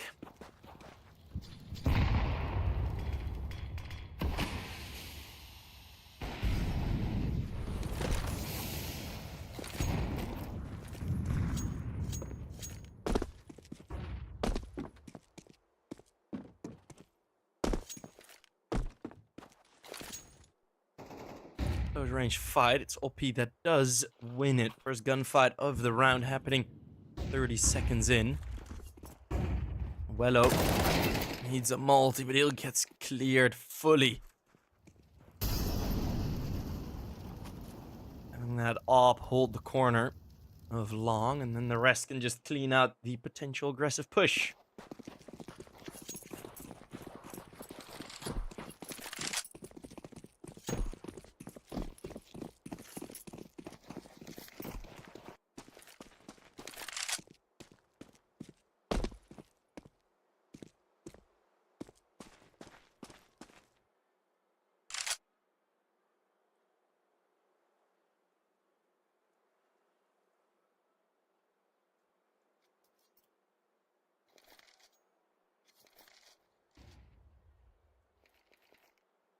Closing in towards B now, trying to take 2 positions in the same round. OP, oh, does not get checked, but he doesn't dare go for the trigger discipline. Arvid forced out. It's Moss that just gets across and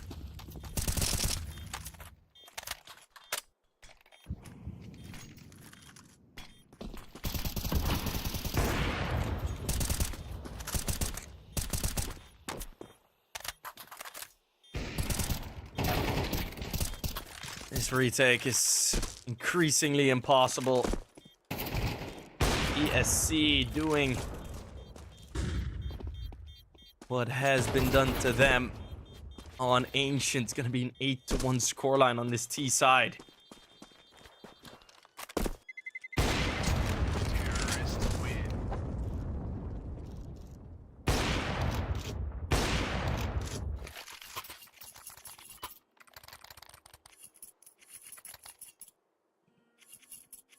Damn.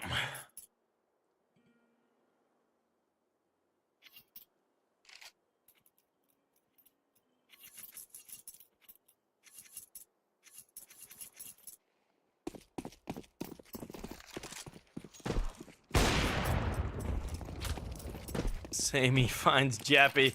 That was bound to happen at some point, right?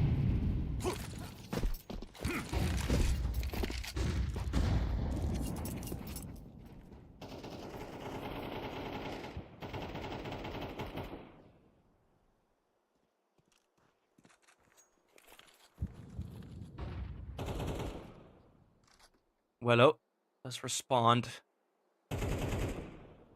at the long corner.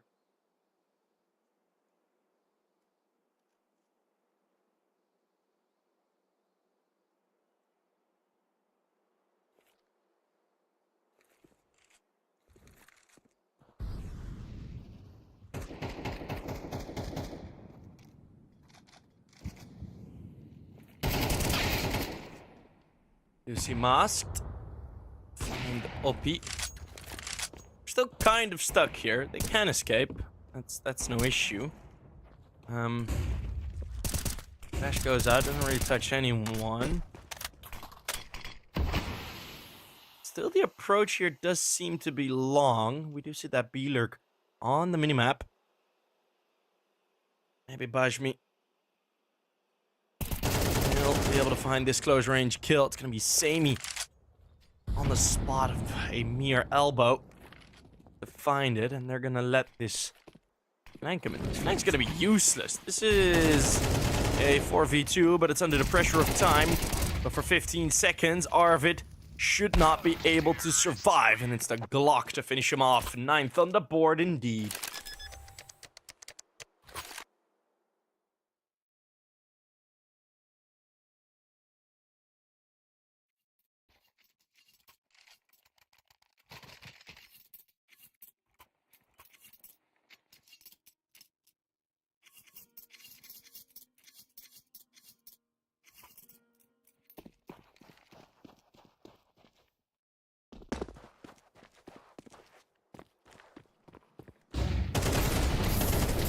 Lost. Oh, that's another opener. I mean, this has been not so good for Heimo. Well, far from good. Could be a better term.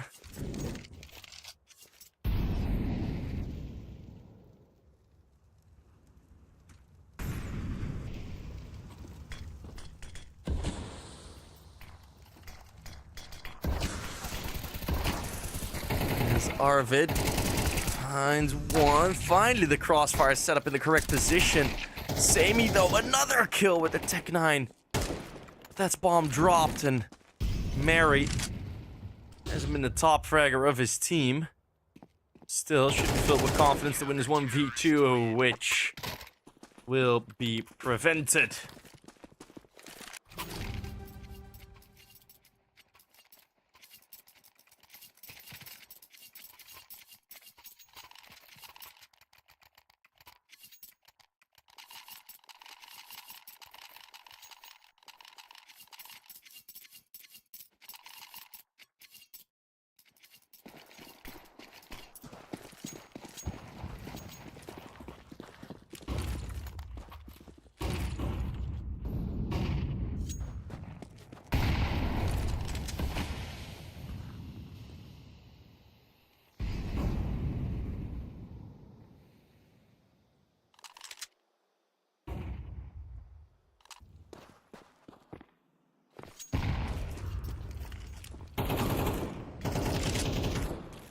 He's going high.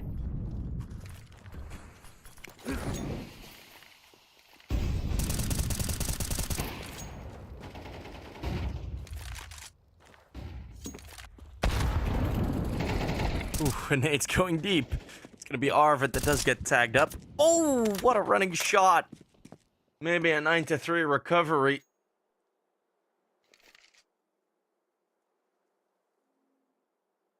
Is gonna be possible here.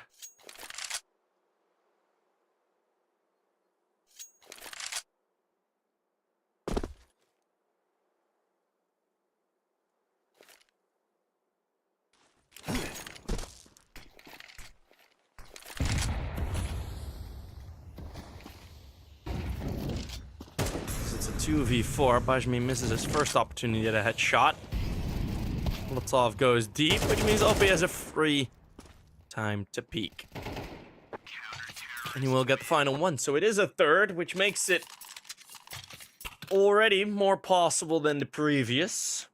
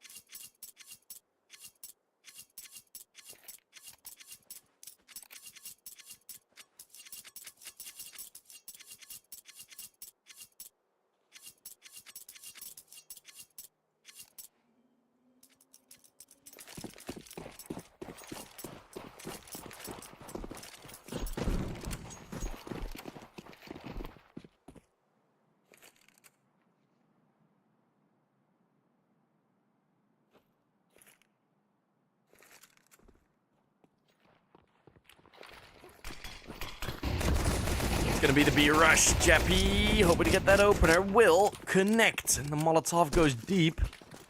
That's gonna be a full B-side take. The smoke has landed deep, but that allows this opportunity.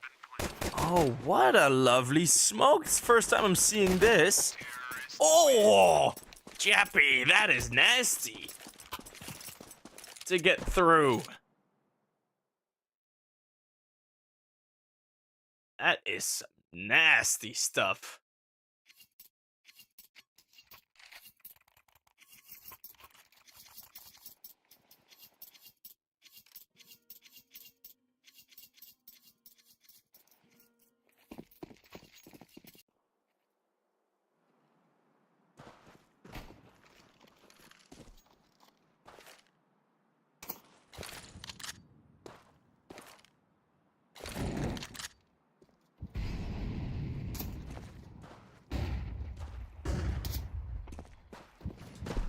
Scout looking to do some damage, but Heimo get what they want, what they needed, which is indeed that opening round.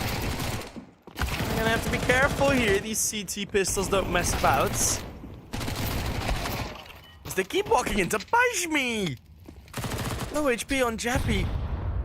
He's gotta be careful, but this SMG will easily find it. Triple kill. They just kept on running into Bajmi. Milo does find the timing for a very short moment. Somehow still not spotted. Now is able to avoid some bullets. Needs to be the 1v3 for Wello. Only his 4th kill just now. Needs to double his kills from the first half just to win this single round. And yes, while that does seem like a tall order,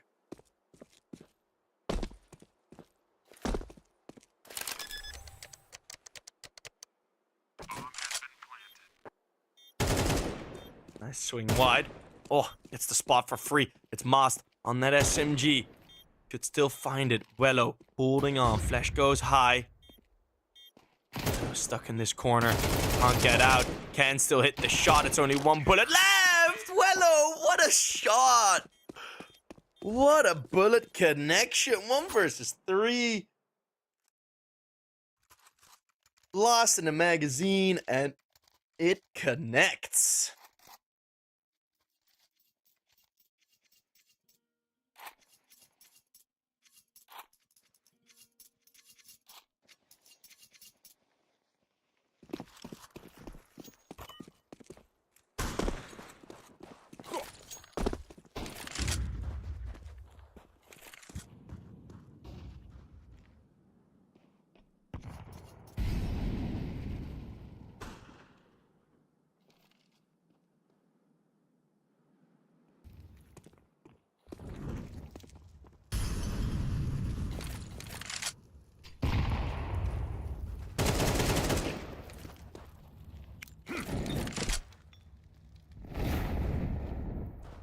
Molotov does miss, but the pistols allow a bit of breathing room at least for this T side. Jeppy looking to make some money here early on this T side. That might well be very, very important clutch from Wello.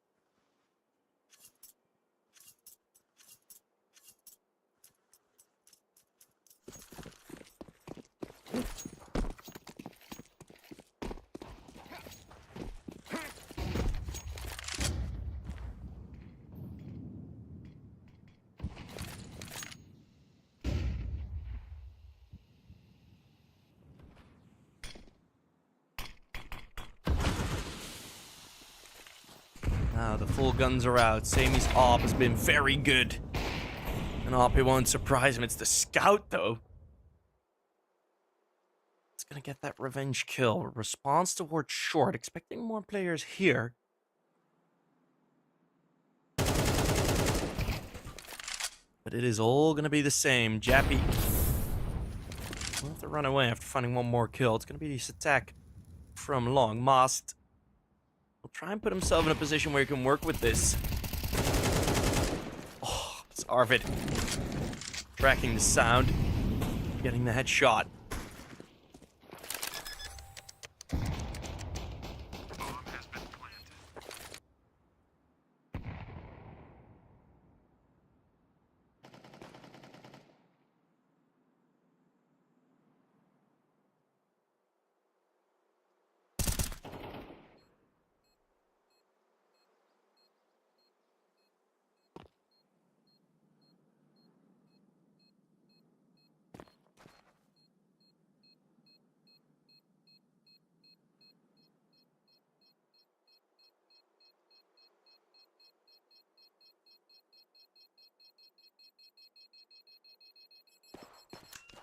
And it's gonna be the save called for the CTs. Terrorists win.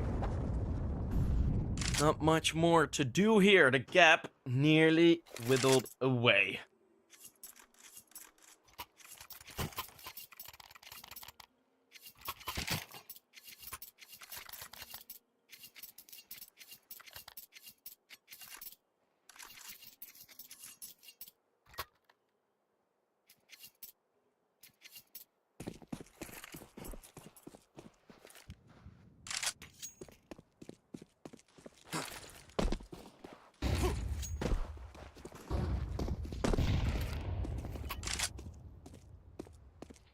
See, even against the lighter weapons.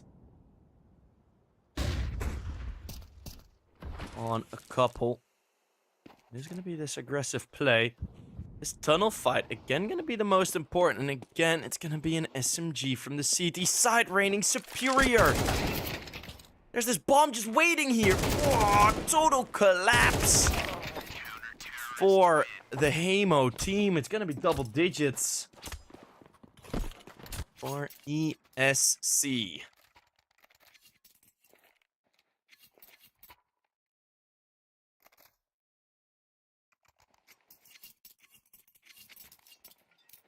Heimo have been terrible in the tunnels. Like, this is the third round now where, against lighter weapons, they've been successful once on one single CT-sided round where they pushed the tunnels. The other 3-4 times there was a fight there, they've just not just simply lost it, like lost it in a terrible way.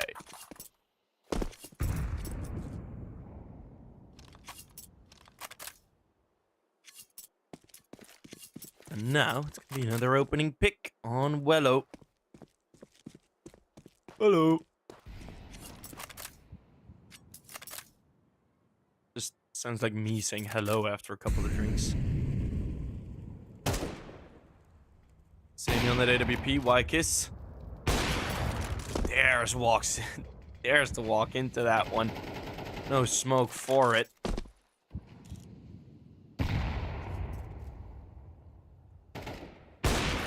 Two very clean kills. Heimo, I mean, I want to see more like direct attacks on the T side of Dust 2.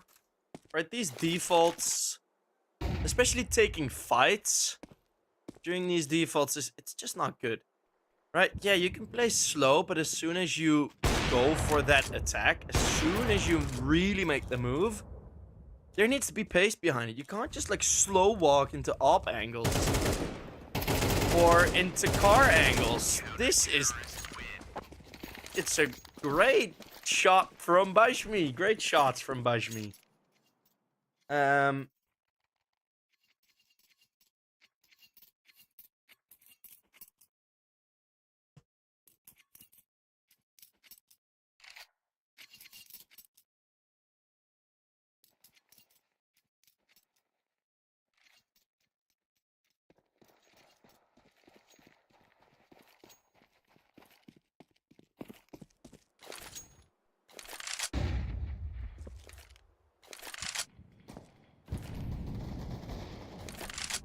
Bajmi mowing down 3. That's gonna be map point.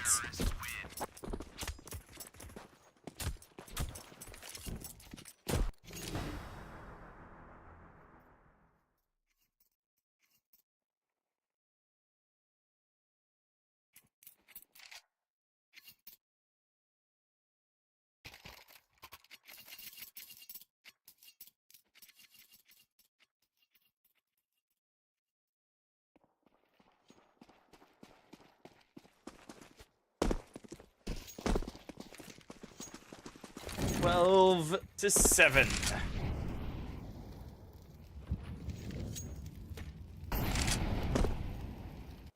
With Wello again falling first. So we're gonna get Inferno most likely.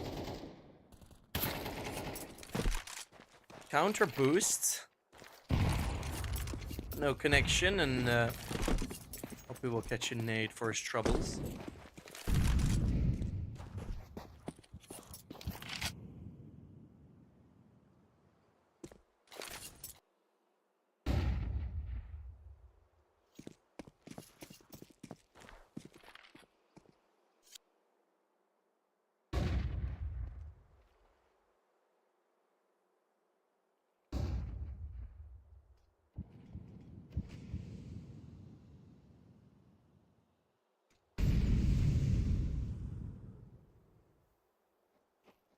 Heimo are looking to make a correct rotate. ESC.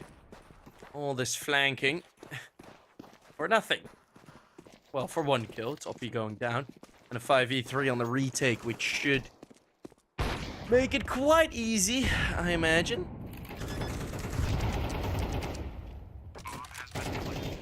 So there isn't the greatest amount of util left. If on any bomb site, it would be this one.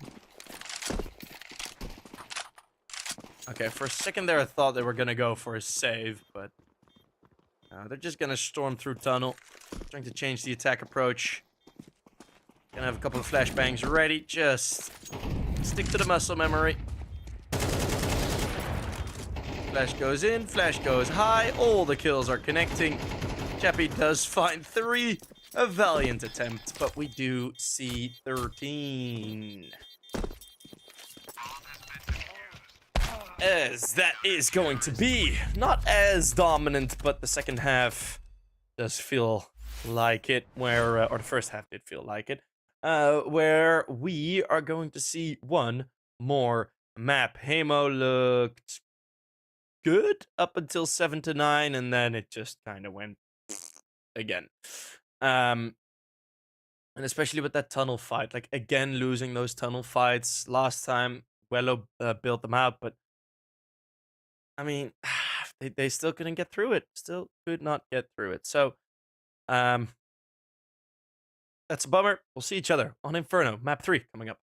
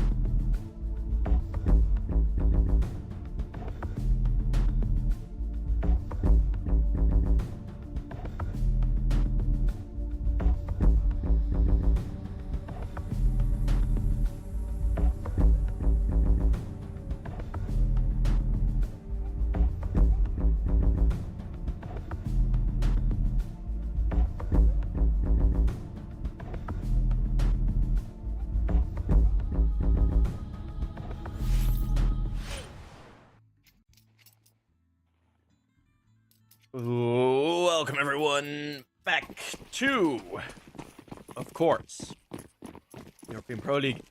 This is the final map of the day, that is guaranteed, but who will finish the winner and who will exit this tournament?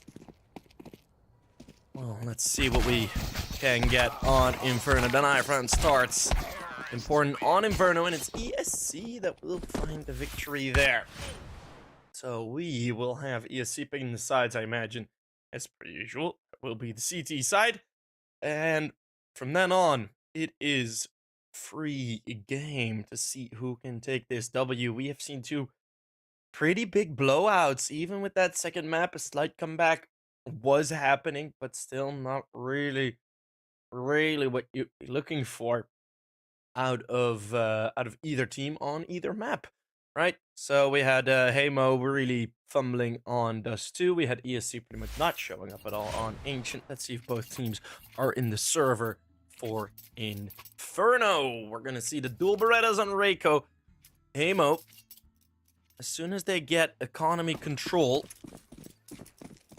could be in a good position, even with starting on that T side.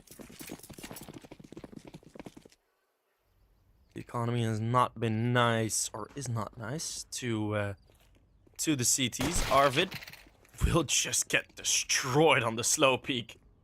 Had they gone for the fast peak, would have likely been a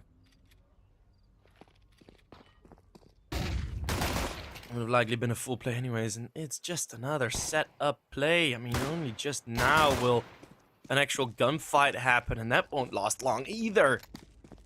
This is gonna be ESC convincingly winning this pistol round, and they keep it all up on Bajmi, Reiko, and Mary. I mean, that's gonna be cheaper upgrades to the armor, and that will indeed be the case. Mary not touched by a bullet. Only a single bullet connecting there for Heimo. That is not what you want to see.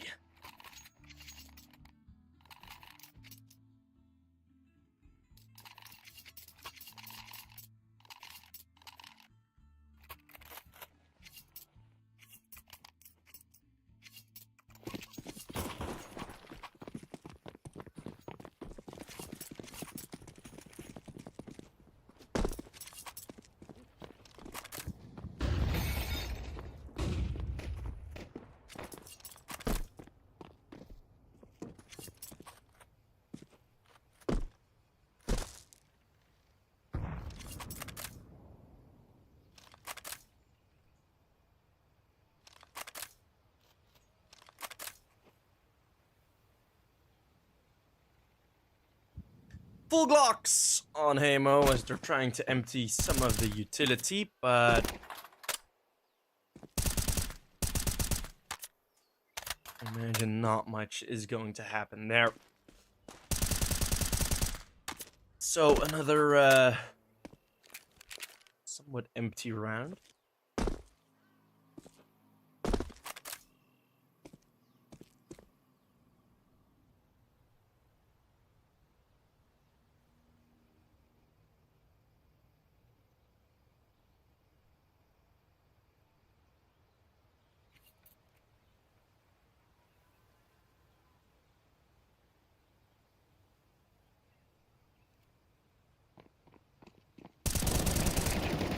Well, let's see if these Glocks can get something done except die. At least more damage than in the first round. So there's a minor victory.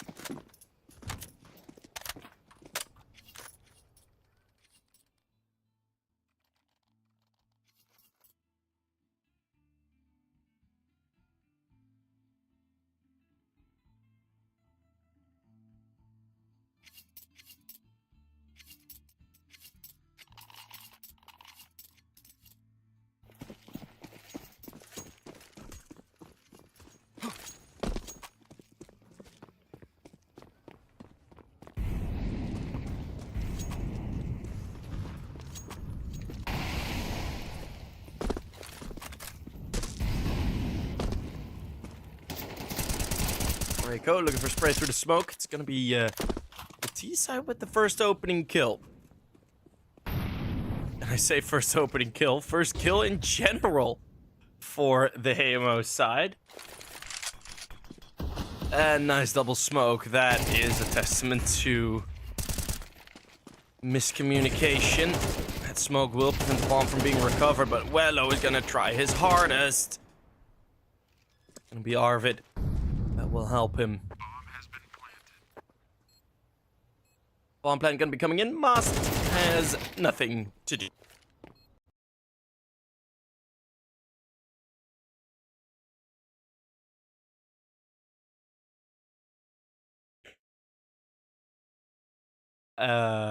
Righty. I hope everything's okay.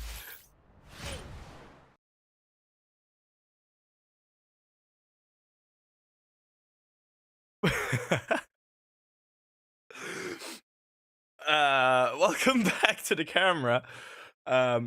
As we do have some slight technical issues. Hopefully, it won't carry through too long. We do have Mast just saving his MP9. By the way, I'm casting off of the HLTV that I have on my screen right below my camera. So yeah. Well, welcome back, fellas. I hope you enjoy me overseeing some Counter-Strike. Hopefully the issue can be resorted soon. As it's been a while since we have actually had the issues on our end. Hey, look at how good we are, bro. Man, shout out production. That's how you fix issues. Oh, mwah. So quick. So good. Must. You know, try and brave a Molotov. It's gonna be Reiko. Oh, good for 2.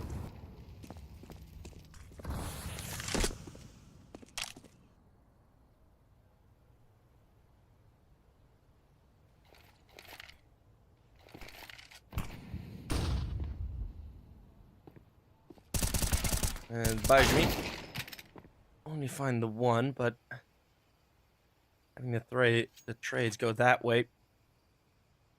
Slightly more advantageous. Mary, he's gonna be all alone. Together with Wello, and if Opi plays this a bit faster, well, not necessarily faster, but they're gonna have to wait on him anyways.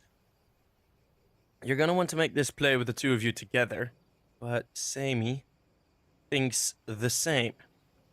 Gonna come in to help. First guy needs to check it well, and it's gonna be at least a trade coming in. Up down is there. Smoke's way too deep. And Sammy's ahead. Gonna be ESC on a third. Second run does go back their way. And Heimo back to lighter weapons. And the hero AK. 2 heroes. Batman and Robin.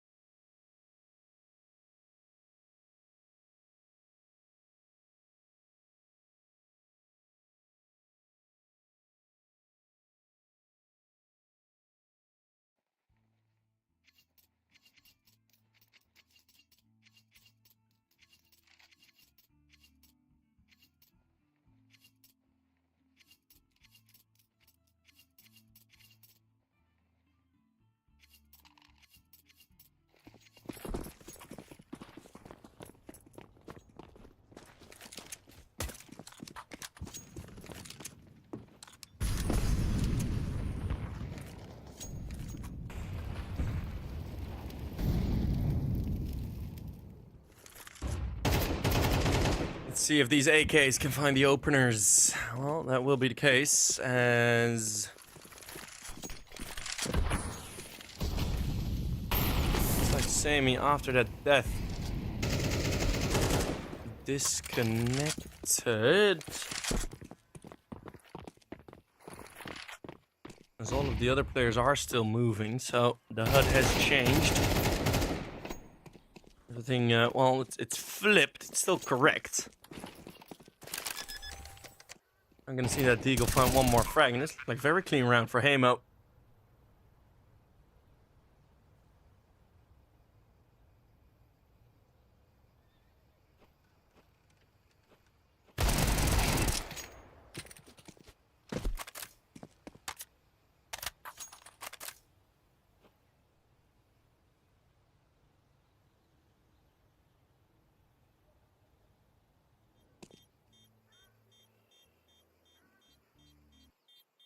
It's gonna be Mary all alone, and he's gonna go save a beautiful shot of the church.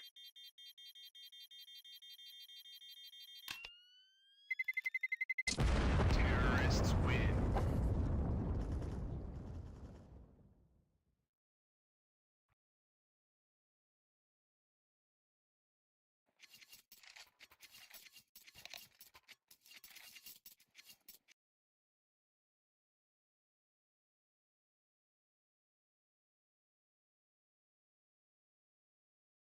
And hopefully the technical pause won't take too long.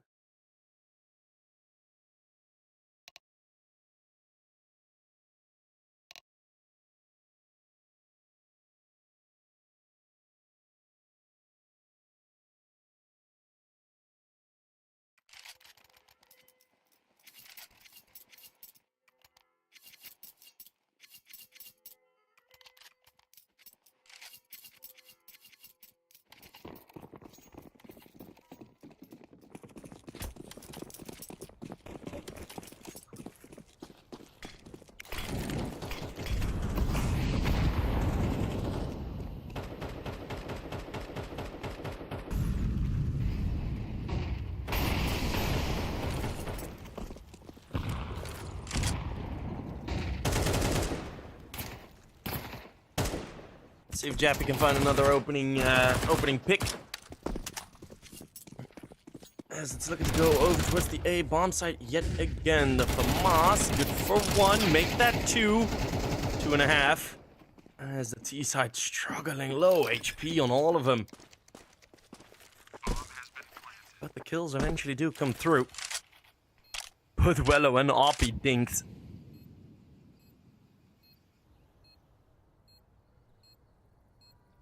Reiko seeing the burnt chicken on the floor.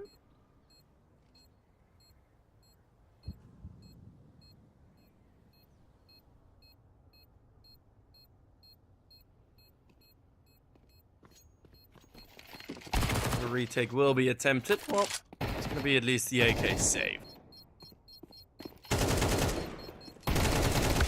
We're going to get everything out of the hands of the T side, which won't go that successful. Jappy still alive, and we do have Heimo tying it up at 3.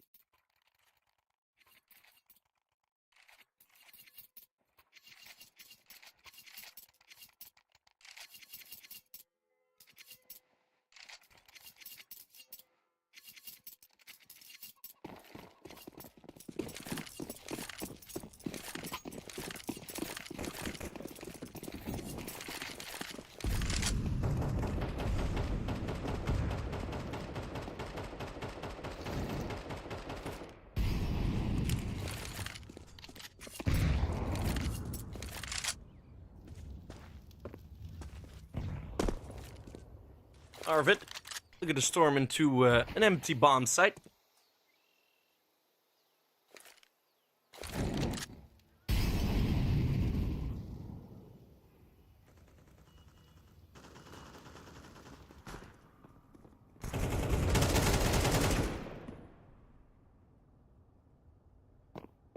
But the rest is getting all of the kills in apartments. Why does Reiko have this cloud? I think that is just because he likes clouds. No, that's not the reason. I don't imagine.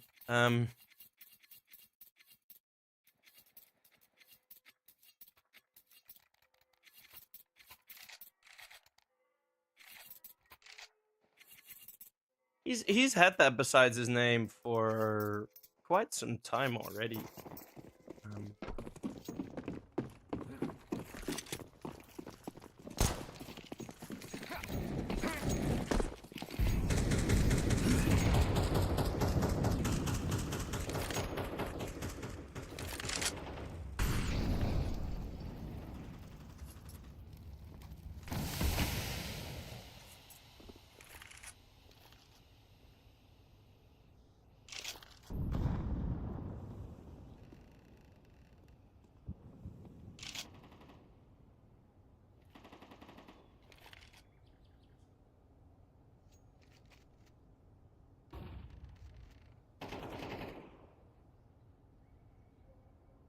Well, looking for another opener. It's low util on the CT side, but at least they have banana control. A long rotate to make this a 4 versus 4. On the A bomb side, I don't imagine that will be coming in soon. You still see this aggression on the peaks.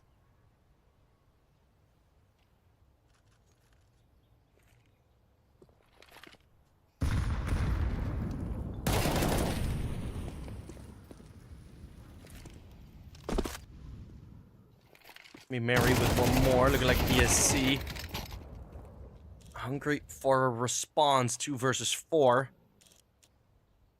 Gonna be a very late rotate towards B. If this kill comes through clean from Wykiss, then yes. Something could be cooking, but Heimo aren't cooking. Heimo are running out of time. That one titled the Creator song. Chappy, no time to plant the bomb, so those 2 crisp kills will only amount to a save. AWP.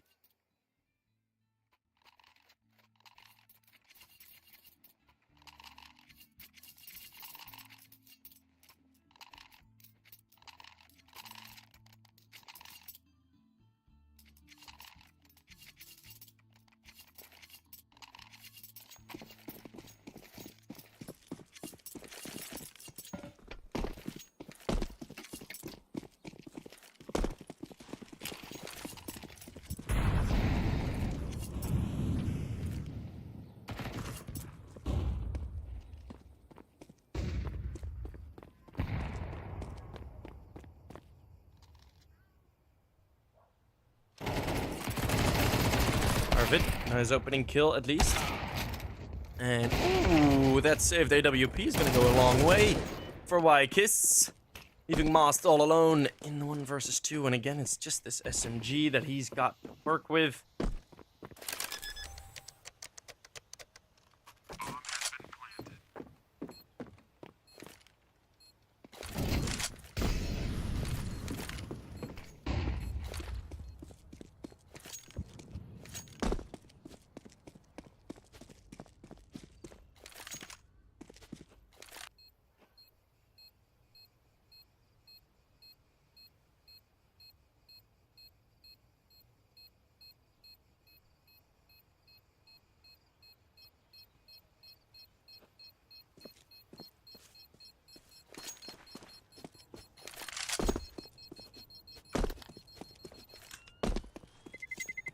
Well, Mas not even gonna attempt it. He's just gonna save that op.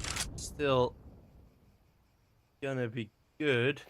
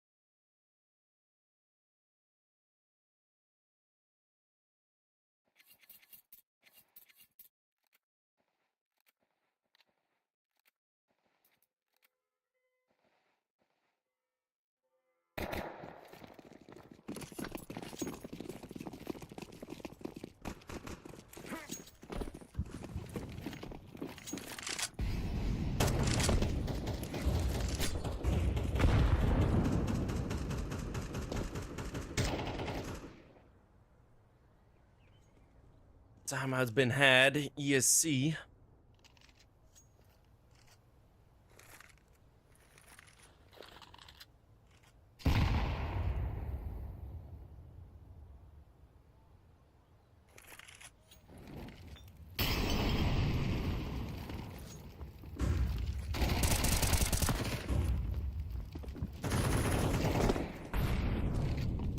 Kills. either way, Bajmi won't be able to get the low angle cleared. 2 versus 2. Bomb will eventually get there, but hope he can't cross. That's not a problem, but he judges it as so, leaving Wello. Mizzo. Ooh, that smoke's not too great. See that from that angle. That's gonna be Moss with an easy find. And only then he realizes. Bomb has been defused. Counter-terrorists win.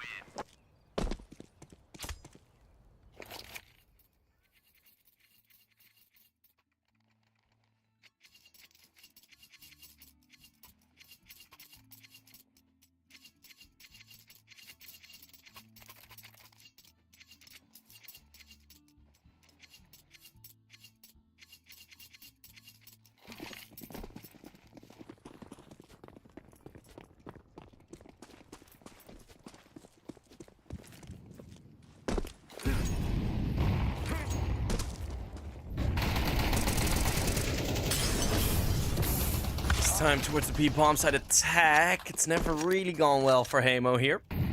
On banana.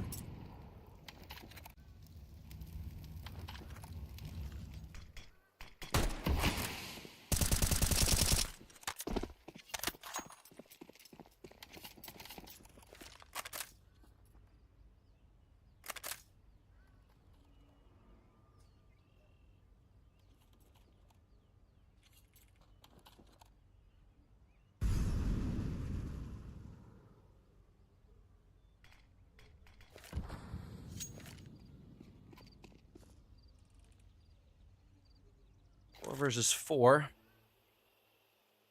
About 1 minute in. Still gonna be looking towards this B-bomb side attack. The angles are a bit shorter. That one single flashbang on Y, because that needs to be perfect. And looks like the CTs are gonna be hiding. And there they go. Close range angles. That flashbang from the CTs is terrible. Does nothing. Mary on the side needs a multi. Needs it, and will find at least 2. So that's a decent response. Bomb now getting planted. That smoke is faded, and Sammy misses the shot, allowing the escape of Wello.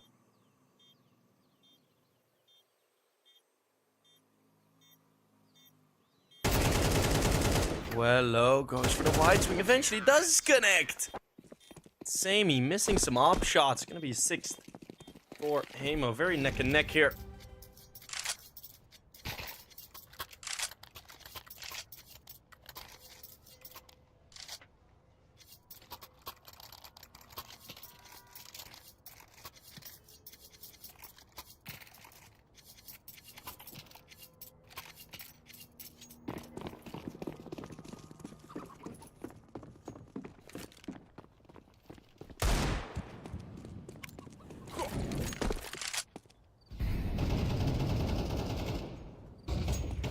Well, this is kind of what I was talking about, having that economy control. Of course, it is the last round of the half only, but we do see some of the results from it.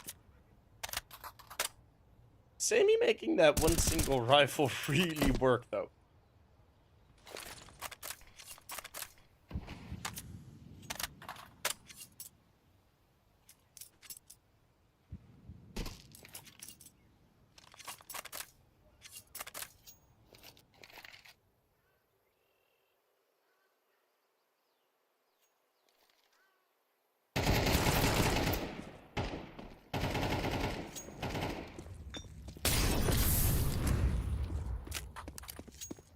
Gonna be this 5-7 falling back. That nade will just not really connect to anyone.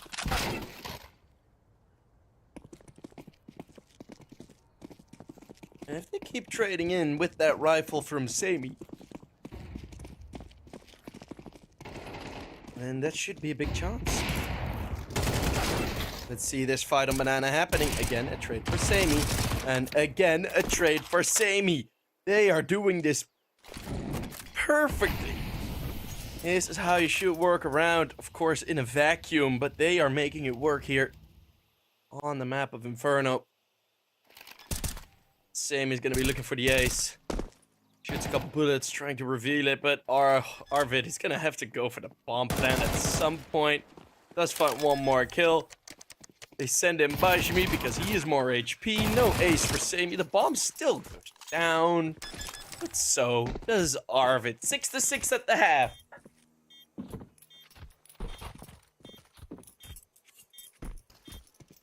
Bomb has been defused. Counter-terrorists win.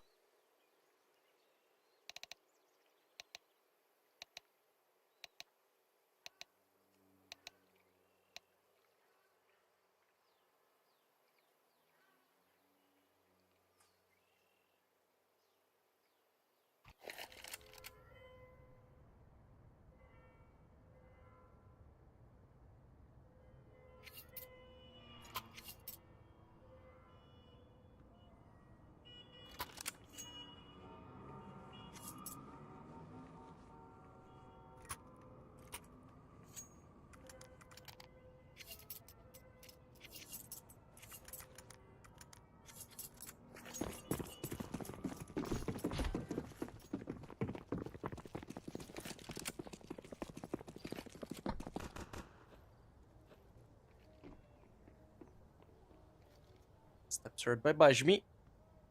And at least someone can be near apartments. That way he is just simply going to wait.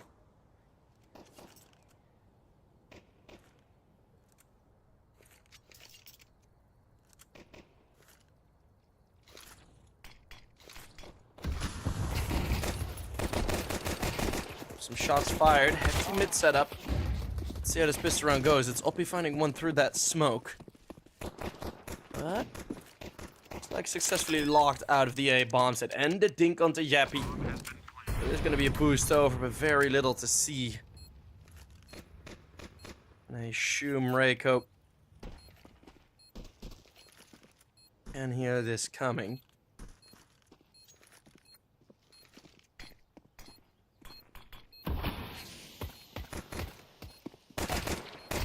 Arvid. Not yet taken out, but there you go. And I don't think with the smoke and the defuse kit, even then, this round would be possible. That kill decides it. Masked finds the final two. ESC pick up the pistol round again, winning both pistols here on Inferno.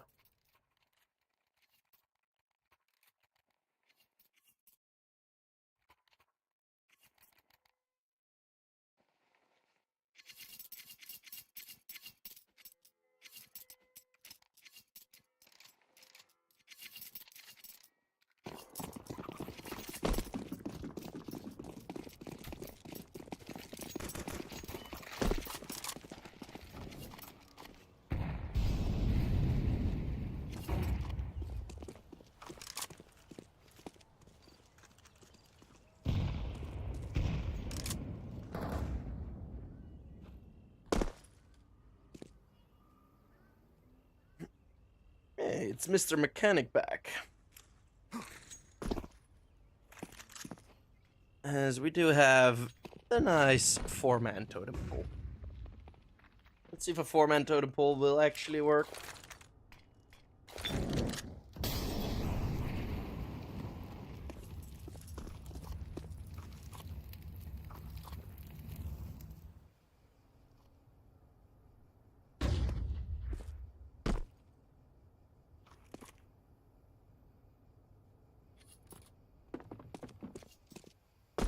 Aw, we're not gonna go to the totem pole. Bummer.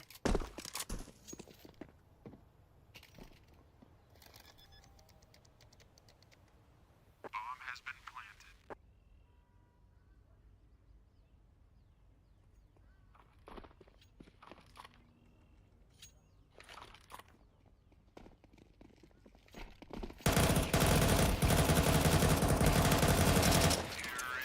And there's the mowdown. As assumed.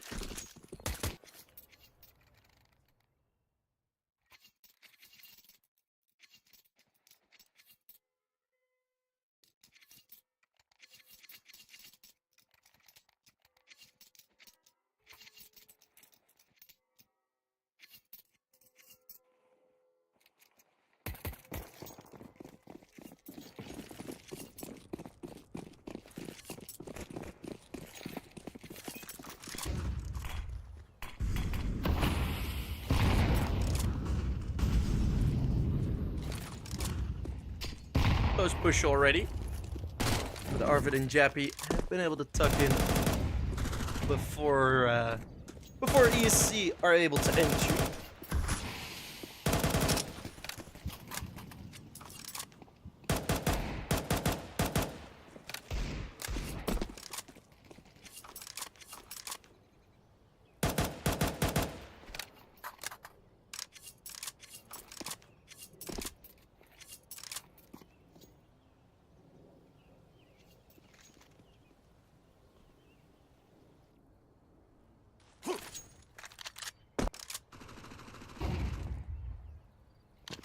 CTs have fallen back. Now it's a 4-man setup, all jumping at the same time on the X-ray there. Like this. Does find one. Traded instantly. A very slow round.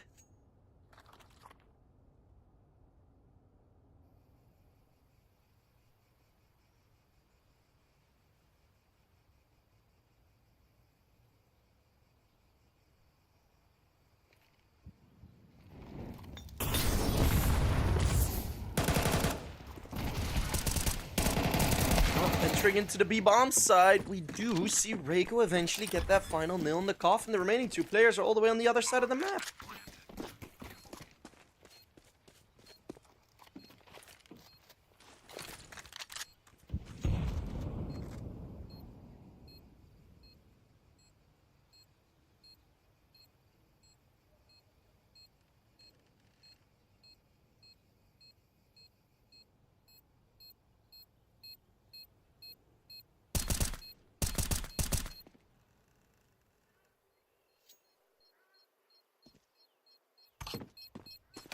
It's gonna be the save.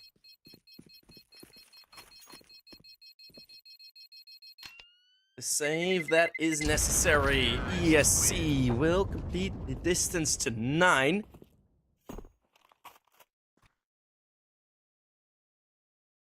And, or well, complete the distance. We'll complete the rounds to 9. The distance now is 3.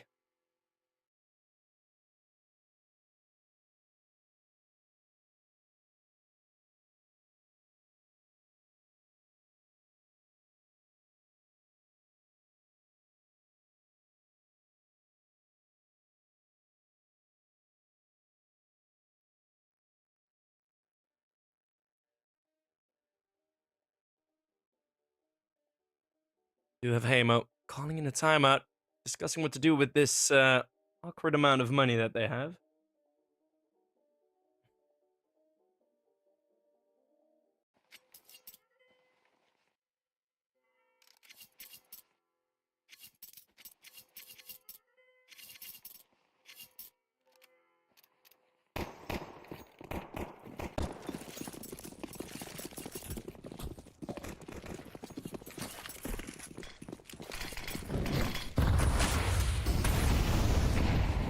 Reiko, challenge up front. But he's gonna get caught. It's Bashmi, though, on the other end of the map, finding 2. Close and long distance. ESC, double digits. Not completely unlikely here.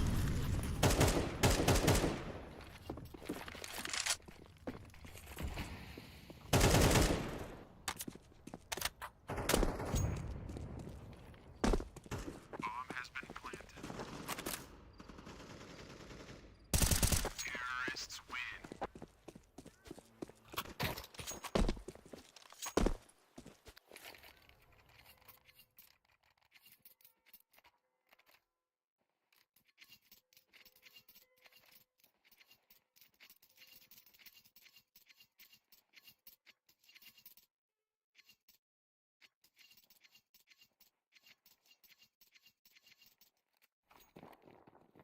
Well, double digits a timeout, not seeming to work out, at least for the previous.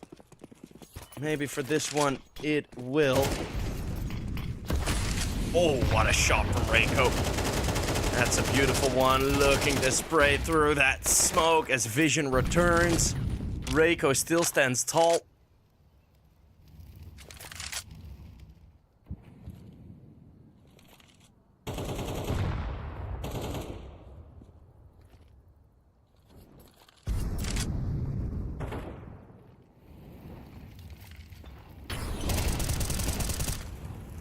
Gonna be Jappy.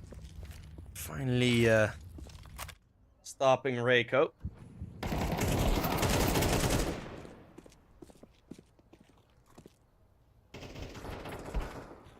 As Jappy continues to frag. Bomb's still on Moss, but Moss is 18 HP. So a complete reset of the situation.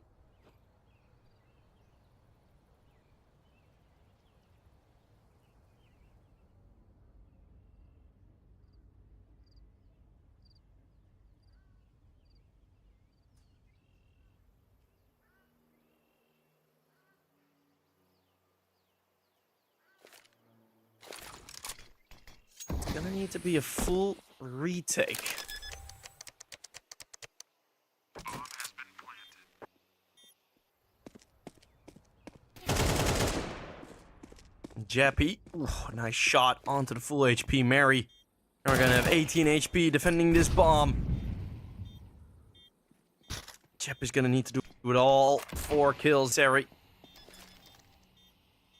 And he will just stick to the fuse. How good is that nade? 11 HP. Must gonna have to go through at some point, and Jappy's waiting on him. That is going to be Heimo, at least finding a 7th.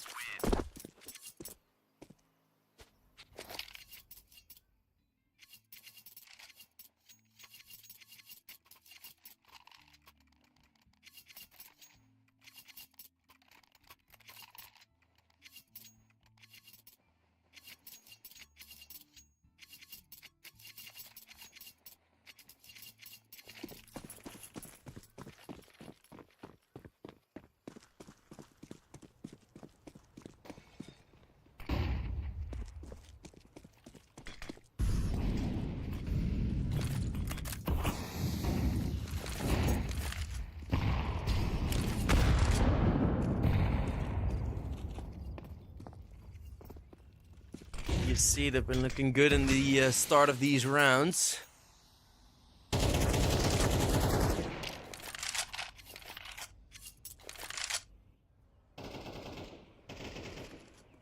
Or ex-Heimo. And then, of course.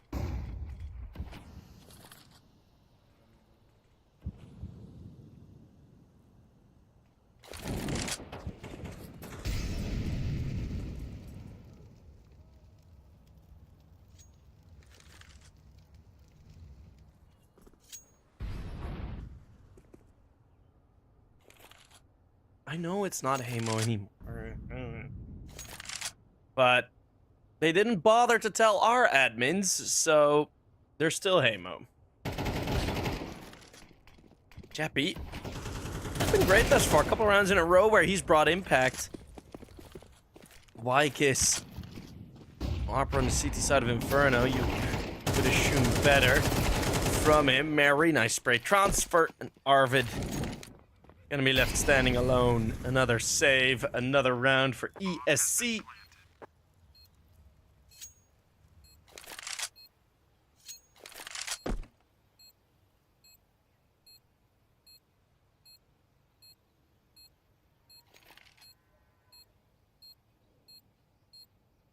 And not having that op on your CT side of Inferno,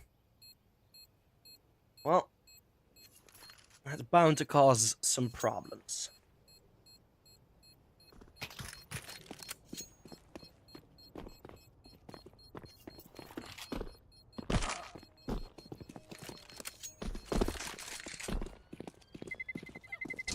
Terrorists win.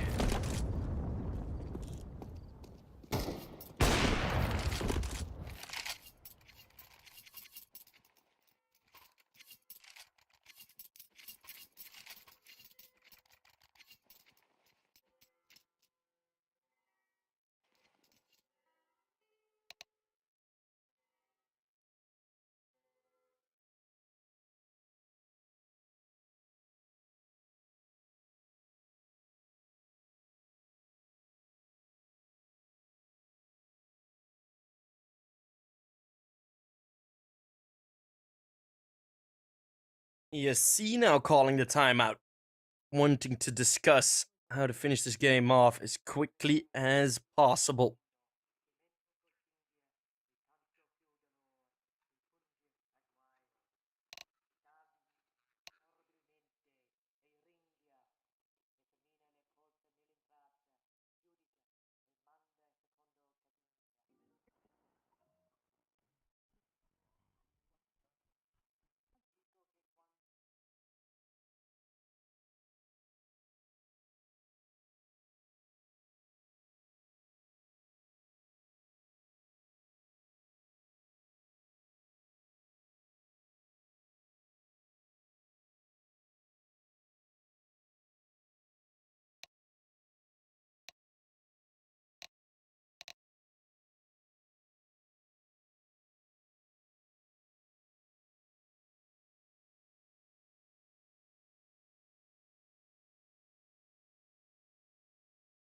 As that timeout's gone.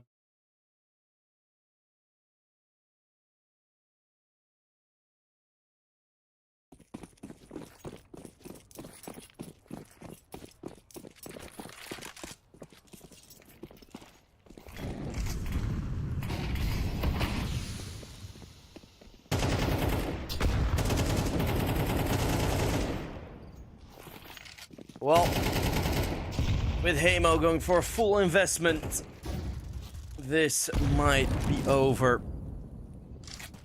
This round does not work out for them. What else is there to do?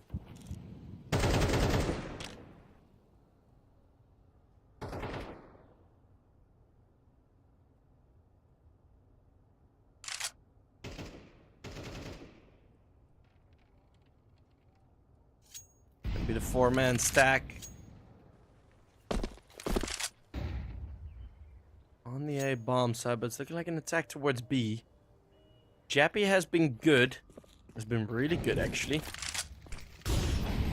And one of the luxuries on the B bomb side is you're pretty able to avoid any gunfights. Oh, Mary gets the trade on one, and now it's going to be Jappy just slowly moving up forward. And back to the bomb side.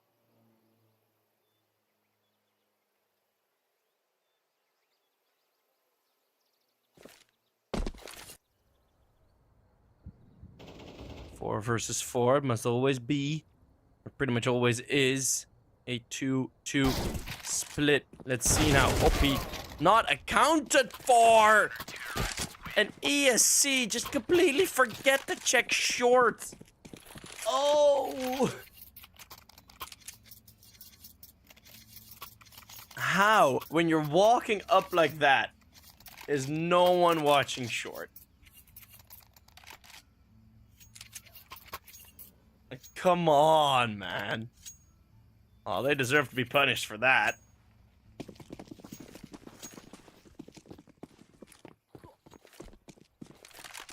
Also, kind of leaving that one lurk. I'm not a fan of that T-side round for ESC. Be a boost over and a quick shot. Nade was just about to be lined up. Arvid catches Util, and that will force him out. Reiko is done with this game. He wants to win this. Two more players here. That is going to be the danger. None of them walking in close enough to trade for Reiko. ESC, man, you really gotta need to work on your takes, man. Maybe that's just Reiko going bananas on his own, or I don't know what the reasoning is there, but they thrown in. There's an op long range, and Wykus finally starts connecting bullets. 2 versus 3.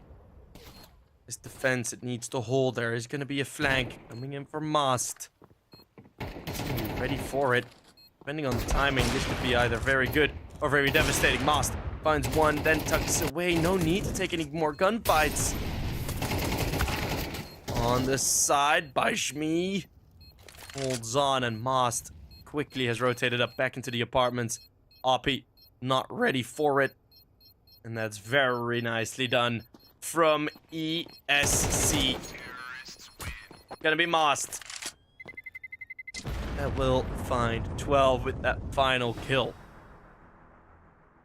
Timing working out in his favor because Heimo, they were looking for it. They were looking for that fight.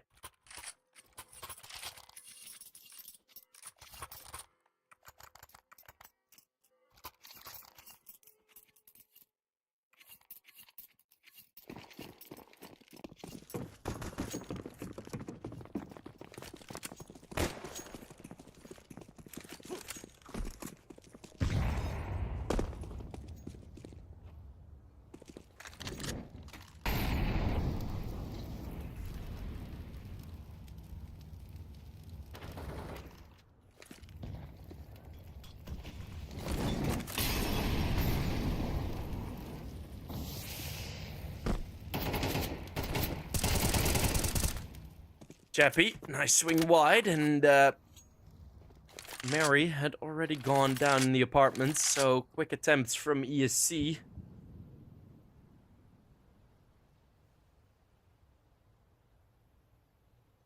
Dealt with. Like is spotted and dropped. Sammy is so sharp today. He's been playing very well. That's the A-bomb site nearly emptied out. There's only one player left. He's in the pit. It's going to be well over. Just an SMG. Oh, it's nothing anymore. A 3 versus 5 to win it. ESC, they will continue on to stay alive in European Pro League Season 23, if I'm correct. Yes, Season 23 already. Man, we're getting old, aren't we? It's gonna be a Molly super low HP on either. This is never going to happen. ESC will be able to find their victory. Well, Sammy does need to hit those shots. It's gonna be 4 kills in the final round for Sammy, which, of course, for the man that has played at pretty much the highest level of all of these guys, is very, very deserving. That is going to be ESC. Eliminating Heimo out of Group A. We say goodbye to the finish. Hopefully, we'll see them back as ex-Heimo or under a different organization at a later time. But ESC, the Polish team, will continue playing. Let's see how well they will do. That has been me for 3 games in a row today. Thank you guys all very much for watching. My name's Several Sheep. Follow me on all the socials. Follow European Pro League on all the socials. And I'll see you guys tomorrow, hopefully. Bye-bye.